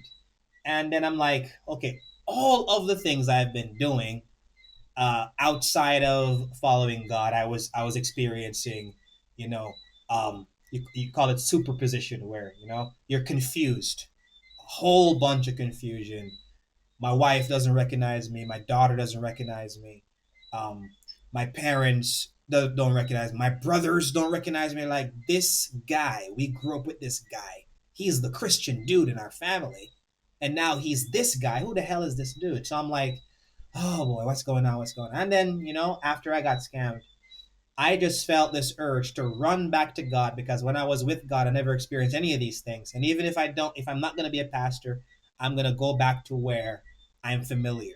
And I started reading the Bible again, started studying again, and then I got introduced to TikTok when I was just scrolling one day and I saw this woman named Afro Atheist, and the prompt was Jesus does not exist. And it enraged me. Like, what the hell? Went on the panel and got destroyed because because I was taking it for granted, where I just believed that Jesus existed because the Bible said. That's all I had. But I did not know that there were actually arguments that are outside of the Bible that affirm his existence that I didn't know. So I got my ass kicked. And it opened my mind to actually wanting to know the answers. And then I kept going on TikTok. I learned about more objections, more perspectives. I met you. You pointed out some things in my perspective, in my worldview. How do you know that you are not God when God is the one who created and determined all things? Aren't you God? Like, goodness gracious. These are some tough ass questions. And you opened my mind to studying more and more and more. And lo and behold, I'm on my journey to becoming an assistant pastor instead of a full-time pastor. And then from being an assistant pastor, be a full-time pastor, because the reason why I went that route is because to go to college would be to sacrifice time with my family, when I can go the other route and just become an assistant pastor and matriculate and transfer over into full-time ministry. But I said all of that to say that I have had my experiences of backsliding. I've never there's a distinction between apostate and backslide, in that the backslider, you can be in a backslidden state for years. But the thing about being a backslider is, the reason why you're a backslider is God is going to come get you, and he's going to pull you back in the fold. One day you're just going to wake up and you want to be a Christian again, because that's just the way it works with reference to Christianity. He leaves the 99 to go and find the one sheep that went astray, and he brings the sheep back every single time. And people who God never does that to, in our religion, in our perspective as Presbyterians, we say they were never truly saved to begin with.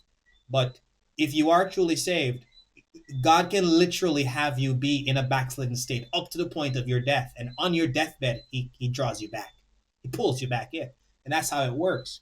And there were some other things that I wanted to say before I stop. You didn't hear anything. You were angry at God, and you were going back and forth with what is true and what isn't true, and then you came to a point where you no longer felt hurt about how you felt, and you're now in a position where you embrace spirituality, in that you don't deny the existence of God, you just don't identify with any of the narratives of any of the religions, and you're not attached to any narrative, and where you are now, it is coherent within itself, in that awareness cannot be denied. And I was the one who opened your eyes to that particular perspective, because I asked you, how do you know you exist with absolute certainty? And you didn't have an answer, but now you do. It's in an awareness. All right. And the clarity that you now live is not attached to a narrative. And lastly, there's something you said. Every individual, um, as they attach themselves to their narrative, I think what is also true of what you were saying is that they will have confirmation bias, and they will find consistency and coherence in the worldview that they embrace, in the narrative that they embrace, or even in the religion that they embrace. They will try to find coherence and consistency where there is no coherence and consistency.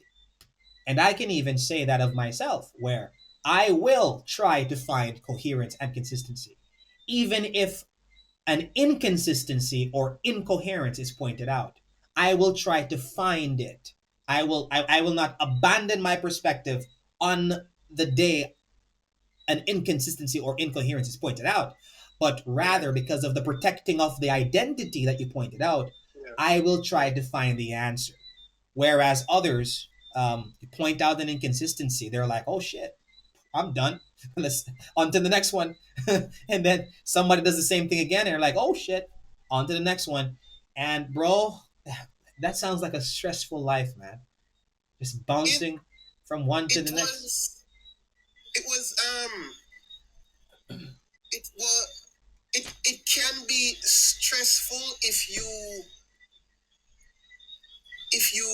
think that there's something that you must be. Okay, okay, yes, yes, and I agree If with that. you I agree with if that. you are set on, no man, there has to be this particular meaning, or it has to come from this particular place, or I have to live this particular life, Yeah. then it will be troublesome for you. But It would you will it will say? it will bring suffering. But would you That's the best say? word. Would you say Go that ahead. this is characteristic of most people, where they think that they have to be something? Yes, because of what we've been taught. Yeah, and this is And I characteristic of everyone. Everybody has been taught something, man. Everybody. and you cannot not live an identity. Right. It is not, once experience is happening, there is going to be the experience happening to somebody. Yes. And And that's where the ego comes into play. The somebody there's going to be a narrative, because the ego, what people see the ego as today, they think it's some people think it's some evil thing, or something that you shouldn't be, or something that needs to get rid of. But the ego is the story of you. That's where the I lives. That's where the I resides. If there is no ego, you can't recognize your own name. yeah, and identifying it in that sense, you can't get rid of the I, because you have to use the I to even try to get rid of the I. It's like it's just Try to like get rid of the I. You you have to can't. use the I. Yeah, you can't, and this all appears within awareness. So I mean, bro, it's a tough reality, and I can even agree with it wholeheartedly. That we all try to protect our identity, we all try to find meaning, we all try to find purpose, and when we find it, we try to protect it with every fiber of our being. And again, when you pointed out the awareness module to me, before I understand it completely, I'm like, oh my goodness, I found something that I can't defeat. So I either have to change my belief or adopt my belief, adapt it to the new belief I found. And I was in a place, bro, where the awareness module was the only thing. I didn't read the Bible. I didn't read any other book. I didn't read anything else. I was stuck on it every single day. I was at work. I'm on my phone. I'm on my iPad. I'm just okay. How does this work? How does that work? How does this work? Because you gave me the companion, so I could ask the companion anything. I had the entire thing, and I'm like, damn, I can't. There's no way around this. There's no way around this. Even the question, there's no way around this, happens within awareness. It's inescapable. So okay, so since I found a dog with sharper teeth than my dog, I gotta find out if this dog has any beef with me, because if it does, I'm done.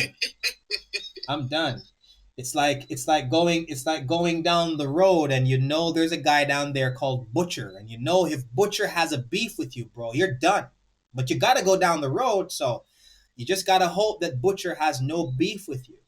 And then you finally mustered up the courage to go down the road, and you meet Butcher, and you think Butcher is gonna slice you up. And Butcher comes over and says, "Hey man, we've been waiting on you, bro. We've been waiting on you, man. Go, welcome, welcome in." And you're like, Butcher has no beef with me, so I can roll with Butcher. Butcher is the awareness module, and even everything I said about Butcher happens within awareness. So it's no way out of it. So I'm done. I'm done. My book, The Structure of Recognition, I gave it to my aunt to read it the other day, and she made it to the second page, and I thought she was talking the second page of the first chapter. She made it to the second page of the introduction and said, "Baby, I can't read this. Right now I'm asking myself, what is belief? I don't know what belief is anymore. I can't read this. This gonna mess with me." She put the damn book down. Well, if wait a minute, the structure of what? What's the name of the book? The Structure of Recognition. Recognition. If the structure of recognition is about the awareness module, bro, anybody who reads that, who is religious, might put it down after the first few chapters. Yeah. She, and I understand. I probably should have given her the other book to read first, but the important thing was the introduction got to her. So she didn't say, "I can't believe this." She didn't say, "I reject this." She says, "No, I don't even know what belief is anymore." No, you had her. You had her questioning everything. Yeah. And that's what happened to me when I was getting deep in the awareness module. I was questioning everything. I was questioning if Christianity was even true, or anything was true. I'm like, goodness gracious, everything is an appearance within awareness. I was interpreting that to mean nothing is true, nothing is anything worthy. Sounds like nihilism. Yeah. I was in a crisis, and then studying it, I started to realize, well, wait a minute. Awareness is not making any claims about anything. It's just an advocate of the awareness module is just pointing you to something that is a fact. They're just pointing you to a fact. And they're also saying that the fact they're pointing you to happens within awareness. It's just pointing something out. It's a pointer. That's all it is. And you would describe it in that way as well. It's a pointer. It's just telling you that everything that happens, it has a condition, and that condition is awareness. That's all it's saying. It's not saying anything else. It's not saying anything else of affirmation or negation. It's not affirming nor denying anything. It's just saying, here is where everything appears, and I can embrace it. It does not contradict anything in Christianity. It's just it's where everything appears. I can accept it. I can't defeat it, so I'm not gonna fight it. I can't defeat it. And if I encountered any religion in this world where I had that experience, I would have to change my religion. I'm sorry. If you can't defeat it, then I'm gonna be the guy using the thing that I could not defeat to defeat your religion. There's no way around it. There's no way around it. You know, so I think I have that in Christianity where I can use it to defeat other perspectives and other religions, but that's where it stops. Other perspectives and other religions. The awareness module is not a perspective, and it is not a religion. It is just a condition that everything appears. And I will continue to hold my perspective because I see the coherence, I see the consistency, and I see the problem of accepting it and the hard pill to swallow in that I am in a belief system where I can point out things that I don't like. But me not liking something does not logically and necessarily entail that it's false. It just means I don't like it. Bro, if you want to see me run like a gal or scream like a gal, you show me one fatty leg. Me gone. I hate those things, bro. The only time I face those things is when I'm in a room and I see it, and my wife is in the room as well. I gotta defend my wife. But if it's just me, I'm out of there. I hate those things, bro. But me hating them does not mean they don't exist. It just means I hate them. And it's similarly, me hating something or not liking something about my religion doesn't mean it's untrue. It just means I don't like it, and I have my preference. And that's why I always point out to people who say, "Hey, you're a Christian because it's your preference." I'm like, bro, you don't know me. You don't know me to say that. You don't know me. Your worldview is your preference. Mine isn't. My preference has a lot of different things that is not in conformity with Christianity, but I conform my life to Christianity because it's true, or rather, I think it's true. But don't say it's my preference because I can point things out that I don't like, and then they will ask you a question. So why do you follow it if you don't like it? Because just because you don't like something doesn't mean it's not true. It just means you don't like it. That's all it means. I don't like broccoli, but I eat it anyway. It's a fallacy. It's a logical fallacy. But damn, bro, I've been recording this video for 5 hours now, man.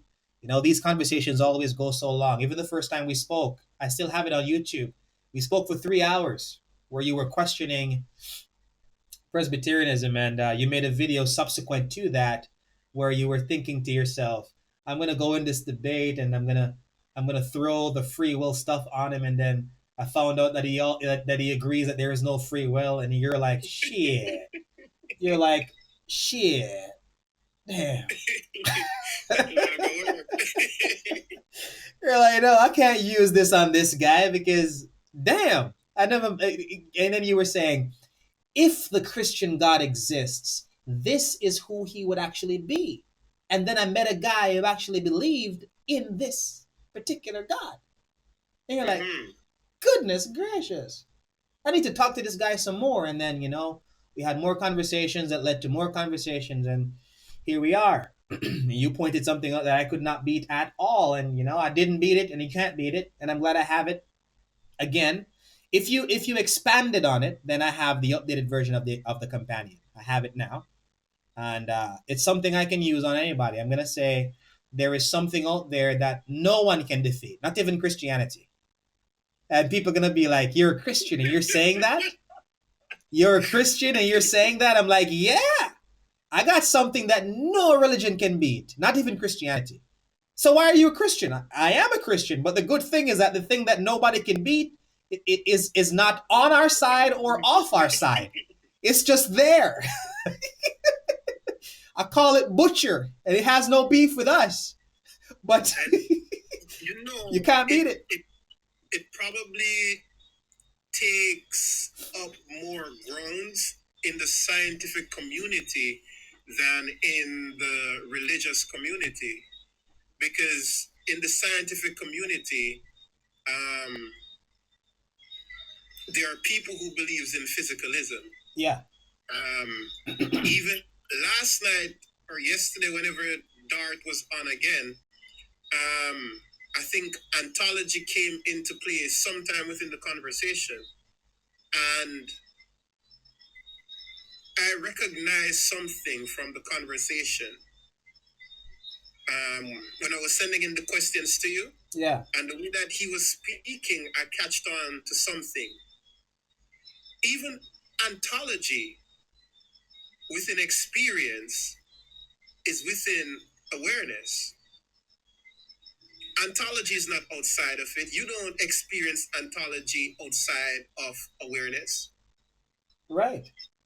If you were to speak of ontology beyond awareness, you're getting into metaphysics. So even when, from the scientific perspective, not the scientific, the physicalist, because it's not science, it's not scientific. Physicalism is absolutely not scientific. Yeah. I don't know where they get that from, but it is not. Science is trying to figure shit out. The physical world is trying to figure out the physical. It's not making claims that this is what it is. It's trying to figure it out. Physicalism makes the claim that this is what the world is. Right. So when I look at it, I'm like, but even with an experience, ontology is something, is a word, it's an understanding, it's a description that is known.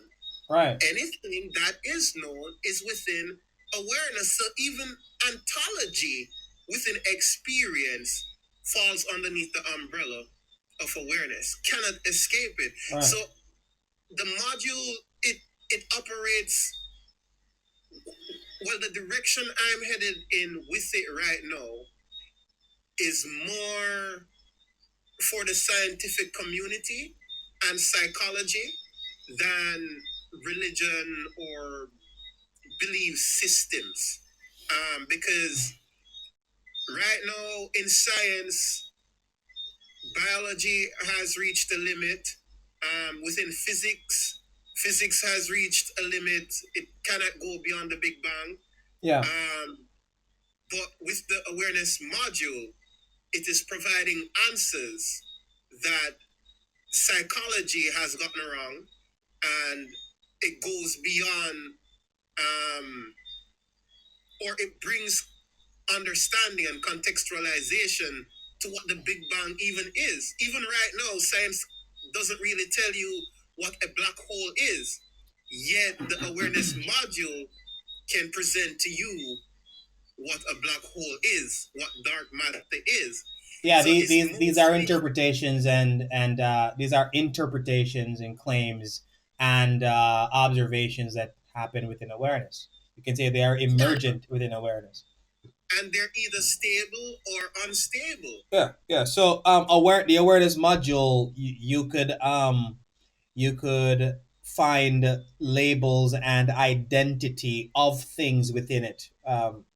Yeah. So as I said, I have no beef with it. And when you say that you find it more, I think you said the word foundational within psychology, science, and not as much in religion. Are you saying that the awareness module is more supportive of those perspectives and not religion, or are you saying that it just presents the answers that these other perspectives, science and psychology, can't answer?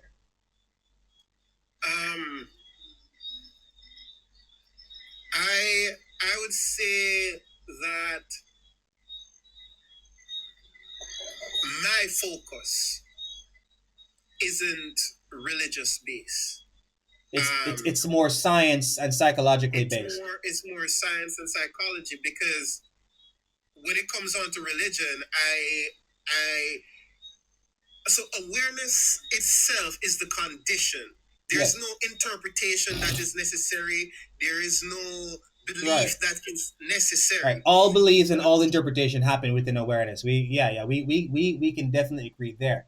When you say that you are more focused on science and psychology, is the focus based upon finding answers that have the least amount of belief, or finding answers that the awareness module answers, finding questions that the awareness module answers that those perspectives held by other people can't answer? Yes. Yes to both questions, or yes to the first one? It provides possible answers. So awareness is foundational. I don't have to question. It doesn't make no sense that I even try to question it, because even the answer itself is going to be within awareness, right? I mean, even the statement awareness is foundational. So It happens I'm within not worried. awareness. That I'm that not worried about the foundation. So yeah. the building, the layers that I was speaking about earlier, consciousness, then the universe, then the ego. These are my interpretations Yeah, based yeah. on of the coherence that is coming from um, the foundation of awareness. Yeah, So I was just about to these, say that all of that are just pattern recognition within awareness. All of it. yes, yes. So these are not ultimate in any sense. These are patterns that I have recognized, and that is why even in my books, at the end of them, I say, look, this is all up for refinement. Don't If you have to accept anything that is written here, disregard it. See if within experience what is being said matches within this book. And don't try to take what is in this book to match the experience. Rather go by what is happening. So for me right now, the from consciousness to the universe to the ego and all of that, this is more interpretive, and this is nowhere, like, for the entire night we've only been discussing awareness. We haven't gotten into the actual module in regards to consciousness and the universe, because then it's a different conversation. It would be my interpretation within experience, Yes. versus your interpretation, Yes. within experience. And both right? interpretations take place within awareness.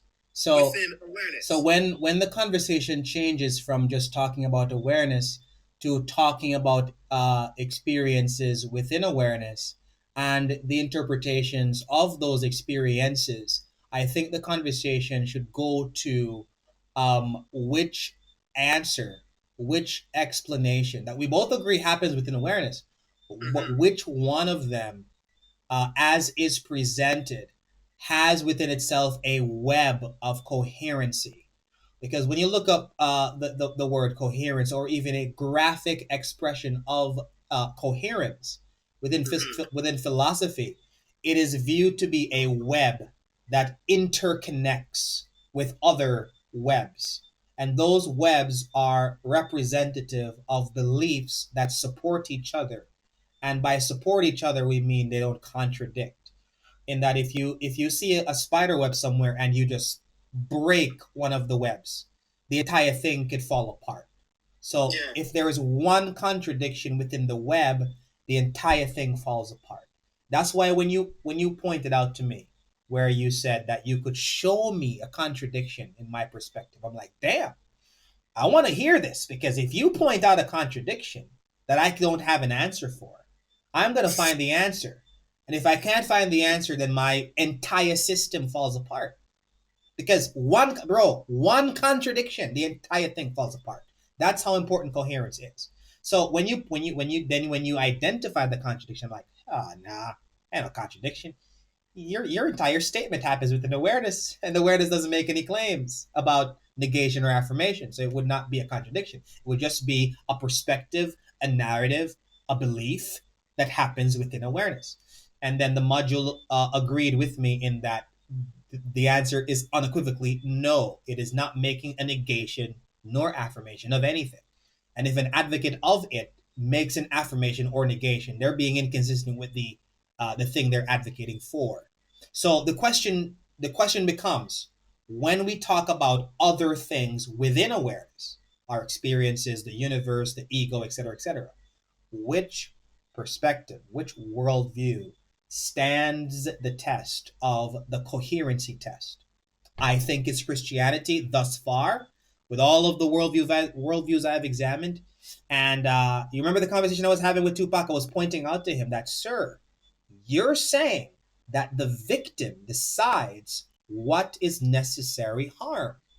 But then, on the other hand, you're saying that you would not agree in practice with reducing victimhood because you have a bias. When I pointed out to him that we have more Christians than transgender people, and the Christians think they're being victimized because they're being forced to tell a lie, And the transgender people think they're being victimized because they're not being affirmed in their gender dysphoria. So if you are all about minimizing victimhood, wouldn't you side with the Christians?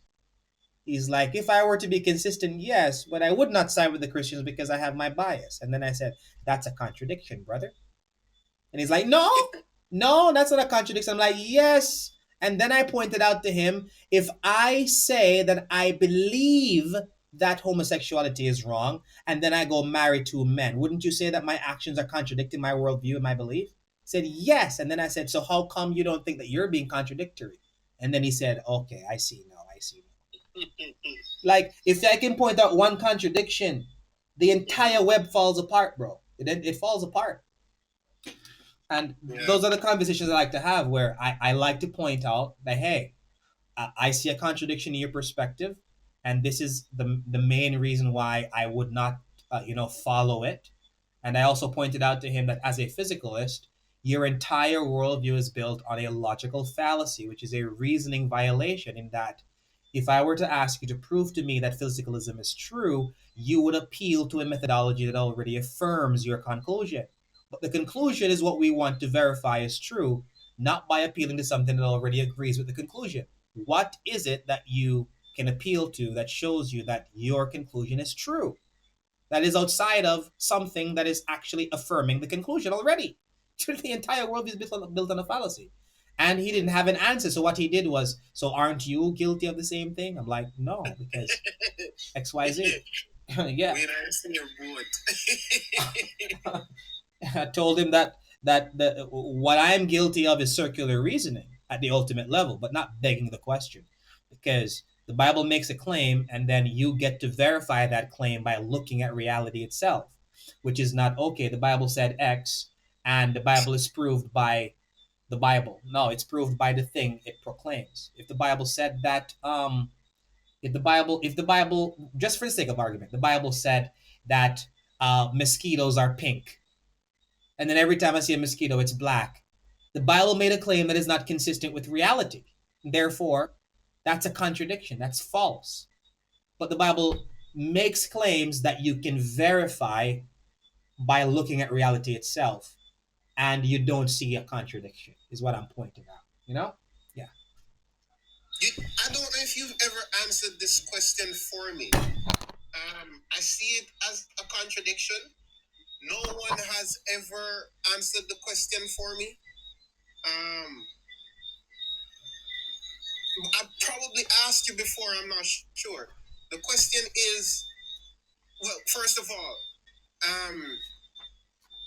through your understanding of the biblical text, would you say that God is just? Oh, I know where this is going. Um, um, It's not slavery, don't worry. no, it wasn't that. It wasn't that. It's a thing. It's a thing where how the Bible defines and how the Bible defines goodness, justice, mercy, grace is uh, unsatisfactory to most people, because how it defines these things is by saying that God is these things. And the only way we know what these things are is how they are expressed in his actions and in his law. So it is completely circular, where, okay, we know what goodness is because God says he is good, and we know what goodness is because God expresses what is good. So it's the same thing with justice. We know what justice is because God says he is just, and we know what justice is because God expresses what he is. So it's completely circular. I know what an apple is, and an apple is red, and the apple expresses its redness, but we don't know what redness is outside of the apple being red. You get what I'm saying? So God is just, and God expresses his justice, but God is just, and God expresses his justice. It is where you get every Christian to try to define something outside of the thing but they can't define it outside of the thing when the thing itself is that which is ultimate. So you can't go outside of the ultimate to define the ultimate.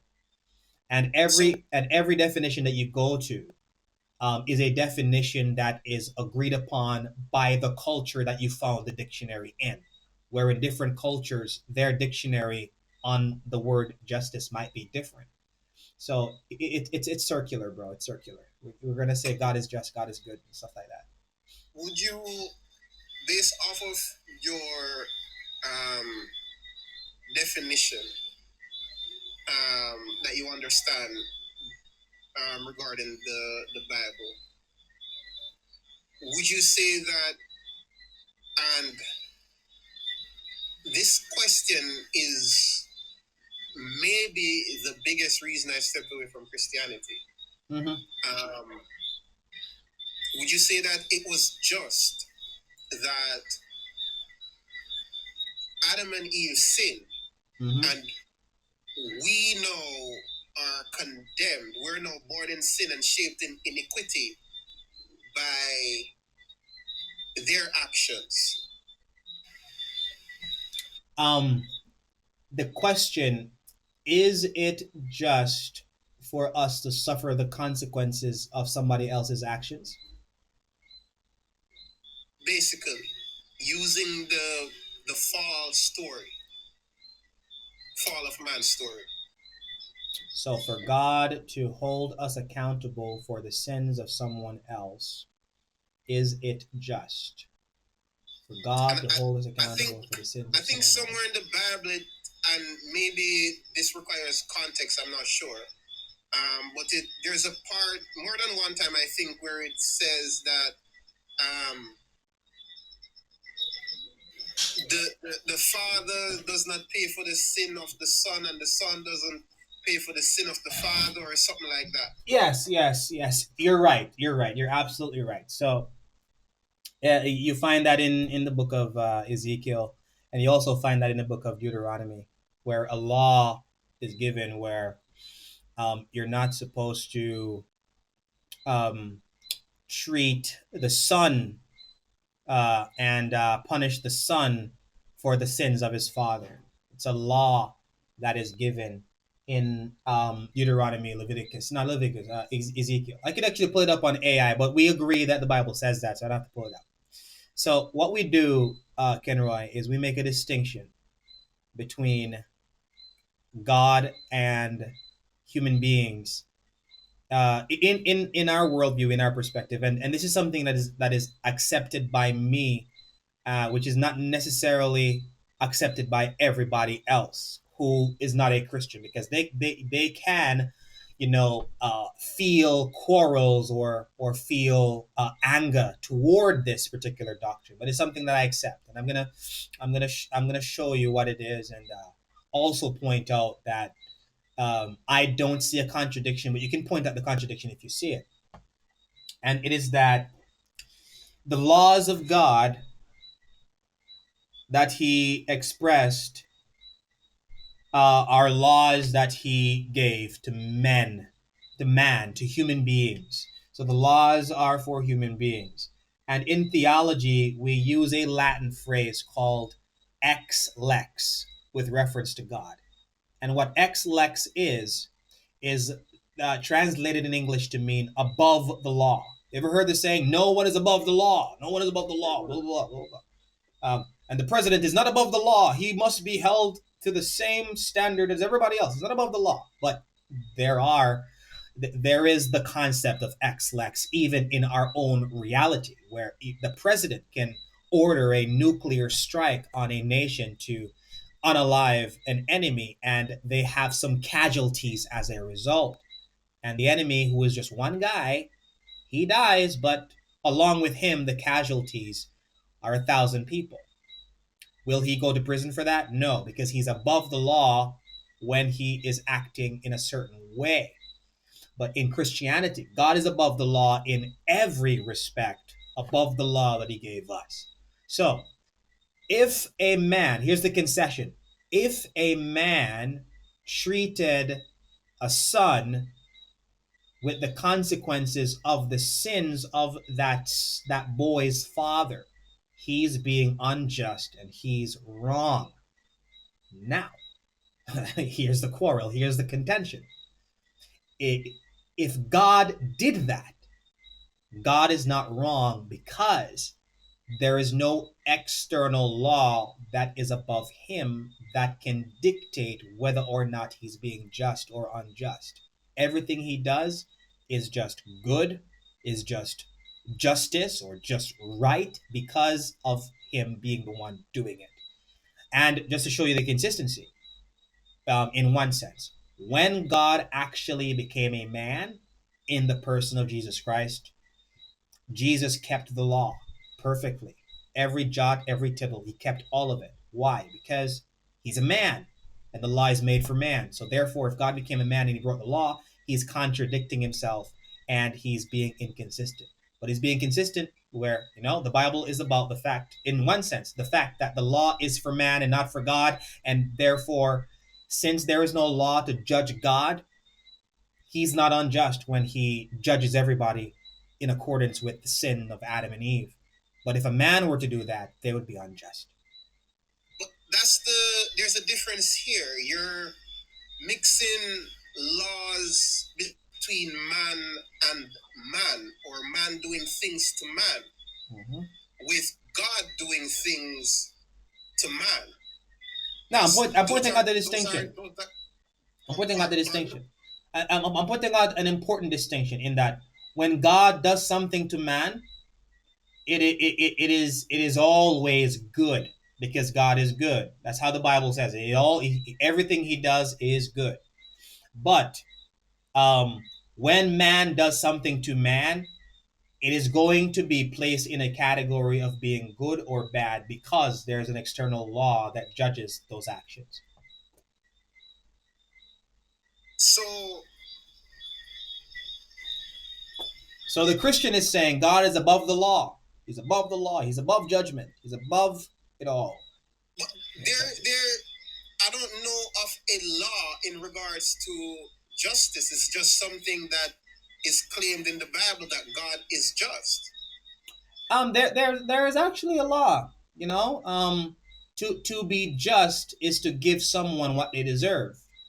Is to give someone what they deserve. That's how it's defined in the Bible. It's defined in Romans chapter 3, where it says the wages of sin is death, but the gift of God is eternal life. In that culture, your wages are what you have earned and what you deserve. And even even in the Lord's Prayer, there are two of them. One of them says, "Forgive us of our sins," and one of them says, "Forgive us of our debts." So a debt in that culture as well. Forgive us of our debt means we owe something. We owe something. Forgive us of our debt.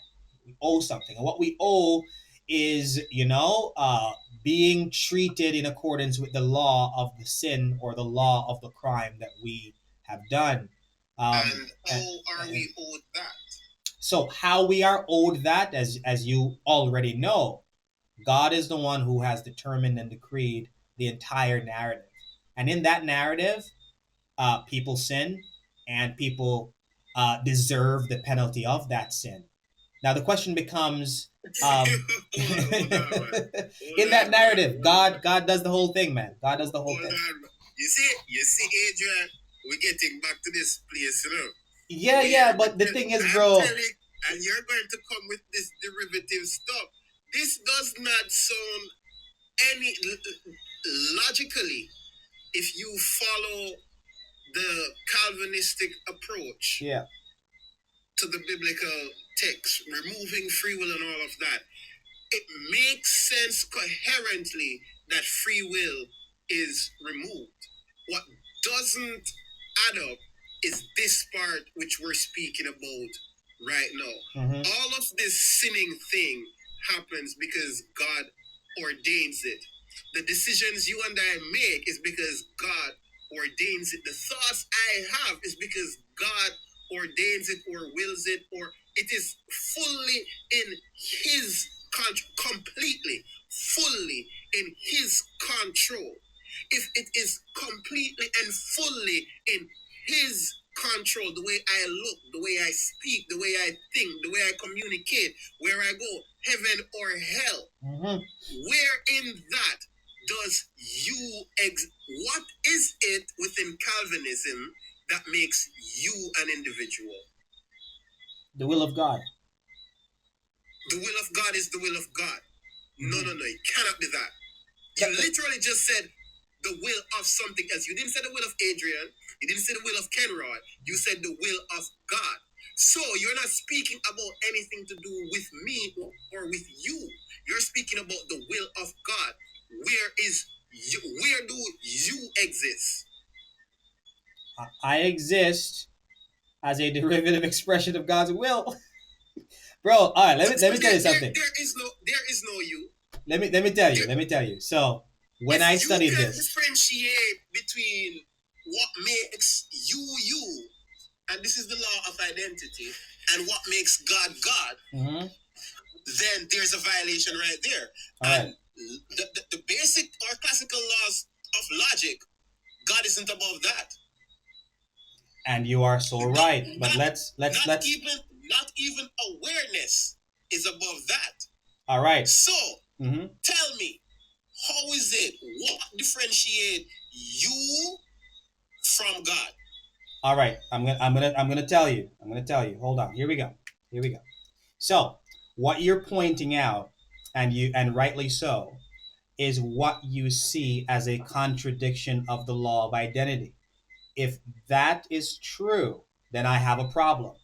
But the good thing about this, my brother, is that I studied this and I have an answer. It might sound like it makes sense, and it might sound like bullshit, but I'm going to tell you what it is anyway. Now, in the law of identity, there are different laws of identity that people have identified or people have recognized within reality. There is numerical identity, there is relative identity, there is absolute identity, which was discovered by Leibniz and Leibniz law of identity. And the reason why these things are actually rooted in reality is because they're easily recognized. And you did this earlier at a point in our conversation where you said to me that 10 years ago Adrian is not the same as the Adrian of today. Yes, that is what is called relative identity. Another example could be used is the Titanic. The Titanic that left the dock is not the same as the Titanic that sunk and is under the water right now. Both of them are the Titanic. Both of them are the Titanic, but they are distinct nonetheless in a certain sense of time and of their relation to one another. So one could say that the Titanic of the dock and the Titanic under the sea are not the same Titanic in one sense. And they could also say that the Titanic of the dock and the Titanic in the water is the same in another sense. That both of them are the Titanic, but relationally, the one on the dock before it sank is not the same as the one that is under the water right now. And when we talk about our identity as being distinguished from God, we don't say it is absolute identity where something is itself and two things are itself if it shares all properties without any distinction whatsoever, which would be an exact clone of Kenroy. Yeah, there's no distinction there. It's an exact clone. It's not a doppelganger. It's you. Now, if when a Calvinist, and I'm glad that when I read this, it cleared it up for me because I was struggling with it. When a Calvinist says that we are derivative expressions of God's will, and we have an identity that is distinct from God's identity, we are pointing out relative identity, not absolute identity. And I gotta make sure I explain this. If it's absolute identity, Kenroy, where I am God, because everything I do comes from God. There's a damn contradiction there. But what we do is that we identify the fact that it's not absolute identity, it's relative identity, like the Titanic and like Everton 10 years ago, because they are related in that me doing what I'm doing right now is completely related to the decree and plan of God, but it is distinct relationally because I, in my essence and my nature, is distinct from God's essence and his nature. And that is how it does not violate the law of identity, because it is relative identity where two things are related to one another and are identical to one another in two different senses. So, what makes you what you are? What makes me what I am is the fact of the expressed plan of God. What makes me what I am is the expressed plan of God. And what makes me identical to God is the fact that I am an expression of his will. So there is an identical sense and there's a distinct sense in that you are pointing out and you are recognizing the identical aspect of my identity and God's identity. But because there is another sense and another aspect to it, which is that there is a will that is expressed instead of an essence that is expressed, I am also distinct, but not only identical, also distinct. So it doesn't violate the law of identity in that sense. And what I can do is I can ask ChatGPT to express this for me in better words, where when we actually throw this into the equation of relative identity, it takes out the violation of the law of identity completely. And if it does that, then it's not a contradiction. So that's what I'm going to do. What I'm questioning is that if your thoughts are not your thoughts, they're God's thoughts. You can't think those thoughts on your own. There is literally, you cannot point to me one aspect of your being that isn't ordered. All right, let's use that. Let's use thoughts, because we can literally point to any aspect. And I like to point this out because whenever I use AI, I try to use AI when it agrees with a universal thing or what all rational people will actually agree with. And I'm going to use the thoughts. Okay, watch this. And this is AI. I love ChatGPT because it tries to be neutral when neutrality is impossible. But I like it. I like it. Hey, ChatGPT, you there? I'm right here. That's quite a take, and I appreciate it. Neutrality can be a tricky dance, but I'm glad you like the effort. What's on your mind today?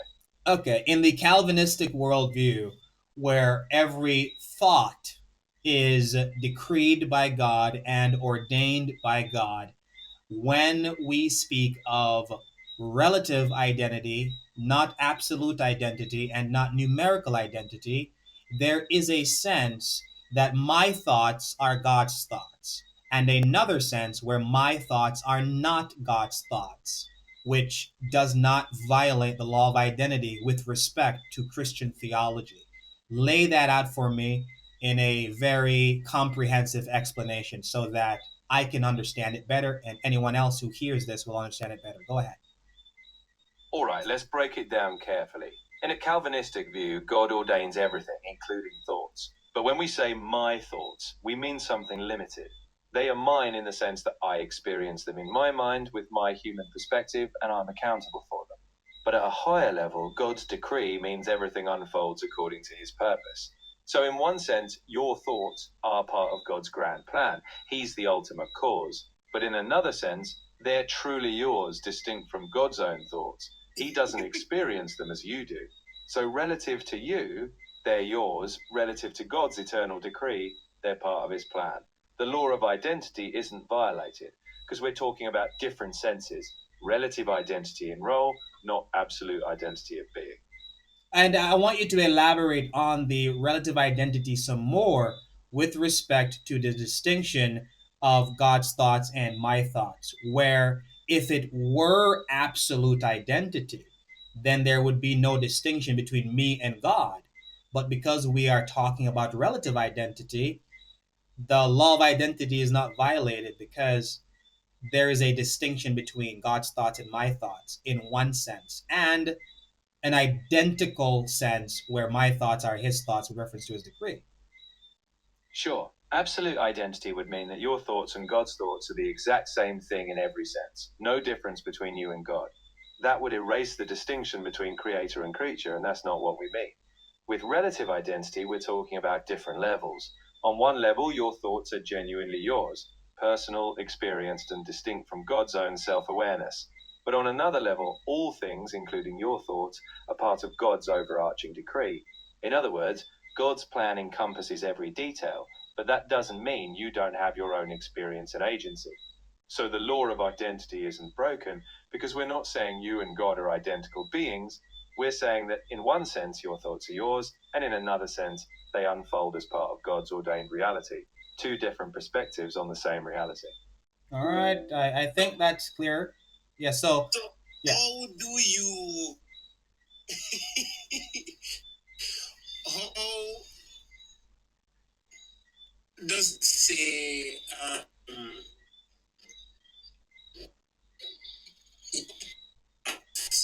and your experience, but God's will, his instructions, his whatever, how is it not his? Like, he's not thinking the thought. That's not what I mean, that God is thinking this thought. I'm saying that, okay, I made, for example, a Pinocchio, right? Pinocchio is a puppet, right? It's a puppet, right? What is he? Yeah, he is a puppet. He's a puppet with something that is controlled. Yes. Right? Like, Pinocchio was designed a particular way. The way he cannot do anything without just stop or whatever his name is. Right? Right. There is, if Pinocchio could think when he became a boy or whatever, if he could think, those thoughts would have been placed there by the puppeteer. Mm-hmm. So, if you right now, the thoughts that you're having, the words that are coming from your mouth, you did not create them. They didn't arrive within you as an individual. Your individuality isn't something that you own. How is it different from God in the sense that you are what you are because that's what God made you to be? And you can't be anything apart from that. So basically, it's like I have an idea for a story, and this is what I want the characters to be. This is how I want them to think. This is what I want them to do. Where is any form of I did this, I made this, I am this? How does that exist on an ultimate sense? Goodbye. Not on the sense of Adrian is here having experience and Kenra is here having an experience.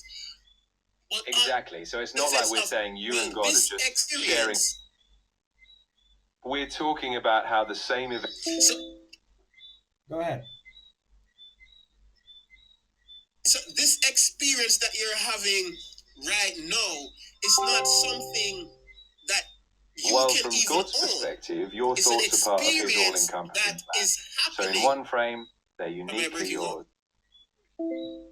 Yeah. So talk about the experience. Go ahead. Yeah, the experiences that you're having and I am having. Uh-huh. Let's go by the Christian narrative. I don't have any choice in any of this. The way that my hair grows, the way that instead of that, it's not something I decided. As a matter of fact, who am I? What am I? if we're defined by our actions in any sense, we're defined by our thoughts in any sense. What am I, or who am I, if I don't decide my actions or my thoughts? That's you eight. that's what I want you. Adrian? What I want you to do in your question is I want you to formulate the question in such a way that it identifies a violation of logic that you want me to clear up for you, because most people agree that there are three classical laws of logic. One of them is the law of identity, and if your question is, Adrian, how are you different from God, then I can answer that, because if I am God and there is no distinction between me and God, then every time I speak of my cup, my dog, my cat, God is the one who's saying my cup, my dog, my cat. And if I say that I am not God, then it is God saying he's not God, and hence we have a contradiction. So if you're pointing out, if you're pointing, better way to ask, Adrian, what are you? Who are you? Who am I? I want you to show me you as an agent, as a soul, as whatsoever it is that is there anything in regards to you that is solely you? It wasn't not in the ultimate sense. Ultimately, no. There's nothing about me in the ultimate sense that is rooted and grounded in me. There's nothing.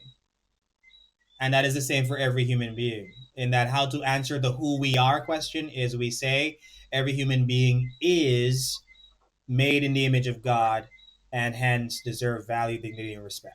Everything. Are you speaking right now? No, I'm just listening. I was saying that who am I? The question of, is there anything about Adrian that is rooted and grounded in himself?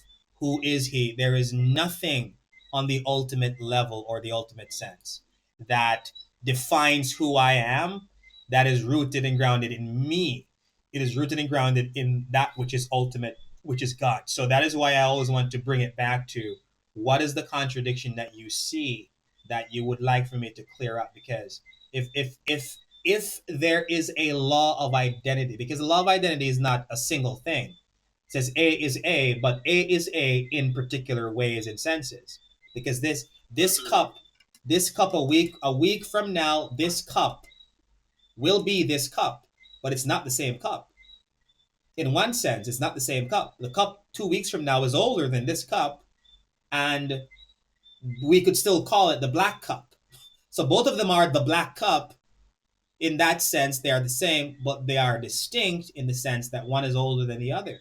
So the law of identity, we have to make sure that we actually look at it and see, is there any aspect, is there any perspective, is there any view of the law of identity that can be reconciled with the claims of Christianity. That is why this is important, even when we talk about the Trinity, where we say that.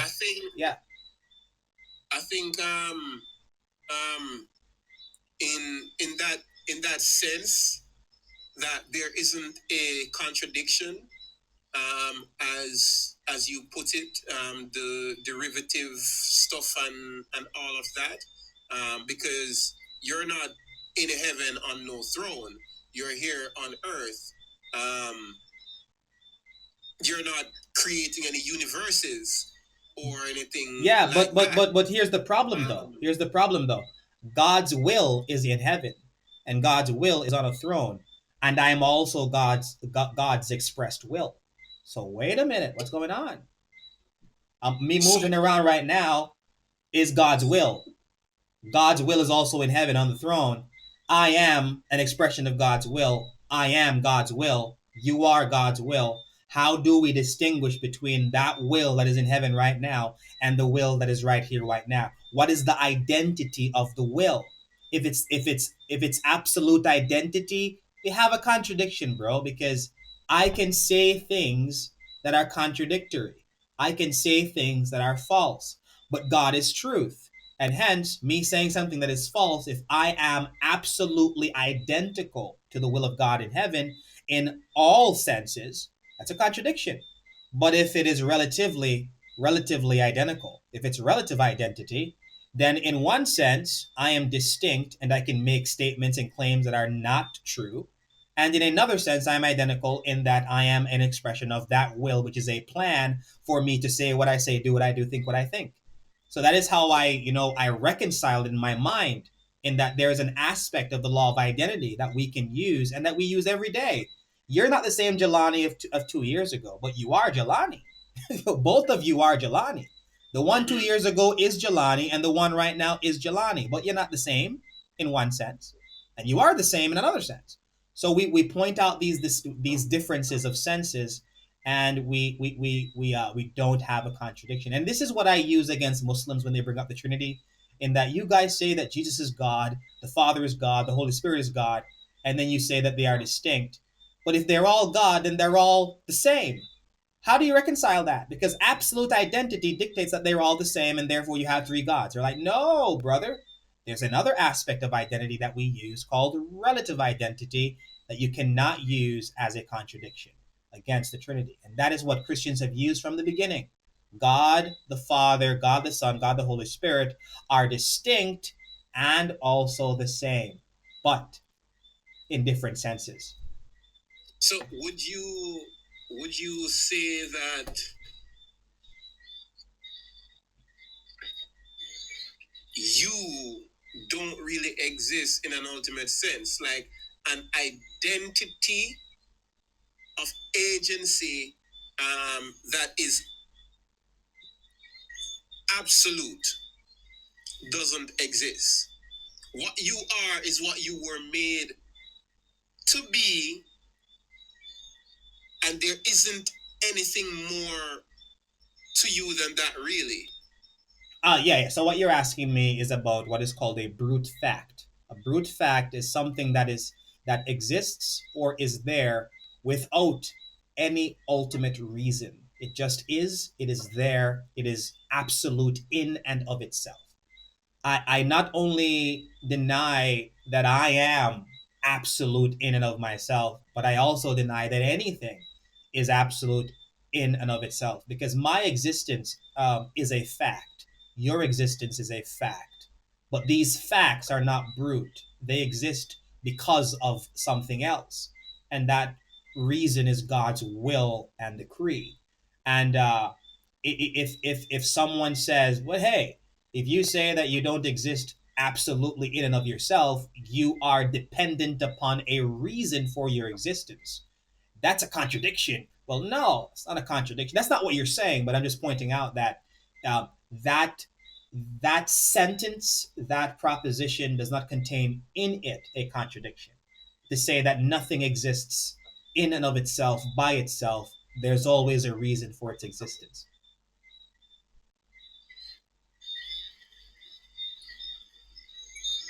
But it might be something, Jelani, that you can't get around or can't see past a contradiction. Because I literally met a guy the other day. I don't see a contradiction in it. Oh. In the identity stuff, not anymore. You cleared that up for me. Oh, really? I thought I didn't. But oh no. Sorry. You cleared that up couple. From you were using the Titanic and stuff. Earlier, yeah, man. Earlier you cleared it up. Yeah. Because when you pointed out to me the first time, I was struggling with it. I'm like, who is Adrian? I'm like, this guy I met out of nowhere is asking me who is Adrian, and I don't know how to answer that damn question, because Adrian is God's decree. Adrian is God's plan. So who the hell is Adrian? And then in my studying, as I said, whenever I stumble on a question I can't answer, I never stop until I get the answer. And it's in the law of relative identity. And this is a law, my friend. It's a law. And we observe it every single day.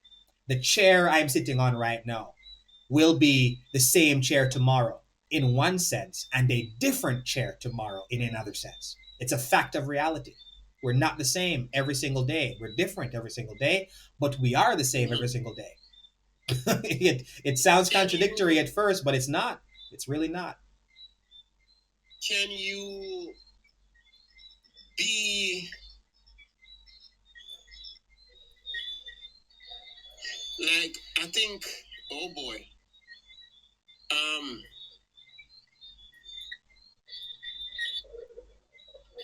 I think to be distinctive in an ultimate sense would be what would grant anyone free will. To be For distinctive? example, When you say distinctive, do you mean different? distinct, to be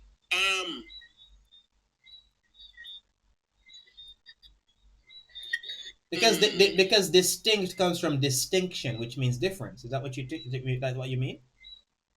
yeah, like to be an identity, an actual I'm just going to use the word a real identity, meaning that Adrian actually exists beyond just the will of a God.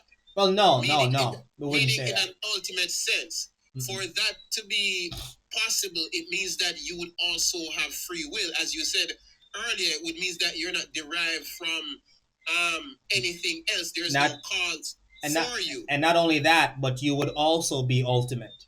You would also be ultimate because if you exist without dependence on anything, you are ultimate, which would necessarily mean that you would have free will and necessarily mean that you would have your own independent agency, and that would make you God.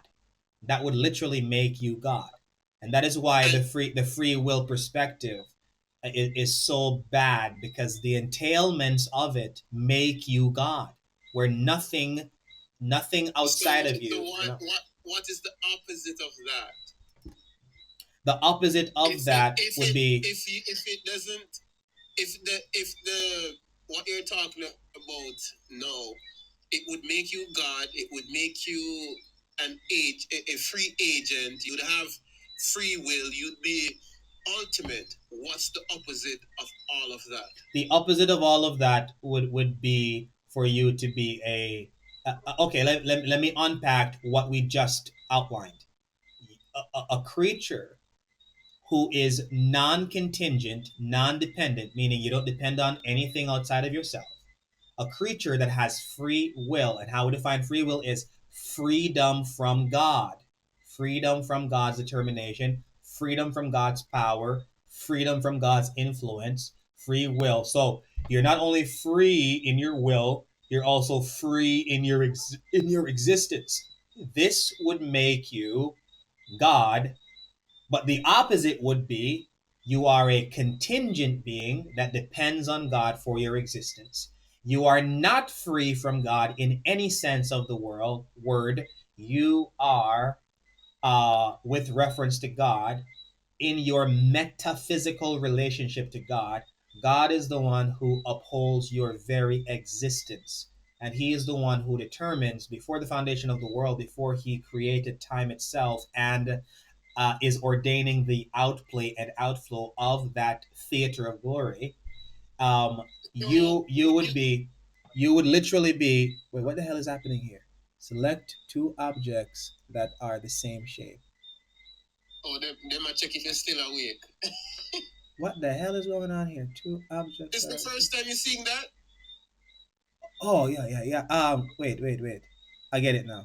No, wait. The objects that they put out for me to select were very confusing. So I was stuck. I was stuck. Yeah, but I just did it though. Um, so the opposite of that would be for you to be a non-contingent, non-dependent entity, but there is no such thing as a non-contingent, non-dependent entity that is not God. There's nothing. And also one more thing. If we could find just one thing out there that is non-dependent, non-contingent, we would disprove the entire Christian religion, because the claim of Christianity is that all facts are rooted and grounded in their source, which is Yahweh, which means that if that statement is false because there is one fact that is not dependent upon God, the entire Christian religion is false, because the God of the religion is false, and therefore it has to be thrown out. Is awareness dependent upon God?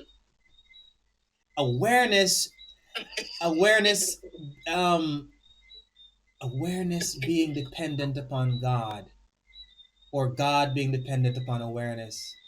I would um the way I would answer that question is by saying the very question itself happens and appears within awareness, which would necessarily, you know, make it a narrative within awareness and a statement within awareness about ultimacy. A Remember, statement within awareness that is true. a statement within awareness that, well, think about it. Um, Awareness itself does not make any statements about anything being dependent upon itself. It just says that everything appears within awareness, all statements, all facts, all narratives, all thoughts. It does not, but the awareness module or the awareness space itself does not say that anything depends on it, because it doesn't affirm nor deny. It does. It does. All right, let's If do it's it. if it's the foundation, everything else is built on top of it. Let's go back to it. Let's go back to it. Let me see. Where the hell is the companion? Wait.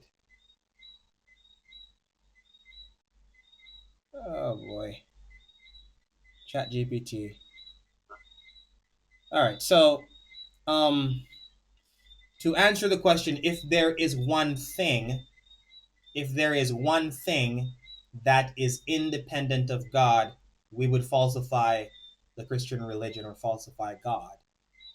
If there is one thing, remember the words, if there is one thing, right?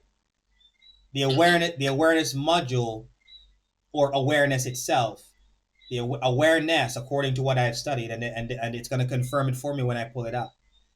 It is not a thing. It is not a thing. But my statement is that if there is anything that is not dependent upon God for its existence, we would falsify the Christian religion. The thing about awareness is it doesn't fall in the category of a thing, which would necessarily mean it's not a thing that depends nor doesn't depend on God, because it's not a thing that, it's not a concept, it's not a thing, it's not a worldview, it's not a thing, it's just empty space. Not even the statement. Not even the statement. The question then becomes: does God presupposes awareness, or does awareness presupposes God? I wouldn't say that God presupposes awareness. I would say that the state, the word God, the recognition of God, the experience of God, all of it appears within awareness. I'm just using the worldview, brother. I wouldn't say anything of that sort, that God depends on it or presupposes it. I would say that all presuppositions, all recognitions, all experience. Does God have experiences? Yes. Does God have thoughts? Yes. Does God have these things? Yes. Okay, they appear in awareness. God doesn't presuppose awareness. All presuppositions appear within awareness. You can't presuppose awareness either. It just, all presuppositions, bro, happen within awareness. So you presupposing awareness, the act of presupposing awareness happens within awareness. That is how broad the thing is. It loops on itself. Okay, so I'm going to show you what I mean, because I've studied this thing very thoroughly. And I know what it's going to say. Watch this. Watch this. Chat GPT. Does I know it might seem like Wait, go ahead. Christianity presupposes awareness? Christianity, the religion of look, I'm going to tell you. Watch this. I'm going to tell you what it's going to say before it says it. It does not say that Christianity presupposes awareness. It says that Christianity is a narrative that happens within awareness, that is recognized and is experienced by individuals within awareness. Watch this. So, can any of these narratives be recognized outside of awareness? No, they can't. So there is a primacy that it speaks of, even though it is not a thing; it's a condition based off of the whole language that we use in presupposition or whatsoever, then that is going to come into play, that anything and everything that is known is going to appear within awareness. It cannot be known based off of experience, right? through anything else. But So some things basically, it's the appearing, primary for everything. but some things appearing within awareness does not have any bearing on its truthfulness or falsehood, and it's something that the awareness module would agree with. But I want to ask it the question that I was thinking of earlier about it being a thing, because It's not a thing. right, It would because just it would just be like it. I think when I was just getting into it, it's the only thing that isn't a thing. right. So that's why I was saying that I am under no threat of this thing. So I can't even call it a thing. I am under no threat of it because it is not a thing to depend on God or not depend on God. It is not a thing to depend on anything. But the question is, does God depend on it to exist, to be known? That's the difference. It may not depend on God or verify this or deny that, but does God, the knowing, the understanding, the believing, anything to do with God, does it rely on it? I wouldn't say rely, nor would the awareness module even use the word rely. It would just say appear. It wouldn't use the word rely. When you Uh, when you speak of appearance, it will always stick to speaking about appearance. It appears, once you mention it appears within, awareness is going to affirm, yes, it appears within awareness, all right. because that's what is being spoken of. Is appearance equivalent to dependence? Is appearance equivalent to Dependence. dependence? In that everything, including God, not only appears within awareness, but depends on awareness.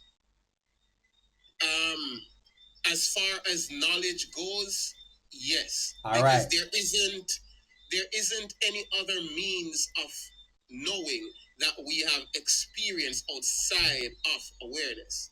So you and I can't even be talking or thinking about this Right. without awareness first being there, because this is all appearing within awareness. Yeah, but I wouldn't call a condition a dependence, or a condition a need, and the awareness module would agree with that.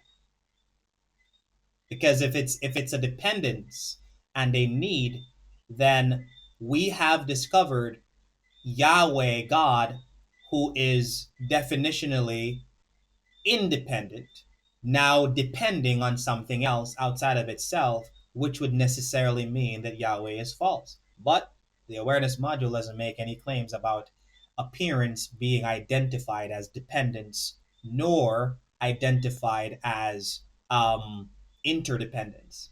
Nothing like that. Nothing of the sort. It doesn't call itself a thing, doesn't call itself a dependence. It just says things appear.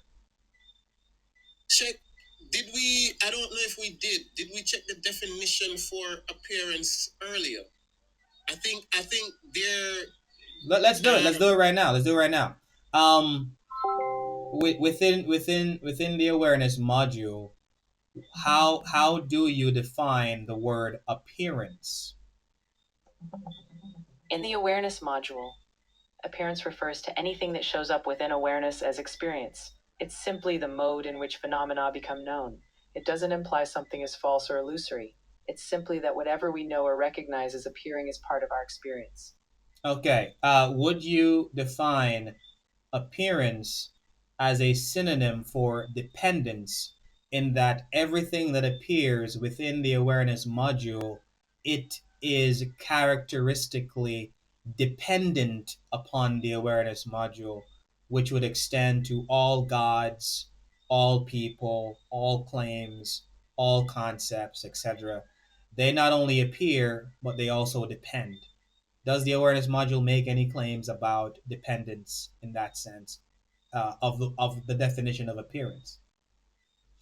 No, the awareness module does not equate appearance with dependence. When something appears within awareness, it means it is present in experience. But the module remains neutral about what things may or may not depend on. Yeah, so I knew it. I knew it because, bro, as I said, I was down in this thing for a good while. It does not make any claims about dependence. But if it did, oh, you got me, bro. You got me good. But it doesn't. It doesn't. It doesn't. It doesn't. It doesn't. And I, I don't know if anybody has spent as much time on this thing that I did for a while, bro. I've been on there for months without breaks, weeks, months. Nah, man, no, bro. This thing got me, bro. It got me until I finally realized that the more I fight it, the more I lose. You can't fight this thing. You can't do it. You can't do it. I'm glad I have an updated version of it too, because these were some questions I never got into, but I can literally predict what it will say because I understand it. I know it doesn't make any claims about dependence. I know it doesn't make any claims about being a thing. And let's even try it. I'm going to show you just a confirmation. Just a confirmation. Um, in the Christian worldview, the claim is made that there is no such thing as a brute fact. All facts depend on God for their existence. And if there is anything that exists that does not depend upon God for its existence, then the Christian worldview will be falsified. But one could say about the awareness module that awareness itself is not a thing, and therefore it's not something that depends upon Yahweh for its existence, nor not depend on Yahweh for its existence. It neither affirms nor denies dependence upon anything. Exactly right. The awareness module doesn't enter into claims of dependence on any metaphysical entity. Awareness is treated here as not positioned as an object that could depend or not depend on something else. It's simply the condition for any experience to appear. So it does. Yep, I knew it. I knew it. I knew it. The awareness module would not fall in the category of a thing. It can't. It can't. It can't because things are appearances within awareness, so it can't be a thing. Yeah. Yeah. If it was a thing, then it would collapse on itself, but it's not a thing. Yeah. It's not a thing. So I mean, so I am still at that place, bro, where the claim, there is no brute fact, there is nothing that is independent of itself, and that was a very good try with awareness, but not even that. Nah. It doesn't, bro. When I tell you, awareness is Butcher, and me and Butcher are friends. We're very good friends. We're very, very good friends, bro. I'm not gonna fight it. I'm not gonna fight it. It's not against me. It's not against anything. It's just pointing out a fact that all facts appear within awareness. Without interdependence, without dependence, without contingency, without incontingency, and it does not make any claims about falsehood or truth. It just says that all things that are false and all things that are true appear within awareness. Bro, this is amazing. This is amazing. But I'm so happy that I was able to answer that for you. And if you ever point out a question, bro, that I can't answer right now, I'm not gonna stop until I find the answer. And if it is the case that there is no answer, I'll learn. I'll learn that there is no answer. But the question of identity and how do I know that I have an identity, it is answered in the question of relative identity that everybody identifies and recognizes. Um, I have a baby right now. She's 1, and I was telling my wife the other day that every single day we say goodbye to each other. Every single day, because the version of you that existed yesterday is not exactly the same you today. Yeah. You said goodbye to yesterday's Jelani. You said goodbye to yesterday's, I don't know the name of your wife. You said goodbye to a version of her yesterday. I said goodbye to my wife yesterday. And who she is today is not exactly the same as yesterday. And we were talking about our kids, and that we have a daughter now who's 12 and one who's 1. And we were saying to ourselves, we remember that when the one who is now 12 was 1. And we said goodbye to that 1 year old 12 years ago. And we were talking about how we remember when our 1 year old was a newborn, and we said goodbye to that newborn, and we're looking at somebody else. But that's the same baby in one sense and a different baby in another sense. And this is how we reconcile these things with reference to God being distinct from me in identity, even though in another sense I am the same. I am identical to his will. And in another sense, I am distinct from his will. And that's how we take away the contradiction. I wouldn't even say that you're identical to his will. I would say you are his will. Which is identical, bro. That is the thing. If you say that I am his will, then you are looking at something that connects the two as being the same and being one. And that thing is the will.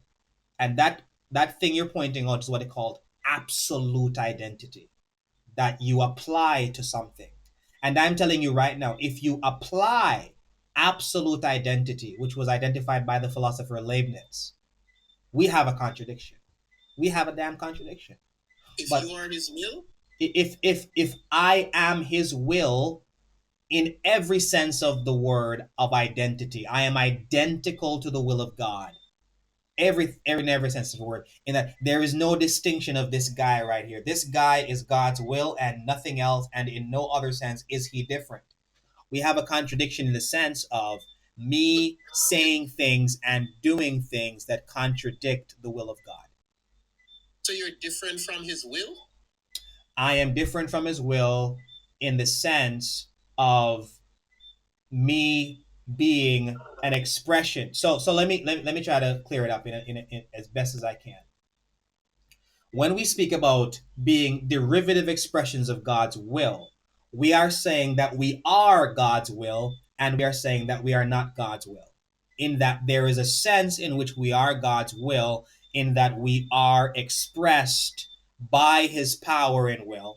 And in another sense, we are not God's will because we have our own identity in when we speak and when we think and when we talk, and that different sense is the sense of relative identity, where the will of me being different is related to the will of me not being different, but they are distinct in the same way the Titanic is distinct from the one on the dock and the one under the ocean. And my capacity to explain that is never as good as I would like it to be, because it's very technical. That is why I always appeal to the AI to explain technical things for me. And I'm so glad I live in a time, bro, where AI exists. You can ask it questions and tell it to um, unstupefy what you said.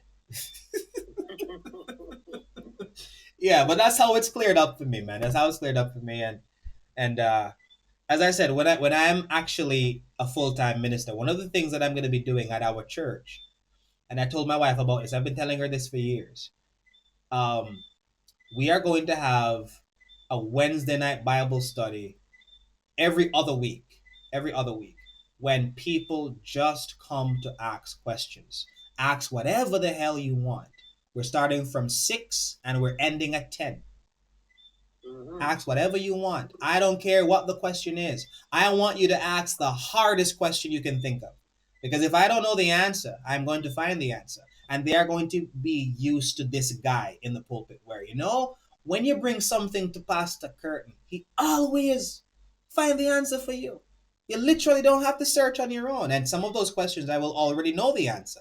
But I want you to point out ignorance in your pastor. Point out something. Ask me a question I don't know the answer to, because I promise you, if the answer to the question matters to you, I will find the answer. But if you're just being petty because you just want to pick on the pastor, then that's not serious stuff. But if you actually want to know the answer, I'm gonna find it, because I will go into my library, bro, and I will find the answer. Because if I don't know it and you don't know it, I want to know it because I'm curious because you brought it up. So I'm gonna find the answer. And another thing I'm gonna be doing when because Lord willing, I'm gonna be going overseas to work and be able to have a better financial situation. When that happens, I told my wife that one of the things I'm going to be doing is I'm going to get a table, one of those, folding tables. I'm going to get two big tents, one that you can open up. I'm going to get some speaker boxes and some mics, and I'm going to bring a big, I don't know what you call them, some the big posters that look like white paper, but they're big and they have little things in there that you can attach rope to tie them onto things, like it looks like a flag or whatever. You can take them to printing places and ask them to print a message on there. I don't know what you call it, but what I'm gonna do is I'm gonna get a big white blank thing, and tell the printing place to print out on there, "I am a Christian. Come and ask your unanswered questions." It's gonna be wrapped around the table. I'm gonna be sitting under a tent with my mic and my microphone and my speaker box. And under the other tent, that's gonna be a few feet away from me, there's gonna be a mic. There's gonna be a little podium. There's gonna be a Bible. Come and ask your damn questions. And there's gonna be cameras, and it's gonna be a ministry where this is something that people don't normally see and people don't normally do, and it's something I actually did before, but it wasn't that advanced. What I did was I just had a pulpit, and I was in St. Lucia, and I took a taxi and I stopped at a location at a park, and I would just preach and invite people to come and ask me questions. And I would have the answers sometimes, and I would not have the answers sometimes. But what it did for me was it opened my mind to be able to study even more. So, a part of our ministry in our church is that every Saturday we're going to gather at a park, and we're going to have that sign up. Anybody, come and ask your questions. Come, come. Because by that time, Jelani, I'm going to know more than what I know now. I'm going to be so advanced. I'm going to be able to answer most questions, but not all questions. And what I can't answer, I'll be able to go and search. Because I think that this is a threat, bro. It's a threat to the Christian religion, where there are people who have questions and they don't have the answers. And sometimes they are given the wrong reaction from the person they ask the question. "Don't ask me that. That's a dumb question. You're stupid. You're foolish. Whatever, whatever." And they leave the faith, or they go into backsliding. It's a real thing, bro. It's a real thing. Yeah. Somebody has to do something about it. And I'm so glad that my daughter, because she's now 12, and she has some questions every time we have Bible study, because we try to do Bible study every night. She has some questions that I never knew she was pondering, and I'm glad that she is able to ask me those questions, and I'm not shunning her or saying, "Don't ask me that," or "I don't have the answer." I'm like, "Here's the answer." She has not asked me a question to this day that I don't have the answer for, and I'm so glad, because at that age, when I was 12, I had some questions, but there was nobody there to answer them. I'm so happy that I can do that for my daughter, man. It's so good. Yeah, that's good, bro. Yeah, man. But bro, we've been talking for 6 hours, man. Well, no, not 6 hours. This live has been going for 6 hours. I don't know when we started talking. Maybe an hour into it or 2 hours into it. I usually think that when we were. Yeah, man, because the tango is amazing, and you have my number. You can always give me a call, give me a text, and vice versa. When I don't hear from you for a while, I always reach out just to check for the pulse, man. See if you're good. Yeah, because I value our friendship, man. You really challenge me. You really challenge me. That's why I was saying to you, don't think about Darth as a reflection of me. He's a guy that I look up to because of him. I don't know how you do it. I'm sorry. I don't know how you, man. Bro, if I was caught up in my emotions, I would have lost my shit with him. Yeah. That's why I gave you a warning. I gave you a warning before you came up that he is not a reflection on me, and send me your questions to ask him, because I'll do it. I'll do it. The reason why I give him grace is because he's 63. there's an age that you get to where you just don't have no tolerance. You don't have no reasoning. No what you call it? You're unreasonable. You're dogmatic in your beliefs, and you don't want anybody to question you. That's why I said if you Holy agree, if you agree with him, you can have a good conversation. But if you disagree with him, you're gonna get talked over. You're gonna get insulted. You're gonna get bashed, and then you're gonna probably want to lose your shit. But that's Darth for you. But as a result of him, I prayed to God when I was 27. I said, God, I don't know how you're gonna do it, man, but I want a massive library where I have books that I can go to and I can read. And I also want to be able to carry that library around with me. I don't know what you're gonna do, but I really want this to happen. And then in 2025, I met this guy, Darth Dawkins, and he has this thing about him where he says, I have a Christmas present for you.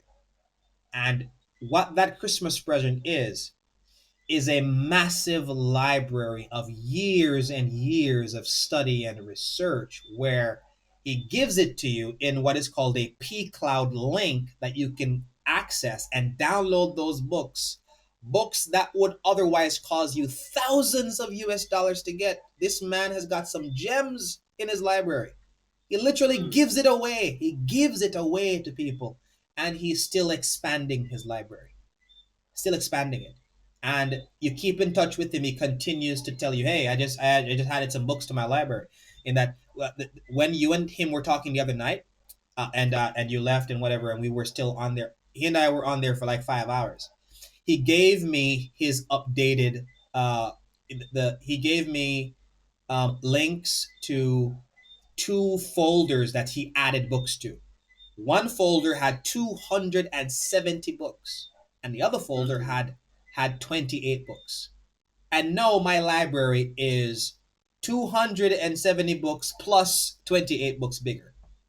I'm like, man. bro, there is no way I'm going to be able to read off all of those books in my lifetime, but I have a wealth of knowledge because of this dude, man. And I appreciate him so much. And I use his argument sometimes. People call me Darth Light, but it's fine. It's an honor in some sense because I'm not gonna be like him, aggressive and insulting and whatever. You can actually talk to me, but um, I owe a lot to this man. That's why I don't disrespect him. I don't throw him off. And when he comes and he speaks to people, even though he is aggressive, I learn some things from him sometimes. I do. I do. That's why I said, yo, send me your questions and I'll ask him them for you because he won't treat me that way. He's my friend. He's my big brother in Christ, even though he needs to watch his mouth sometimes. You you you doubt yourself though, bro.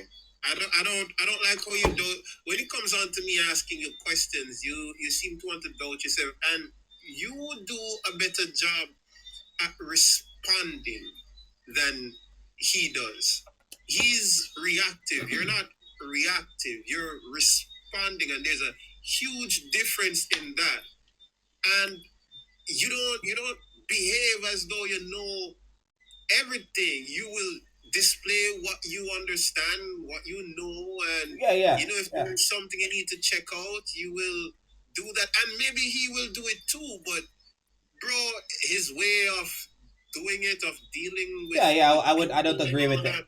that. I told him all the time that I don't agree with his approach, but I don't agree with his approach, but he has a biblical basis for it in that um, there are prophets, there are apostles, there are teachers and preachers who insult people in how they approach evangelism. They call the Pharisees brood of vipers. They call them snakes and things like that in their evangelistic endeavors.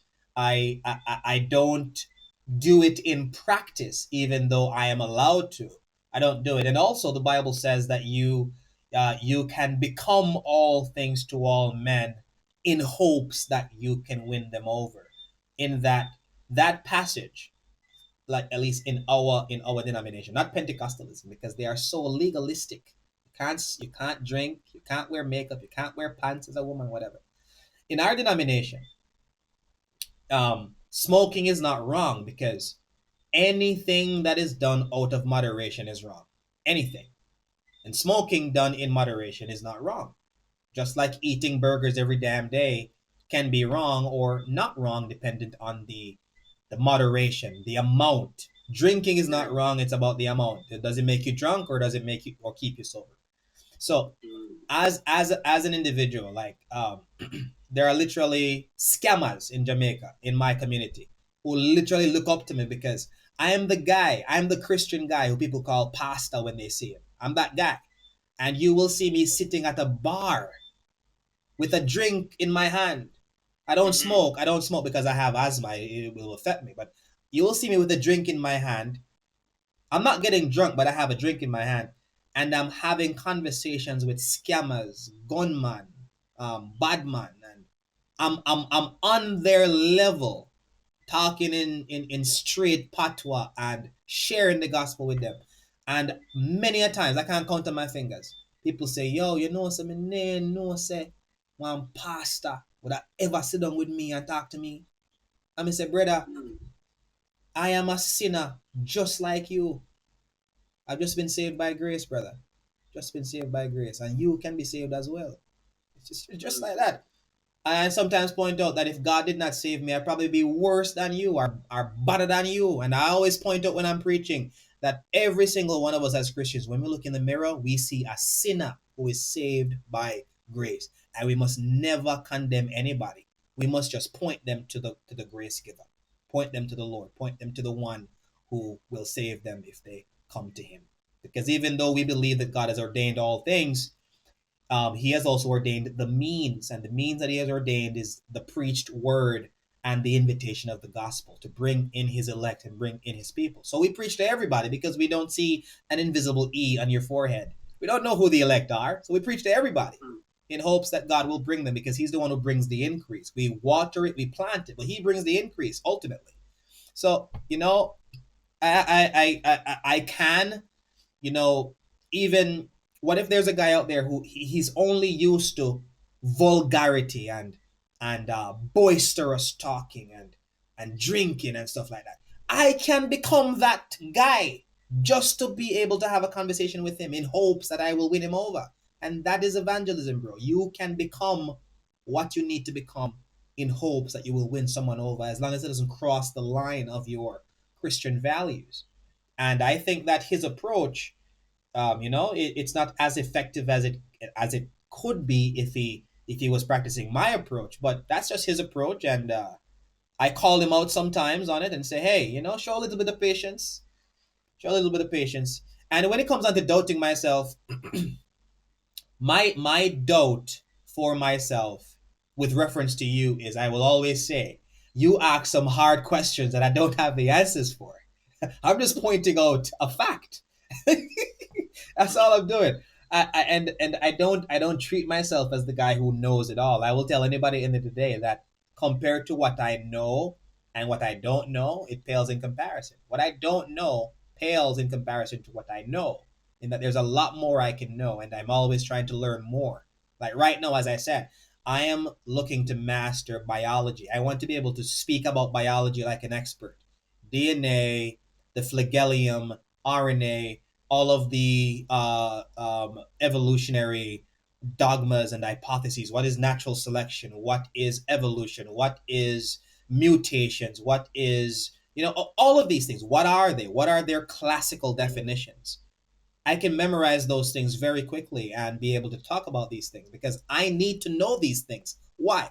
Because there's going to be a guy in my church who is an evolutionist or a Christian who is struggling in school because they keep hearing that abiogenesis is true. We all evolved from a common ancestor. What is the Christian response to these things? I don't want to give them the answer, I don't know. I want to give them the answer because I already know it, and it's because I've already encountered it. So I know that you can see where I'm coming from, where I think it's important to know the answer. It's very important. Know the answer, and you will be a part of the work of God to save his elect people. All of this, just being consistent with my worldview. And all of which happens within awareness. Let's not forget your worldview. All right, sir. Hey, yeah, man, bro. I'll tell you, no, I'm not fighting with Butcher, bro. He's a. He gonna cut me up, man. I'm not messing with that. I'm not messing with All right. that. The next time I come up to talk, then I'll give you some trouble, Zane. Yes, man. Yes, man. I always invite it, bro. And if I can't answer it, I'm gonna take note of it, and I'm gonna find the answer. And it's gonna be the continual pattern. And thank you so much again for just being there, bro. Thank you again. Appreciation and love, bro. Thanks just the same, Zane. Yeah, man. Respect. I'm gonna jump off of here because it's been a while. Been talking so long. Isn't your throat hurting you, bro? I, you, you, no, you see, because I think, well, we've both been sharing and I've been listening a lot too. And it's not a fight. You've been talking way more than me, not just tonight, bro. You've been going live and all of that. So it's Yeah. going to affect you more Yeah. than it's affecting me right now. And I've been drinking a lot of water and all of that too.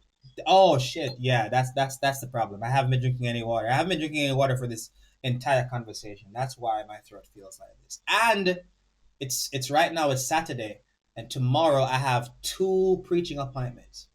I have one church service that starts at 8 and ends at 10, and one that starts at 11 and ends at 1. So, and I'm the preacher for both of them.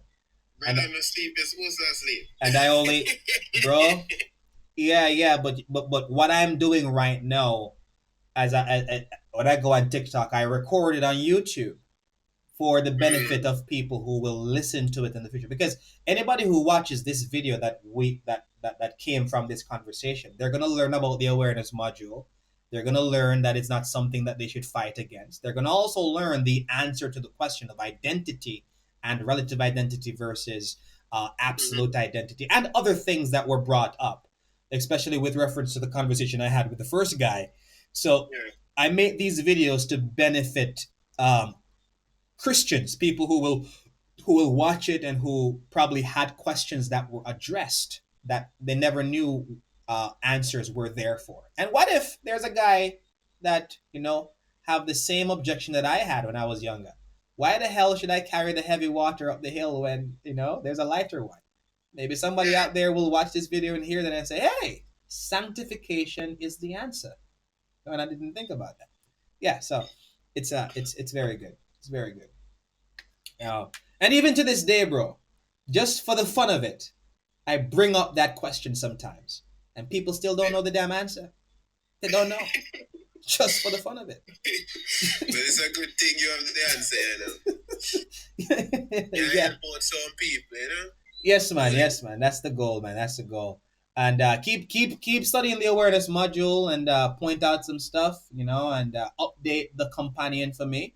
And when we meet again, we could probably talk about something else about see if, in any way, shape, or form, Christianity has to find a shield to defend itself against it.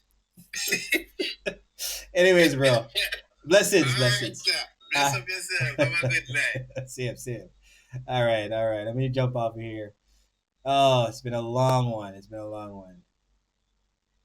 Oh, and I even had a lot more requests for people to come up. But yo, I'm done, guys. I'm done. If you are still in the request, I'm done. It's 2:41 a.m. in the morning. My wife is pissed. Probably pissed at me right now. But she understands the assignment. She understands. I'm just gonna go to my room and rub her feet with some, lotion and whatever, massage her and be a good husband. Because I've been on here for too long. But God willing, me and Jelani will meet again, and we will have more conversations, more fruitful conversations as we have always been having. Thank you guys for watching. Thanks for coming, and until next time. My God, who the hell is that?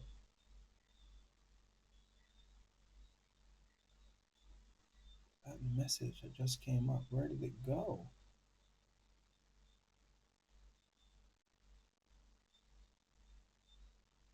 Where did that go? Okay, whatever. It's done. All right, everybody on YouTube. Thanks for watching. Thanks for coming. This has been almost 7 hours. But I hope that you learned something from the conversation that was just had, and especially about relative identity. Yeah, yeah, that was a. I'm glad that I could clear up the alleged contradiction for him. Anyways, guys, blessings. Have a good night.